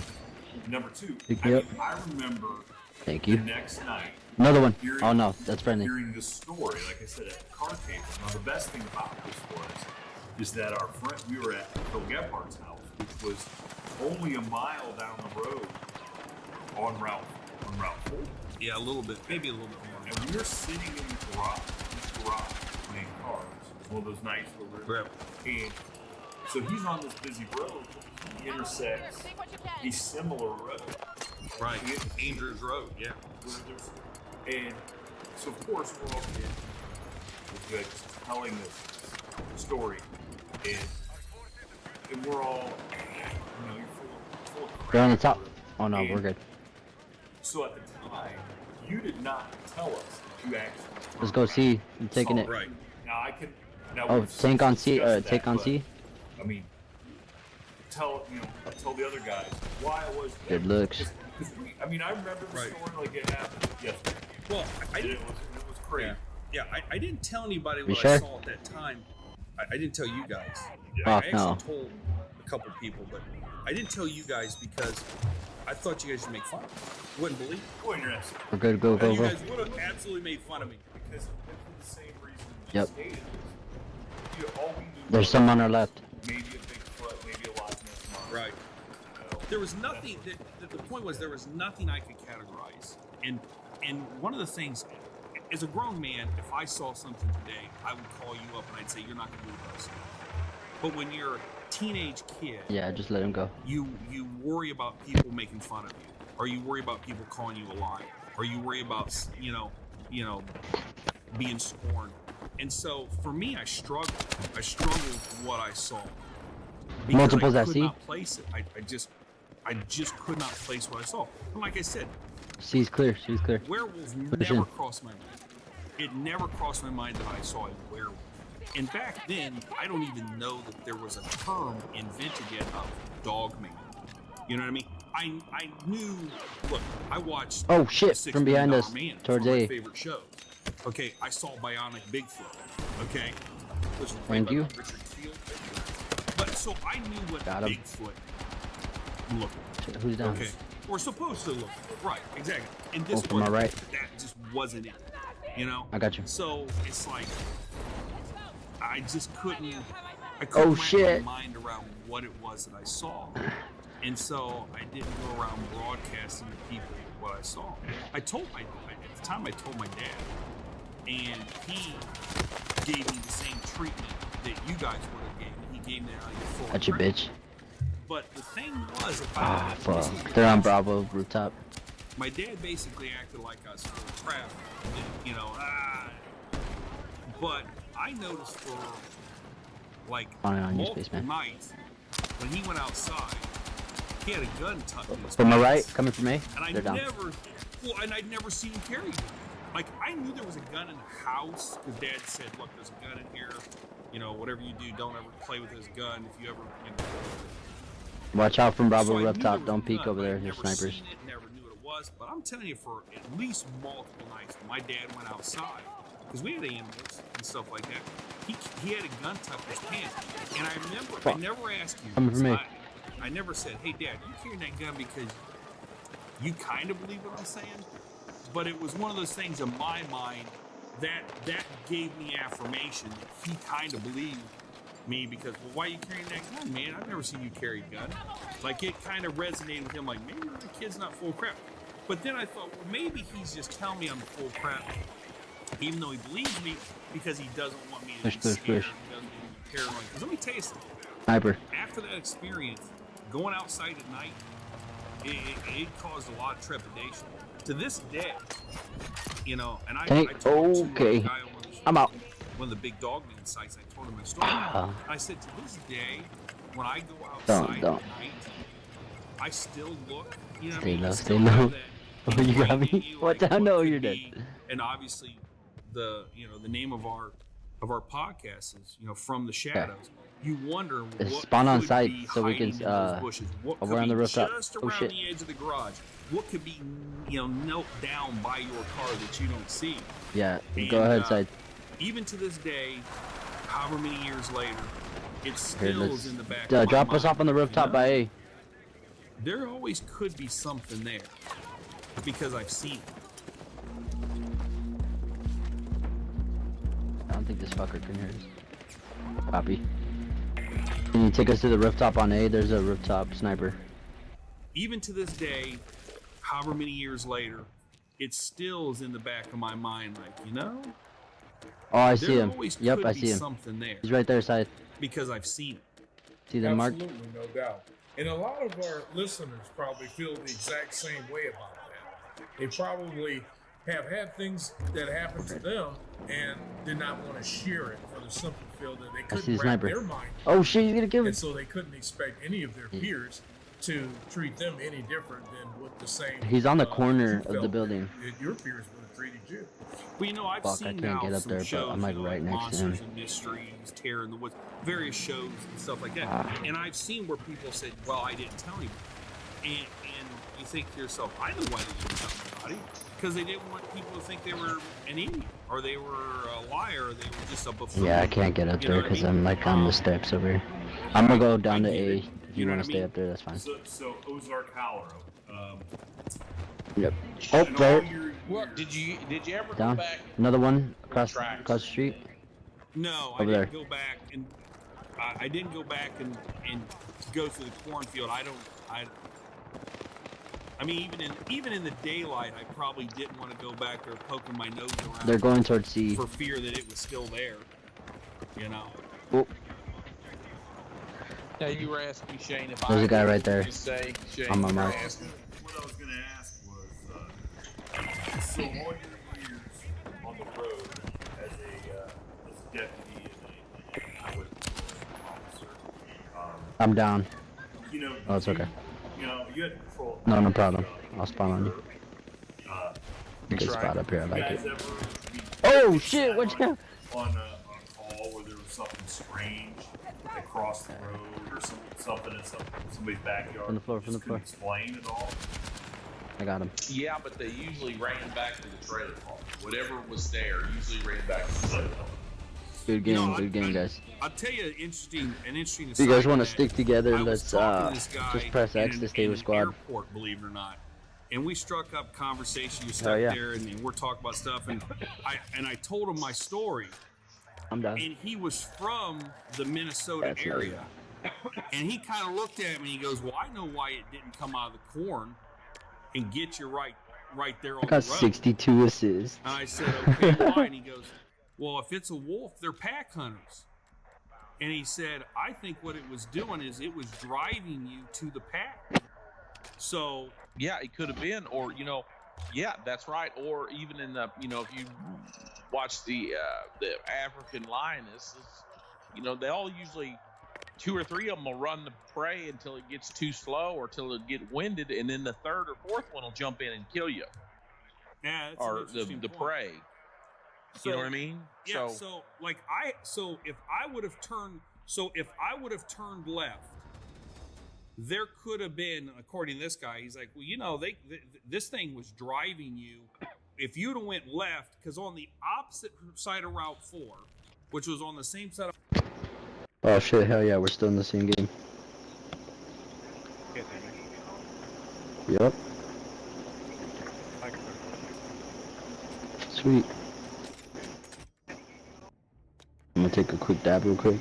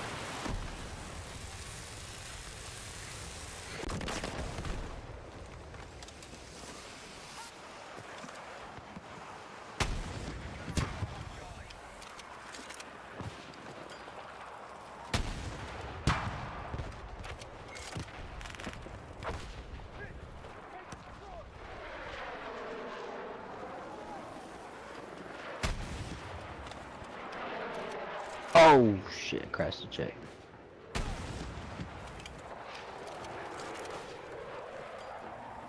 Alrighty, where you guys at? Box shot.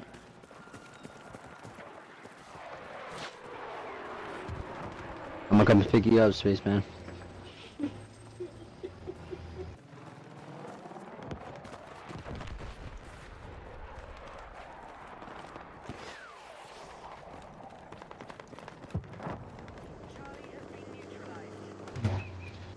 Hop in, brother. Let's go take C. There's tanks over there, though. So.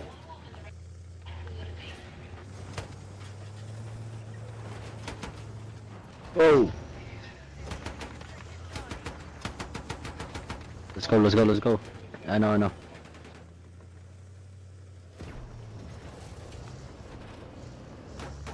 He didn't see us, yeah. Okay. There's another tank right there. Okay. Hop out, everybody. Jump out, jump out. Bail, bail, bail, bail.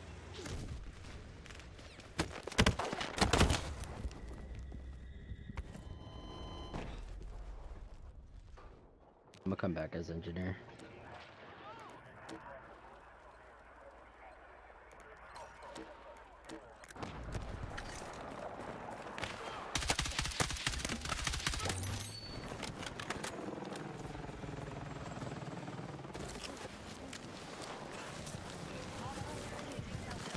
You guys still have a tank problem at sea?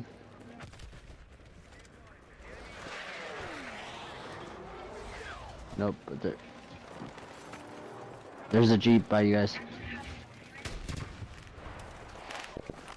Got him. Get down. Good shit. There's a sniper coming from the road towards B or Delta. He's right here. Just in case you guys.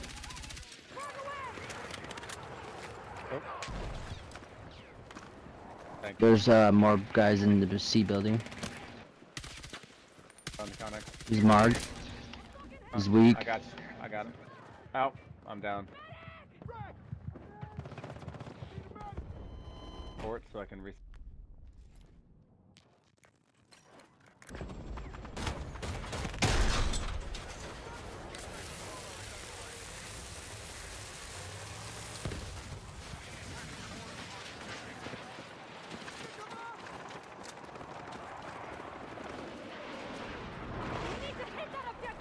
Cool.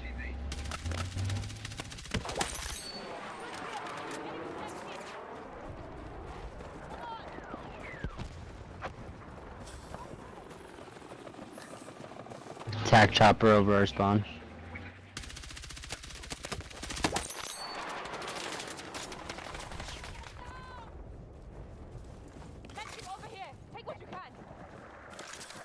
I got you guys. Hell yeah, I sniped him with the tank all the way over here. There's another one over there. He's down.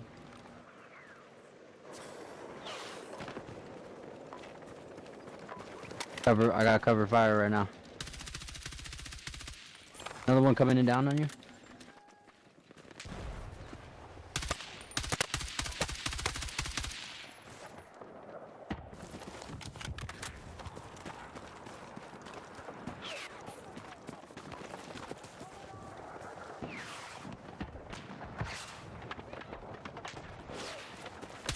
Two shooting RPGs at me from over there.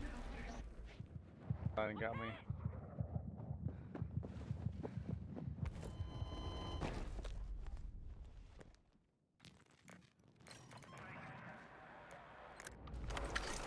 B or?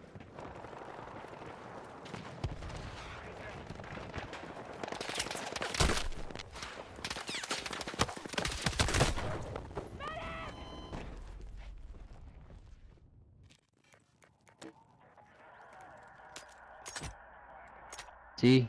Okay. Oh yeah, they're going to E.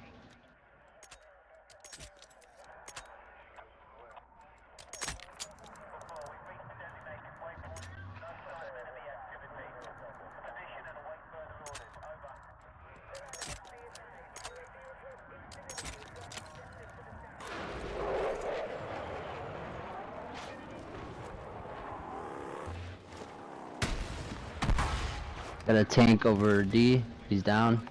What if we roll down the middle of the map towards B? Let them have that flank side.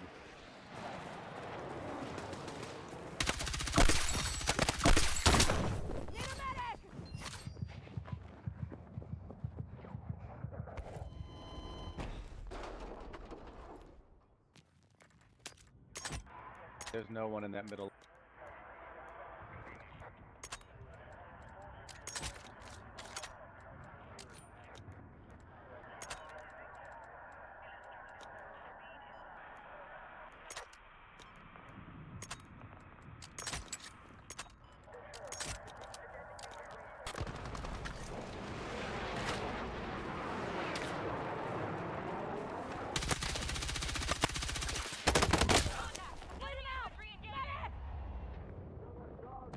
B's clear, B's clear. Got snipers on the hills though.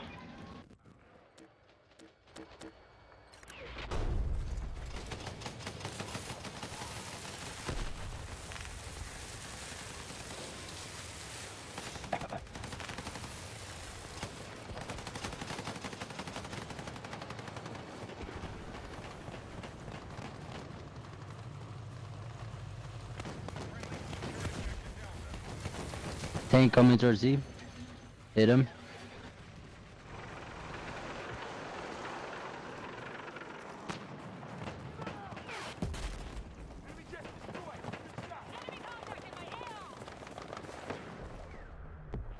Hitting the tank again. He's active protection. He ran.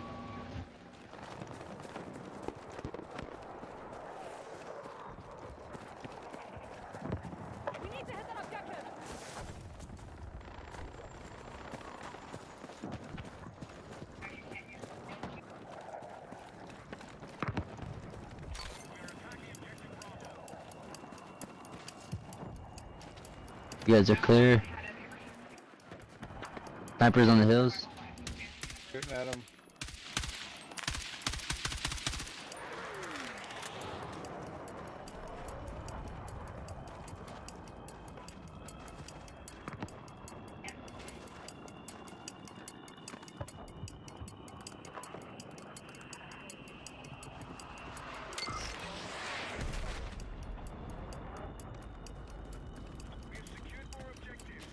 My bad on the repairs. No, you're good, bro. On the go. We've been busy shooting them up. We got another tank. Anti-air on our left. Fuck. Yeah, let's move down. Yep. Yeah, I got it. I got it. Hit once. He's almost out. He's down.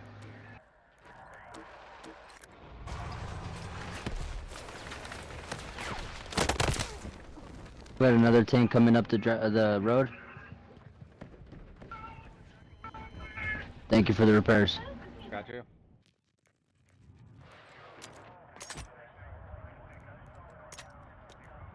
Where's that tank at? Oh, he's up on that hill over there. Got him. You want to start repairing? I got him.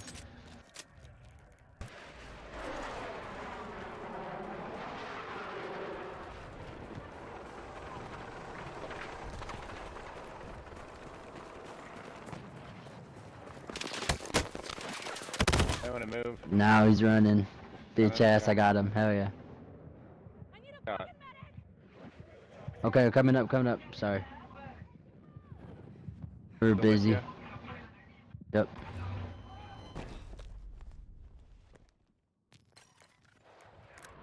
Where's the tank at, spaceman?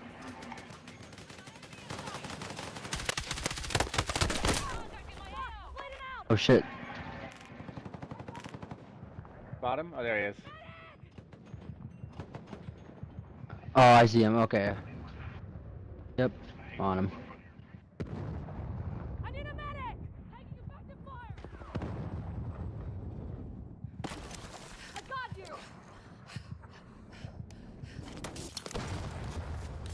Got him. He's hiding now.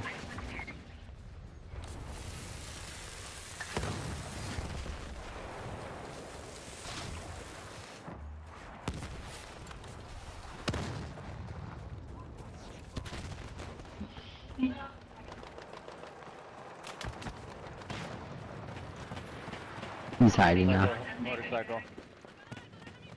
Fuck, I'm out of anti. Yep. Take out the bike. I got the tank. Yeah, I got him. He's down. Sure. You're good.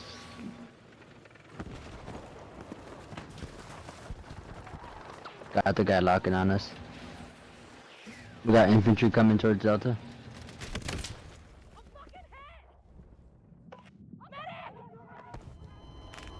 Tanks down.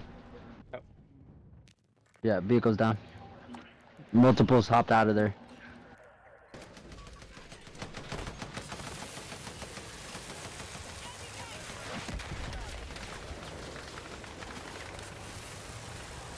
He's up on the hill over here. Shooting at him. I couldn't get him. No problem. Do it. Smokes. Oh yeah, we got the map on lock right now. There's a tank behind C. Are you able to Infantry shoot or no? coming towards C. Or D. Sorry.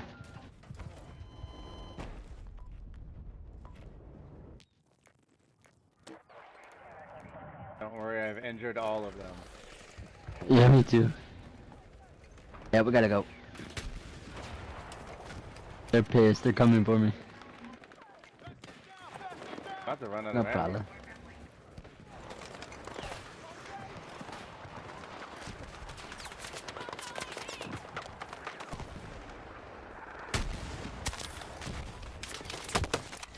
Here, I'll go more up on the hill so I can get a better view.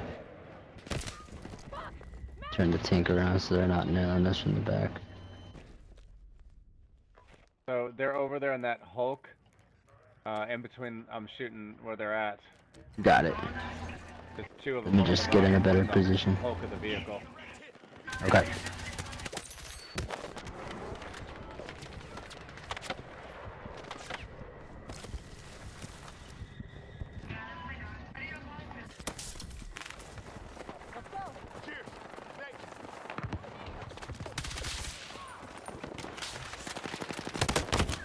Alright, mark where they're at, you were saying? They're coming on the D from that vehicle right there. See the Oh, yeah. Yeah. Yep.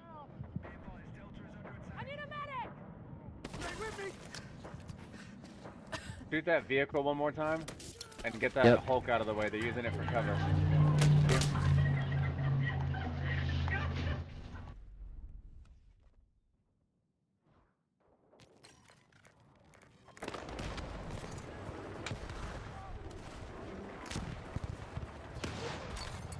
Backing up.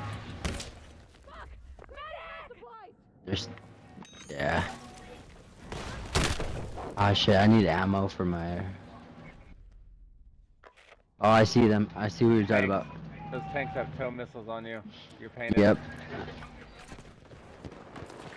It's no problem. They can't. They're not gonna take me out from over there. Let's go back. Let's hop in. Let's go get ammo for this. I need anti-armor piercing ammo. Yep. There's a little station over here.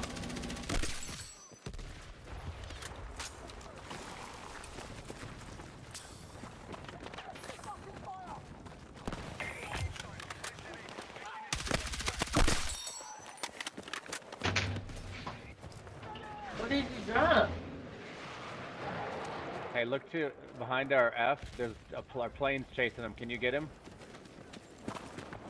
He's eating a battery. He's coming here. He's coming over F from the right. Yep. Yeah, no, I can't. I don't have any shells.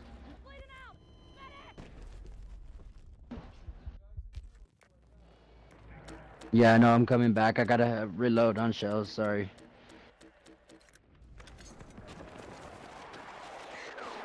I've never actually used this thing before. Yeah, it reloads on ammo on shells. Weapon?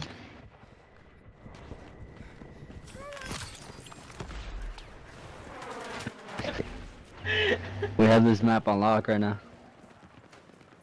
Alright, coming back into action. Let's go. I don't care where we go. I don't know if It's we a- even want to try to take A or not. No, Get let's Overwatch. just give it to them.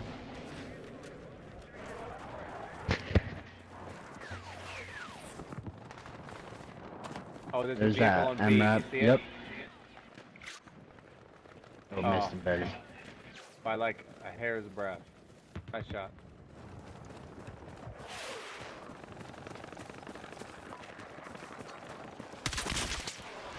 Better run, bitch.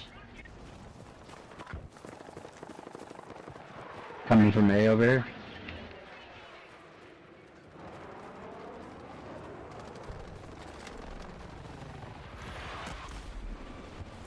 Oh, they're all on the hill. I got one from here. Nice, I just did too.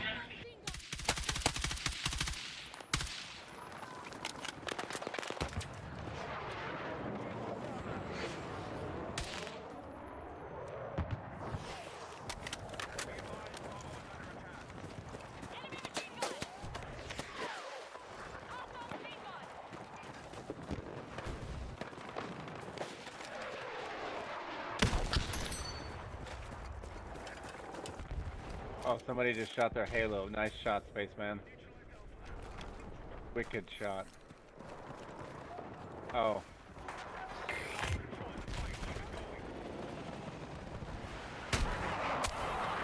Vehicle on the left headed to C.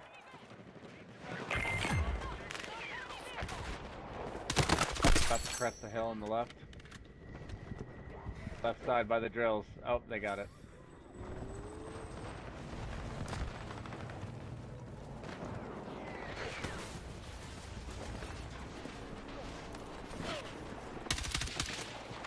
Can you hit that MRAP on top of the hill? It's about 890 meters away. But they're shooting from it. I think it's a free kill. Oh, move, move, move, move, move.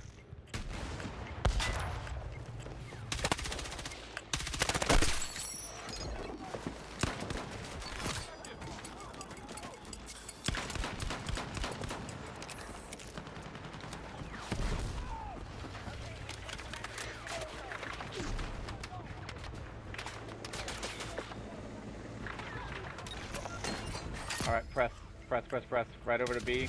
Oh. Down. This map's super campy, sorry about that.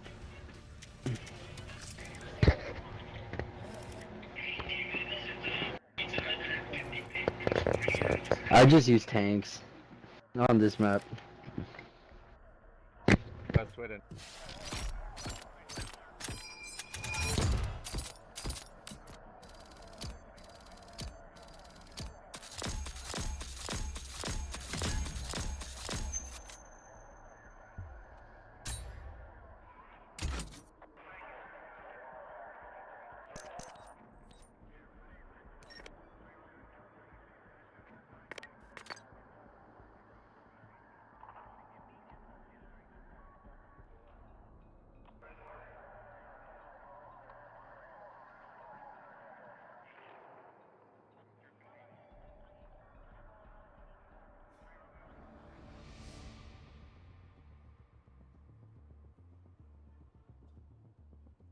My house.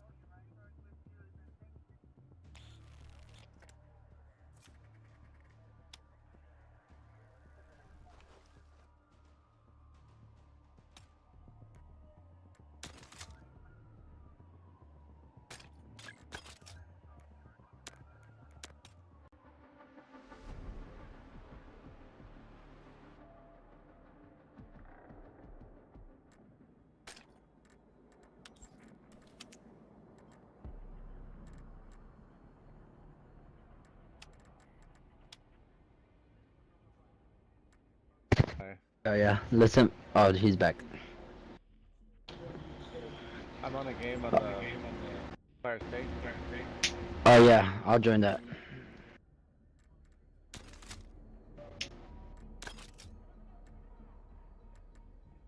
Or just invite us, White Lancer. How do I do that?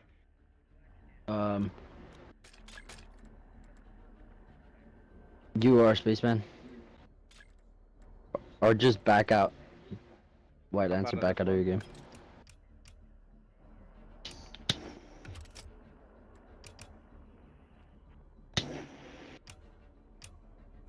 Doesn't matter. Conquest preferably, but don't matter.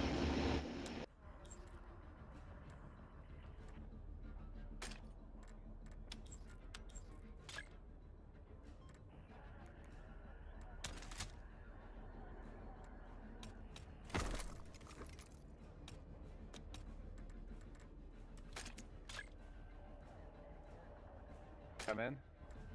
Waiting for party leader. It's all good.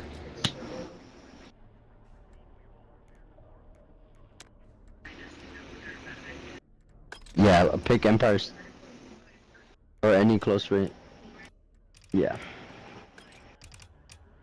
No vehicle type map.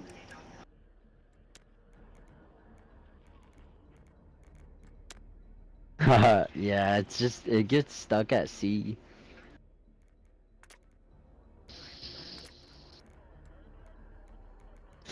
I feel like it just gets it becomes a clusterfuck at sea.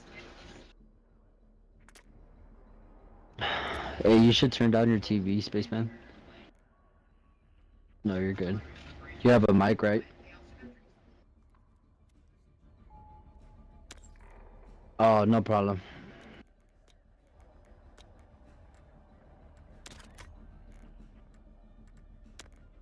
I get you.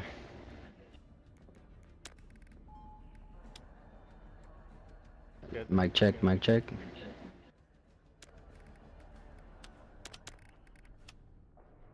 Mic check. Good. It's alright. Yeah, it's a little better.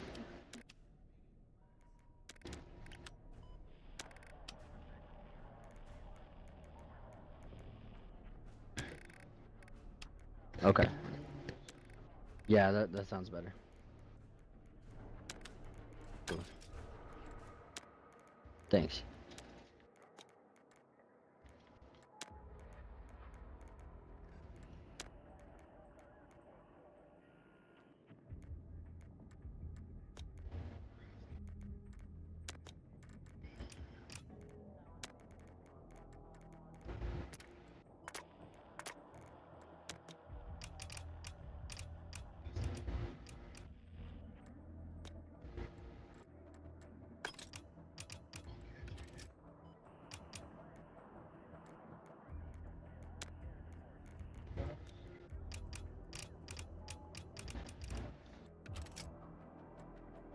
That's fine.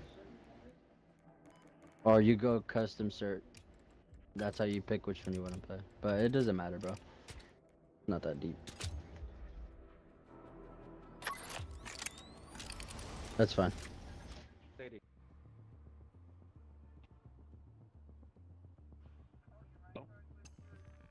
Yep, you're good. I can hear you.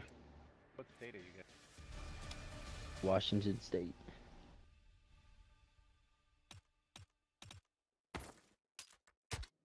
Or Lacey, I'm sorry. What state are you from?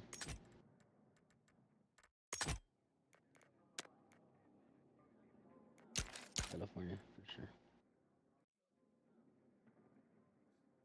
What about you, White Lancer? I live in Alaska right now. Oh, cool. Are you, where were you from originally then?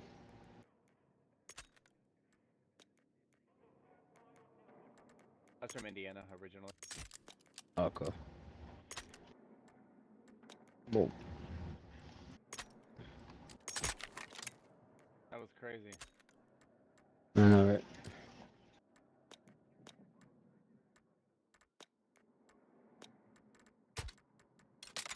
Could be one right around the corner there. Just run. He dead.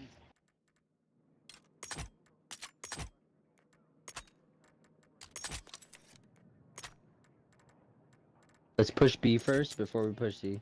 Got it.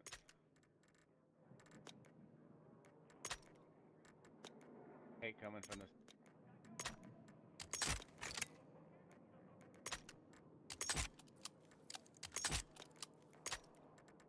Ah, crap. Oh shit, he got me too. Fuck.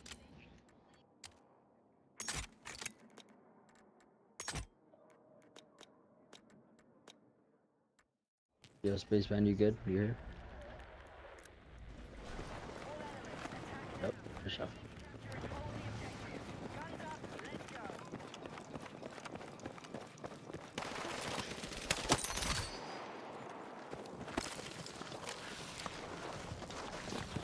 I hear all of them on the other side of the ball. Yep. Top floor. Down. Oh, yeah. He's right there. Right here on the floor. He hears you. He's looking at you. I shot him at the head too. That guy's good. I saw that. I know, right?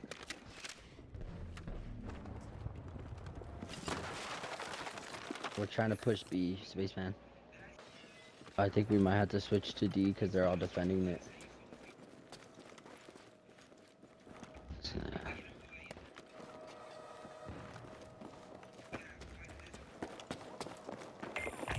Oh fuck, dude, that guy's had to be.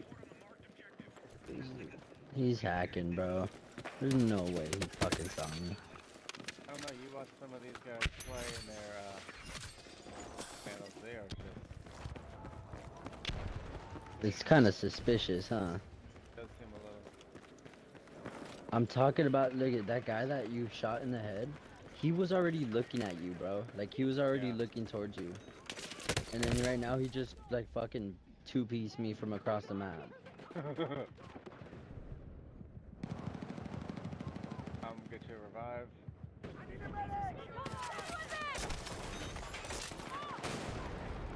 Coming down the hallway.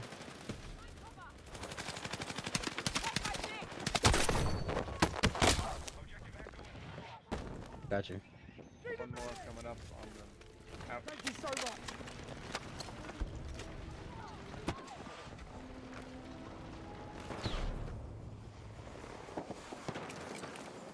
They're coming up the steps. Came from both directions. Alright. Let's go to E. E? They're heavy pushing Yeah, they are. E right now. Do you want to hold it for a Yeah, second? they are. Yeah, let's defend. Behind us, behind you, behind you. Oh! Came up the steps.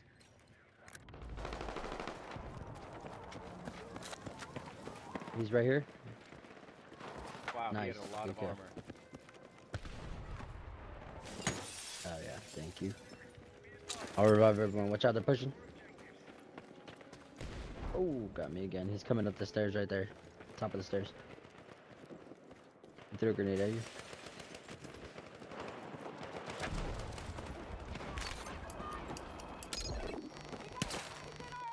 I'm here too. Yeah. Oh shit. They're pushing us right now. Watch out. Ooh, one on top of the container. Two. No problem. White Lancer's holding it down right now.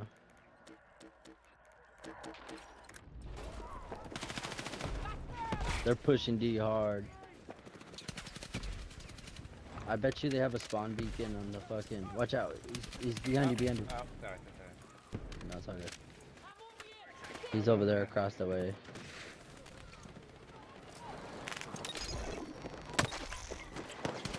Dude, D's too hot. We should spawn at A and rush B.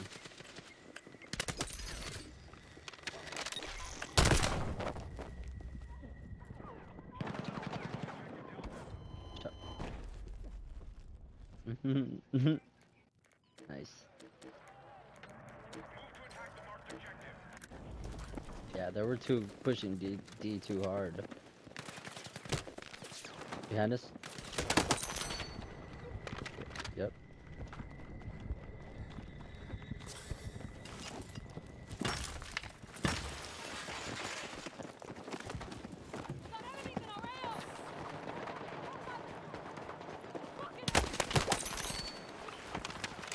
Got him. He's down.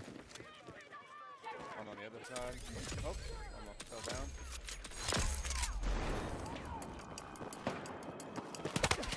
Right there, right there. Oh shit, nice. Where are we going after this? Let's go E. E? Roger. Yep. Oh crap! He is hurting up high. One Coming shot from will all get him. angles. Upstairs. I watched that. I need a fucking medic! Here, come on, girl, come get us. Alright. I'm fucking hit! Need a medic! 3 of them. They're taking A. I'm gonna spawn on A. Got it. Actually, I'm gonna create a multiple dilemma. Well, Ooh, he's one shot on A. He's in this corner, right across the wall from you, Big Ben. Jump that. He's right there. Below you, below you, below you. Nice. Yep. Ciao. Okay. Yep. Yes, thank you!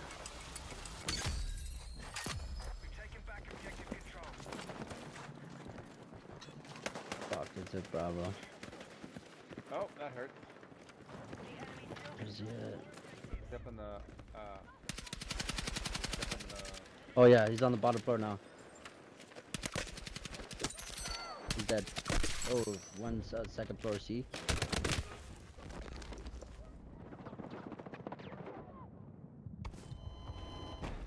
He jumped down.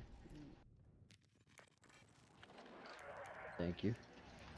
He's gonna be pushing down the street right there on the bottom, on the floor. Ground floor. He might be in container. Push you. Behind the container. He's down. I got you. Oh no, that's spot. In the bus. Behind the bus.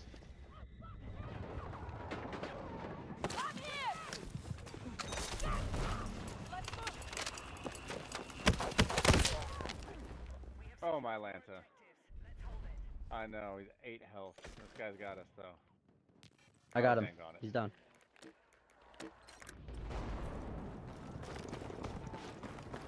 Bet. Yeah, go ahead, go ahead. We'll finish capturing right here.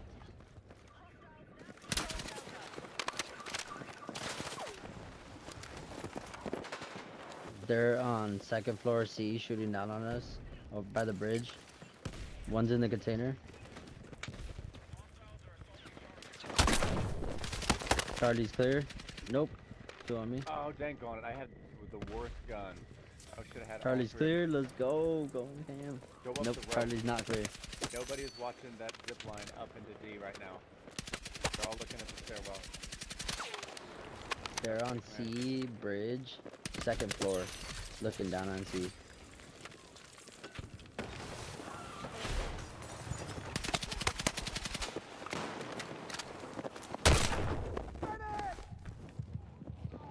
Put up a good fight.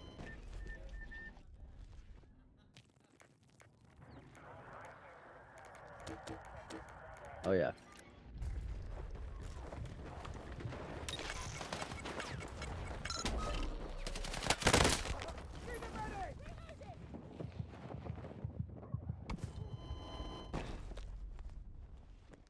Well, there's so many. I think that grenade is gonna hit me in the face. He's in the container. Oh, it's clear. Container's clear. Oh yeah, White Lantern. We just How did we that do shit. that? Dude. That wasn't me. Oh shit. Hell yeah, bro.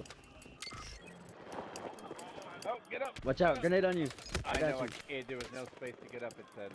There's one more in the Oh, container, that no back way. container. Oh, dude, I need a medic! Oh. 24 people. damn, they just had a beast lead on us, but we're catching up a little bit on captures. Oh, I'm gonna go E, try to not lose what we got. got it. Alright, baby. I'll be done after this game.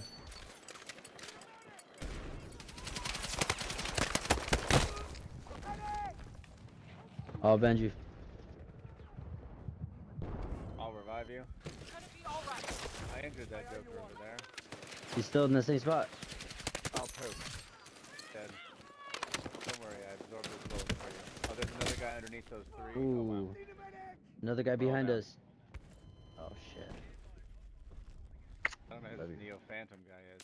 Probably like, he's got talking too much. Going back to E. Get it? Same.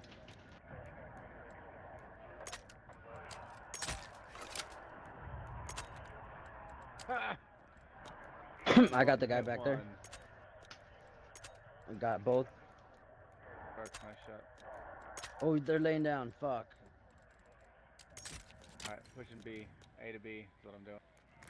Got it.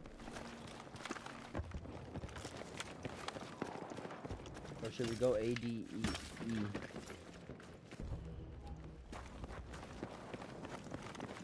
I'm going D.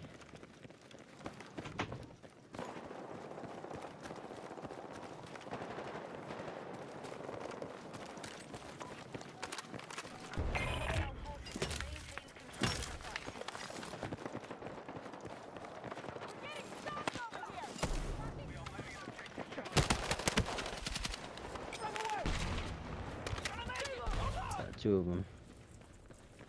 There's one more on the rooftop. On D. Copy. Trying to spawn on you. We're on it. We're on it. Let's hold this corner.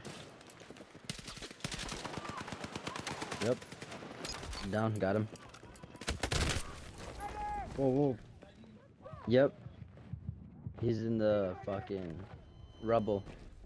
He's in the rubble. Right? What the fuck was that?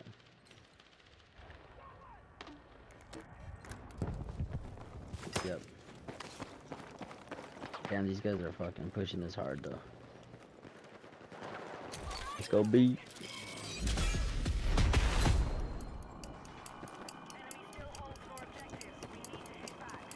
Take a corner, spaceman. They're about to rush us.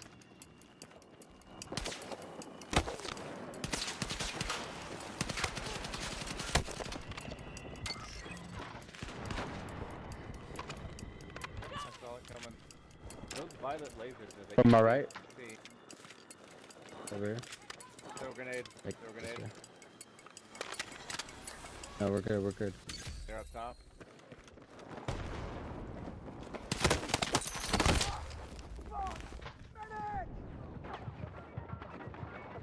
I'm coming, space. Fuck. They're on the second floor. Don't get me, don't get me. Don't get me, he's on the second floor. Oh, he's right behind me. There was one up there too, because my grenade got protected.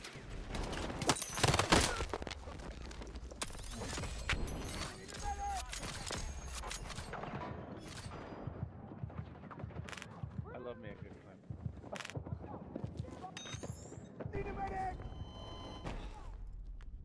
Set it and forget it.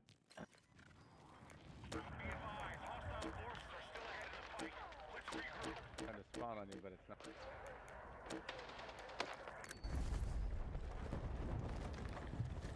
I'm dead. Damn, they're fucking us up.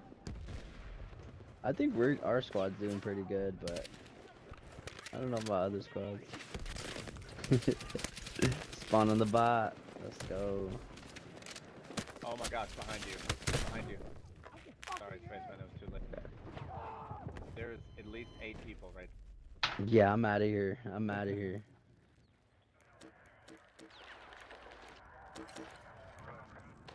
Behind you. Oof. That. Fuck, that'll do it. Damn, we're about to lose A. Going A. Yep.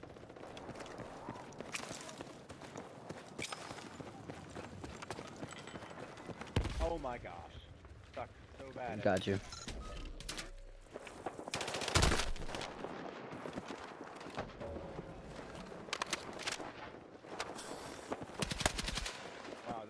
Shooting from Bravo. Ball.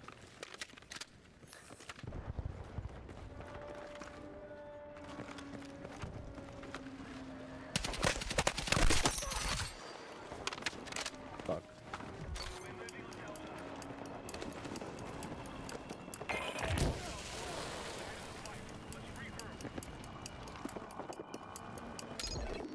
Alright, coming around the corner. Watch out, he's on that second floor.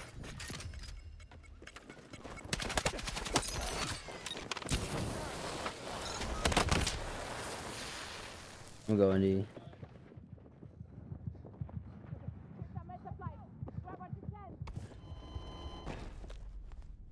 E's clear.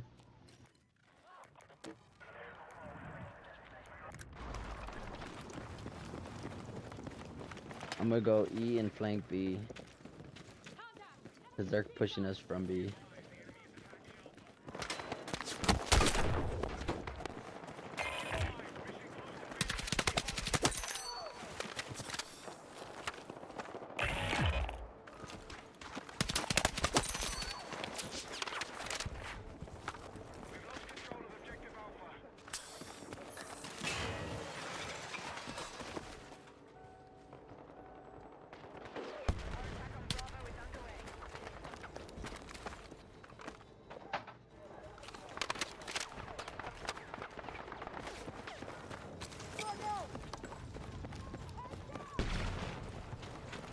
Oh god.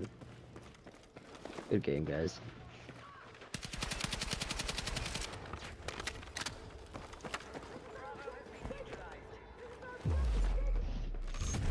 Well, at least we tried. Hell yeah.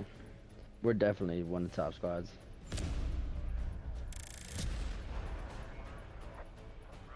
Oh, we were fourth. I was a little less. Not bad. No, it was our other dude. Not bad. Not bad. Alright, bet. Me too.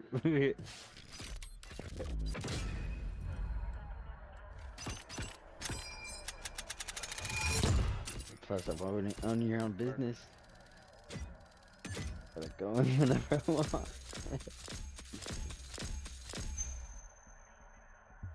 Thanks for the invite. I can sleep whenever I want. I can sleep as long as I want. Good night. Good night, brother. Yeah, I will play with you tomorrow. Add me as a friend. Do that before Yeah. Friend, got it, and then Spaceman's got me as a friend already. Got it. Yep. Betcha, bro. I didn't quit before the game started. Would you call me subliminal? Subliminal.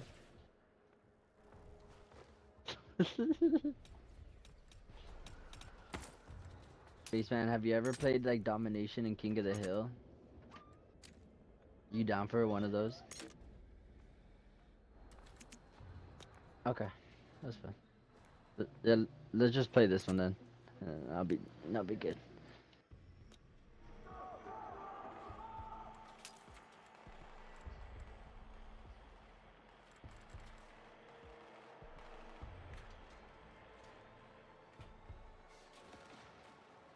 Oh yeah.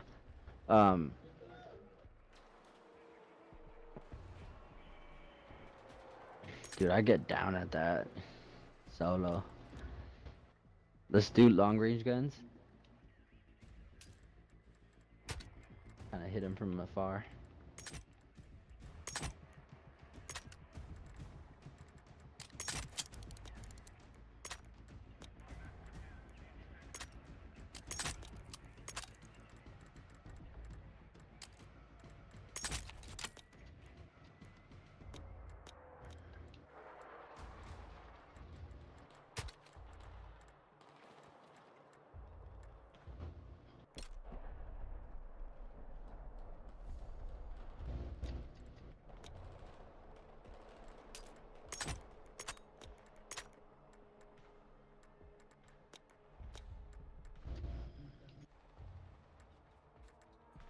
Yeah, it's not my cup of tea.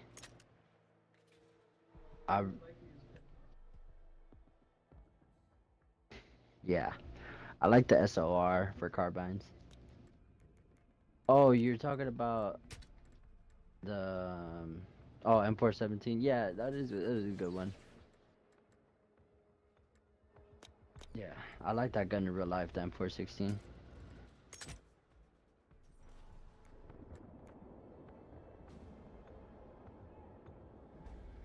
Oh, sweet.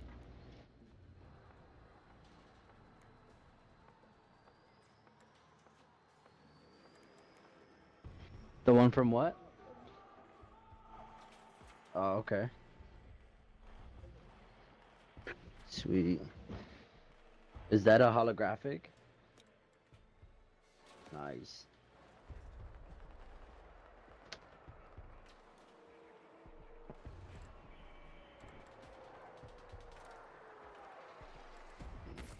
Nice. I just have a 12 gauge Mossberg.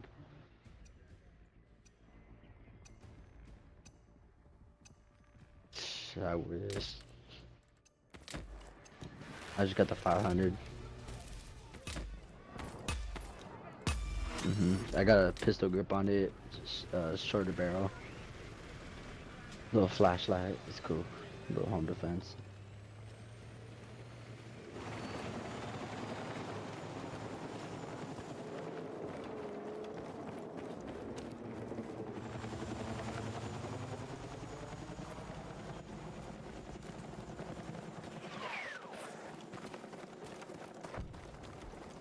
Hold on, I'm trying to adjust my mic. One sec.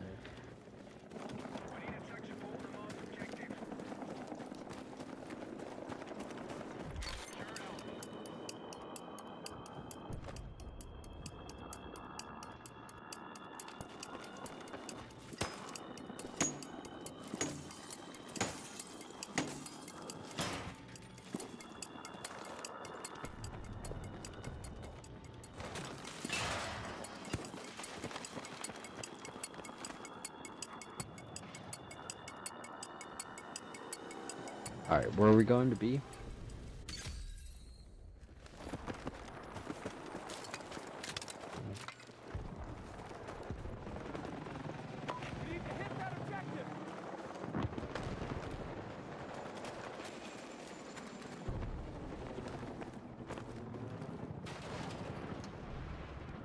God, I hate Turtle Beaches. They're so hard to fucking adjust their fucking settings.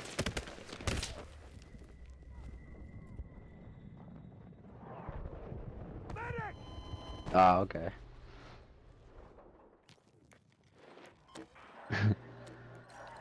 Yep, I'm coming.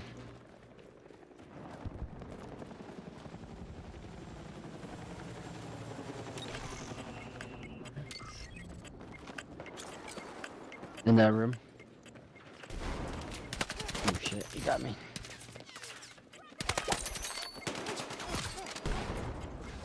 He's pushing. Sweet. Yeah, it's a beast. You got me. It's all good.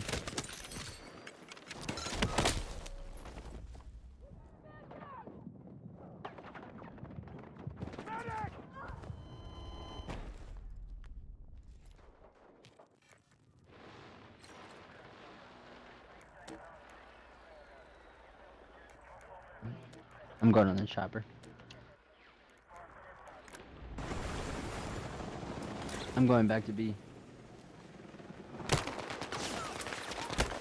Oh shit.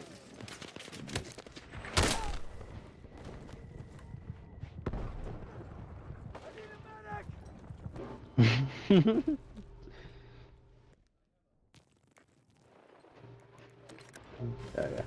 I'm gonna use the restroom real fast. 1 second.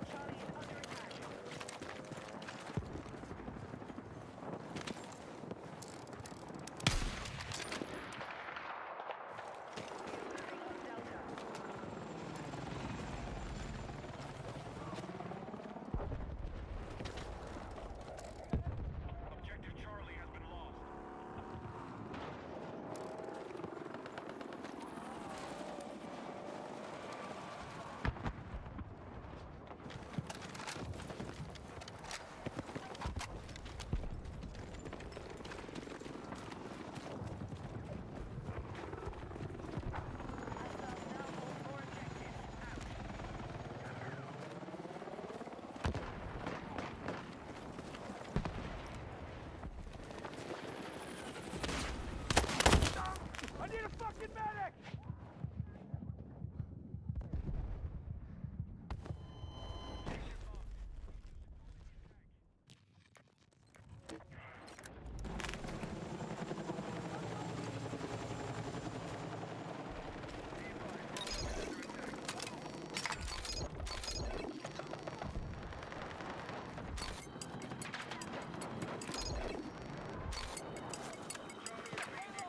Explosive set!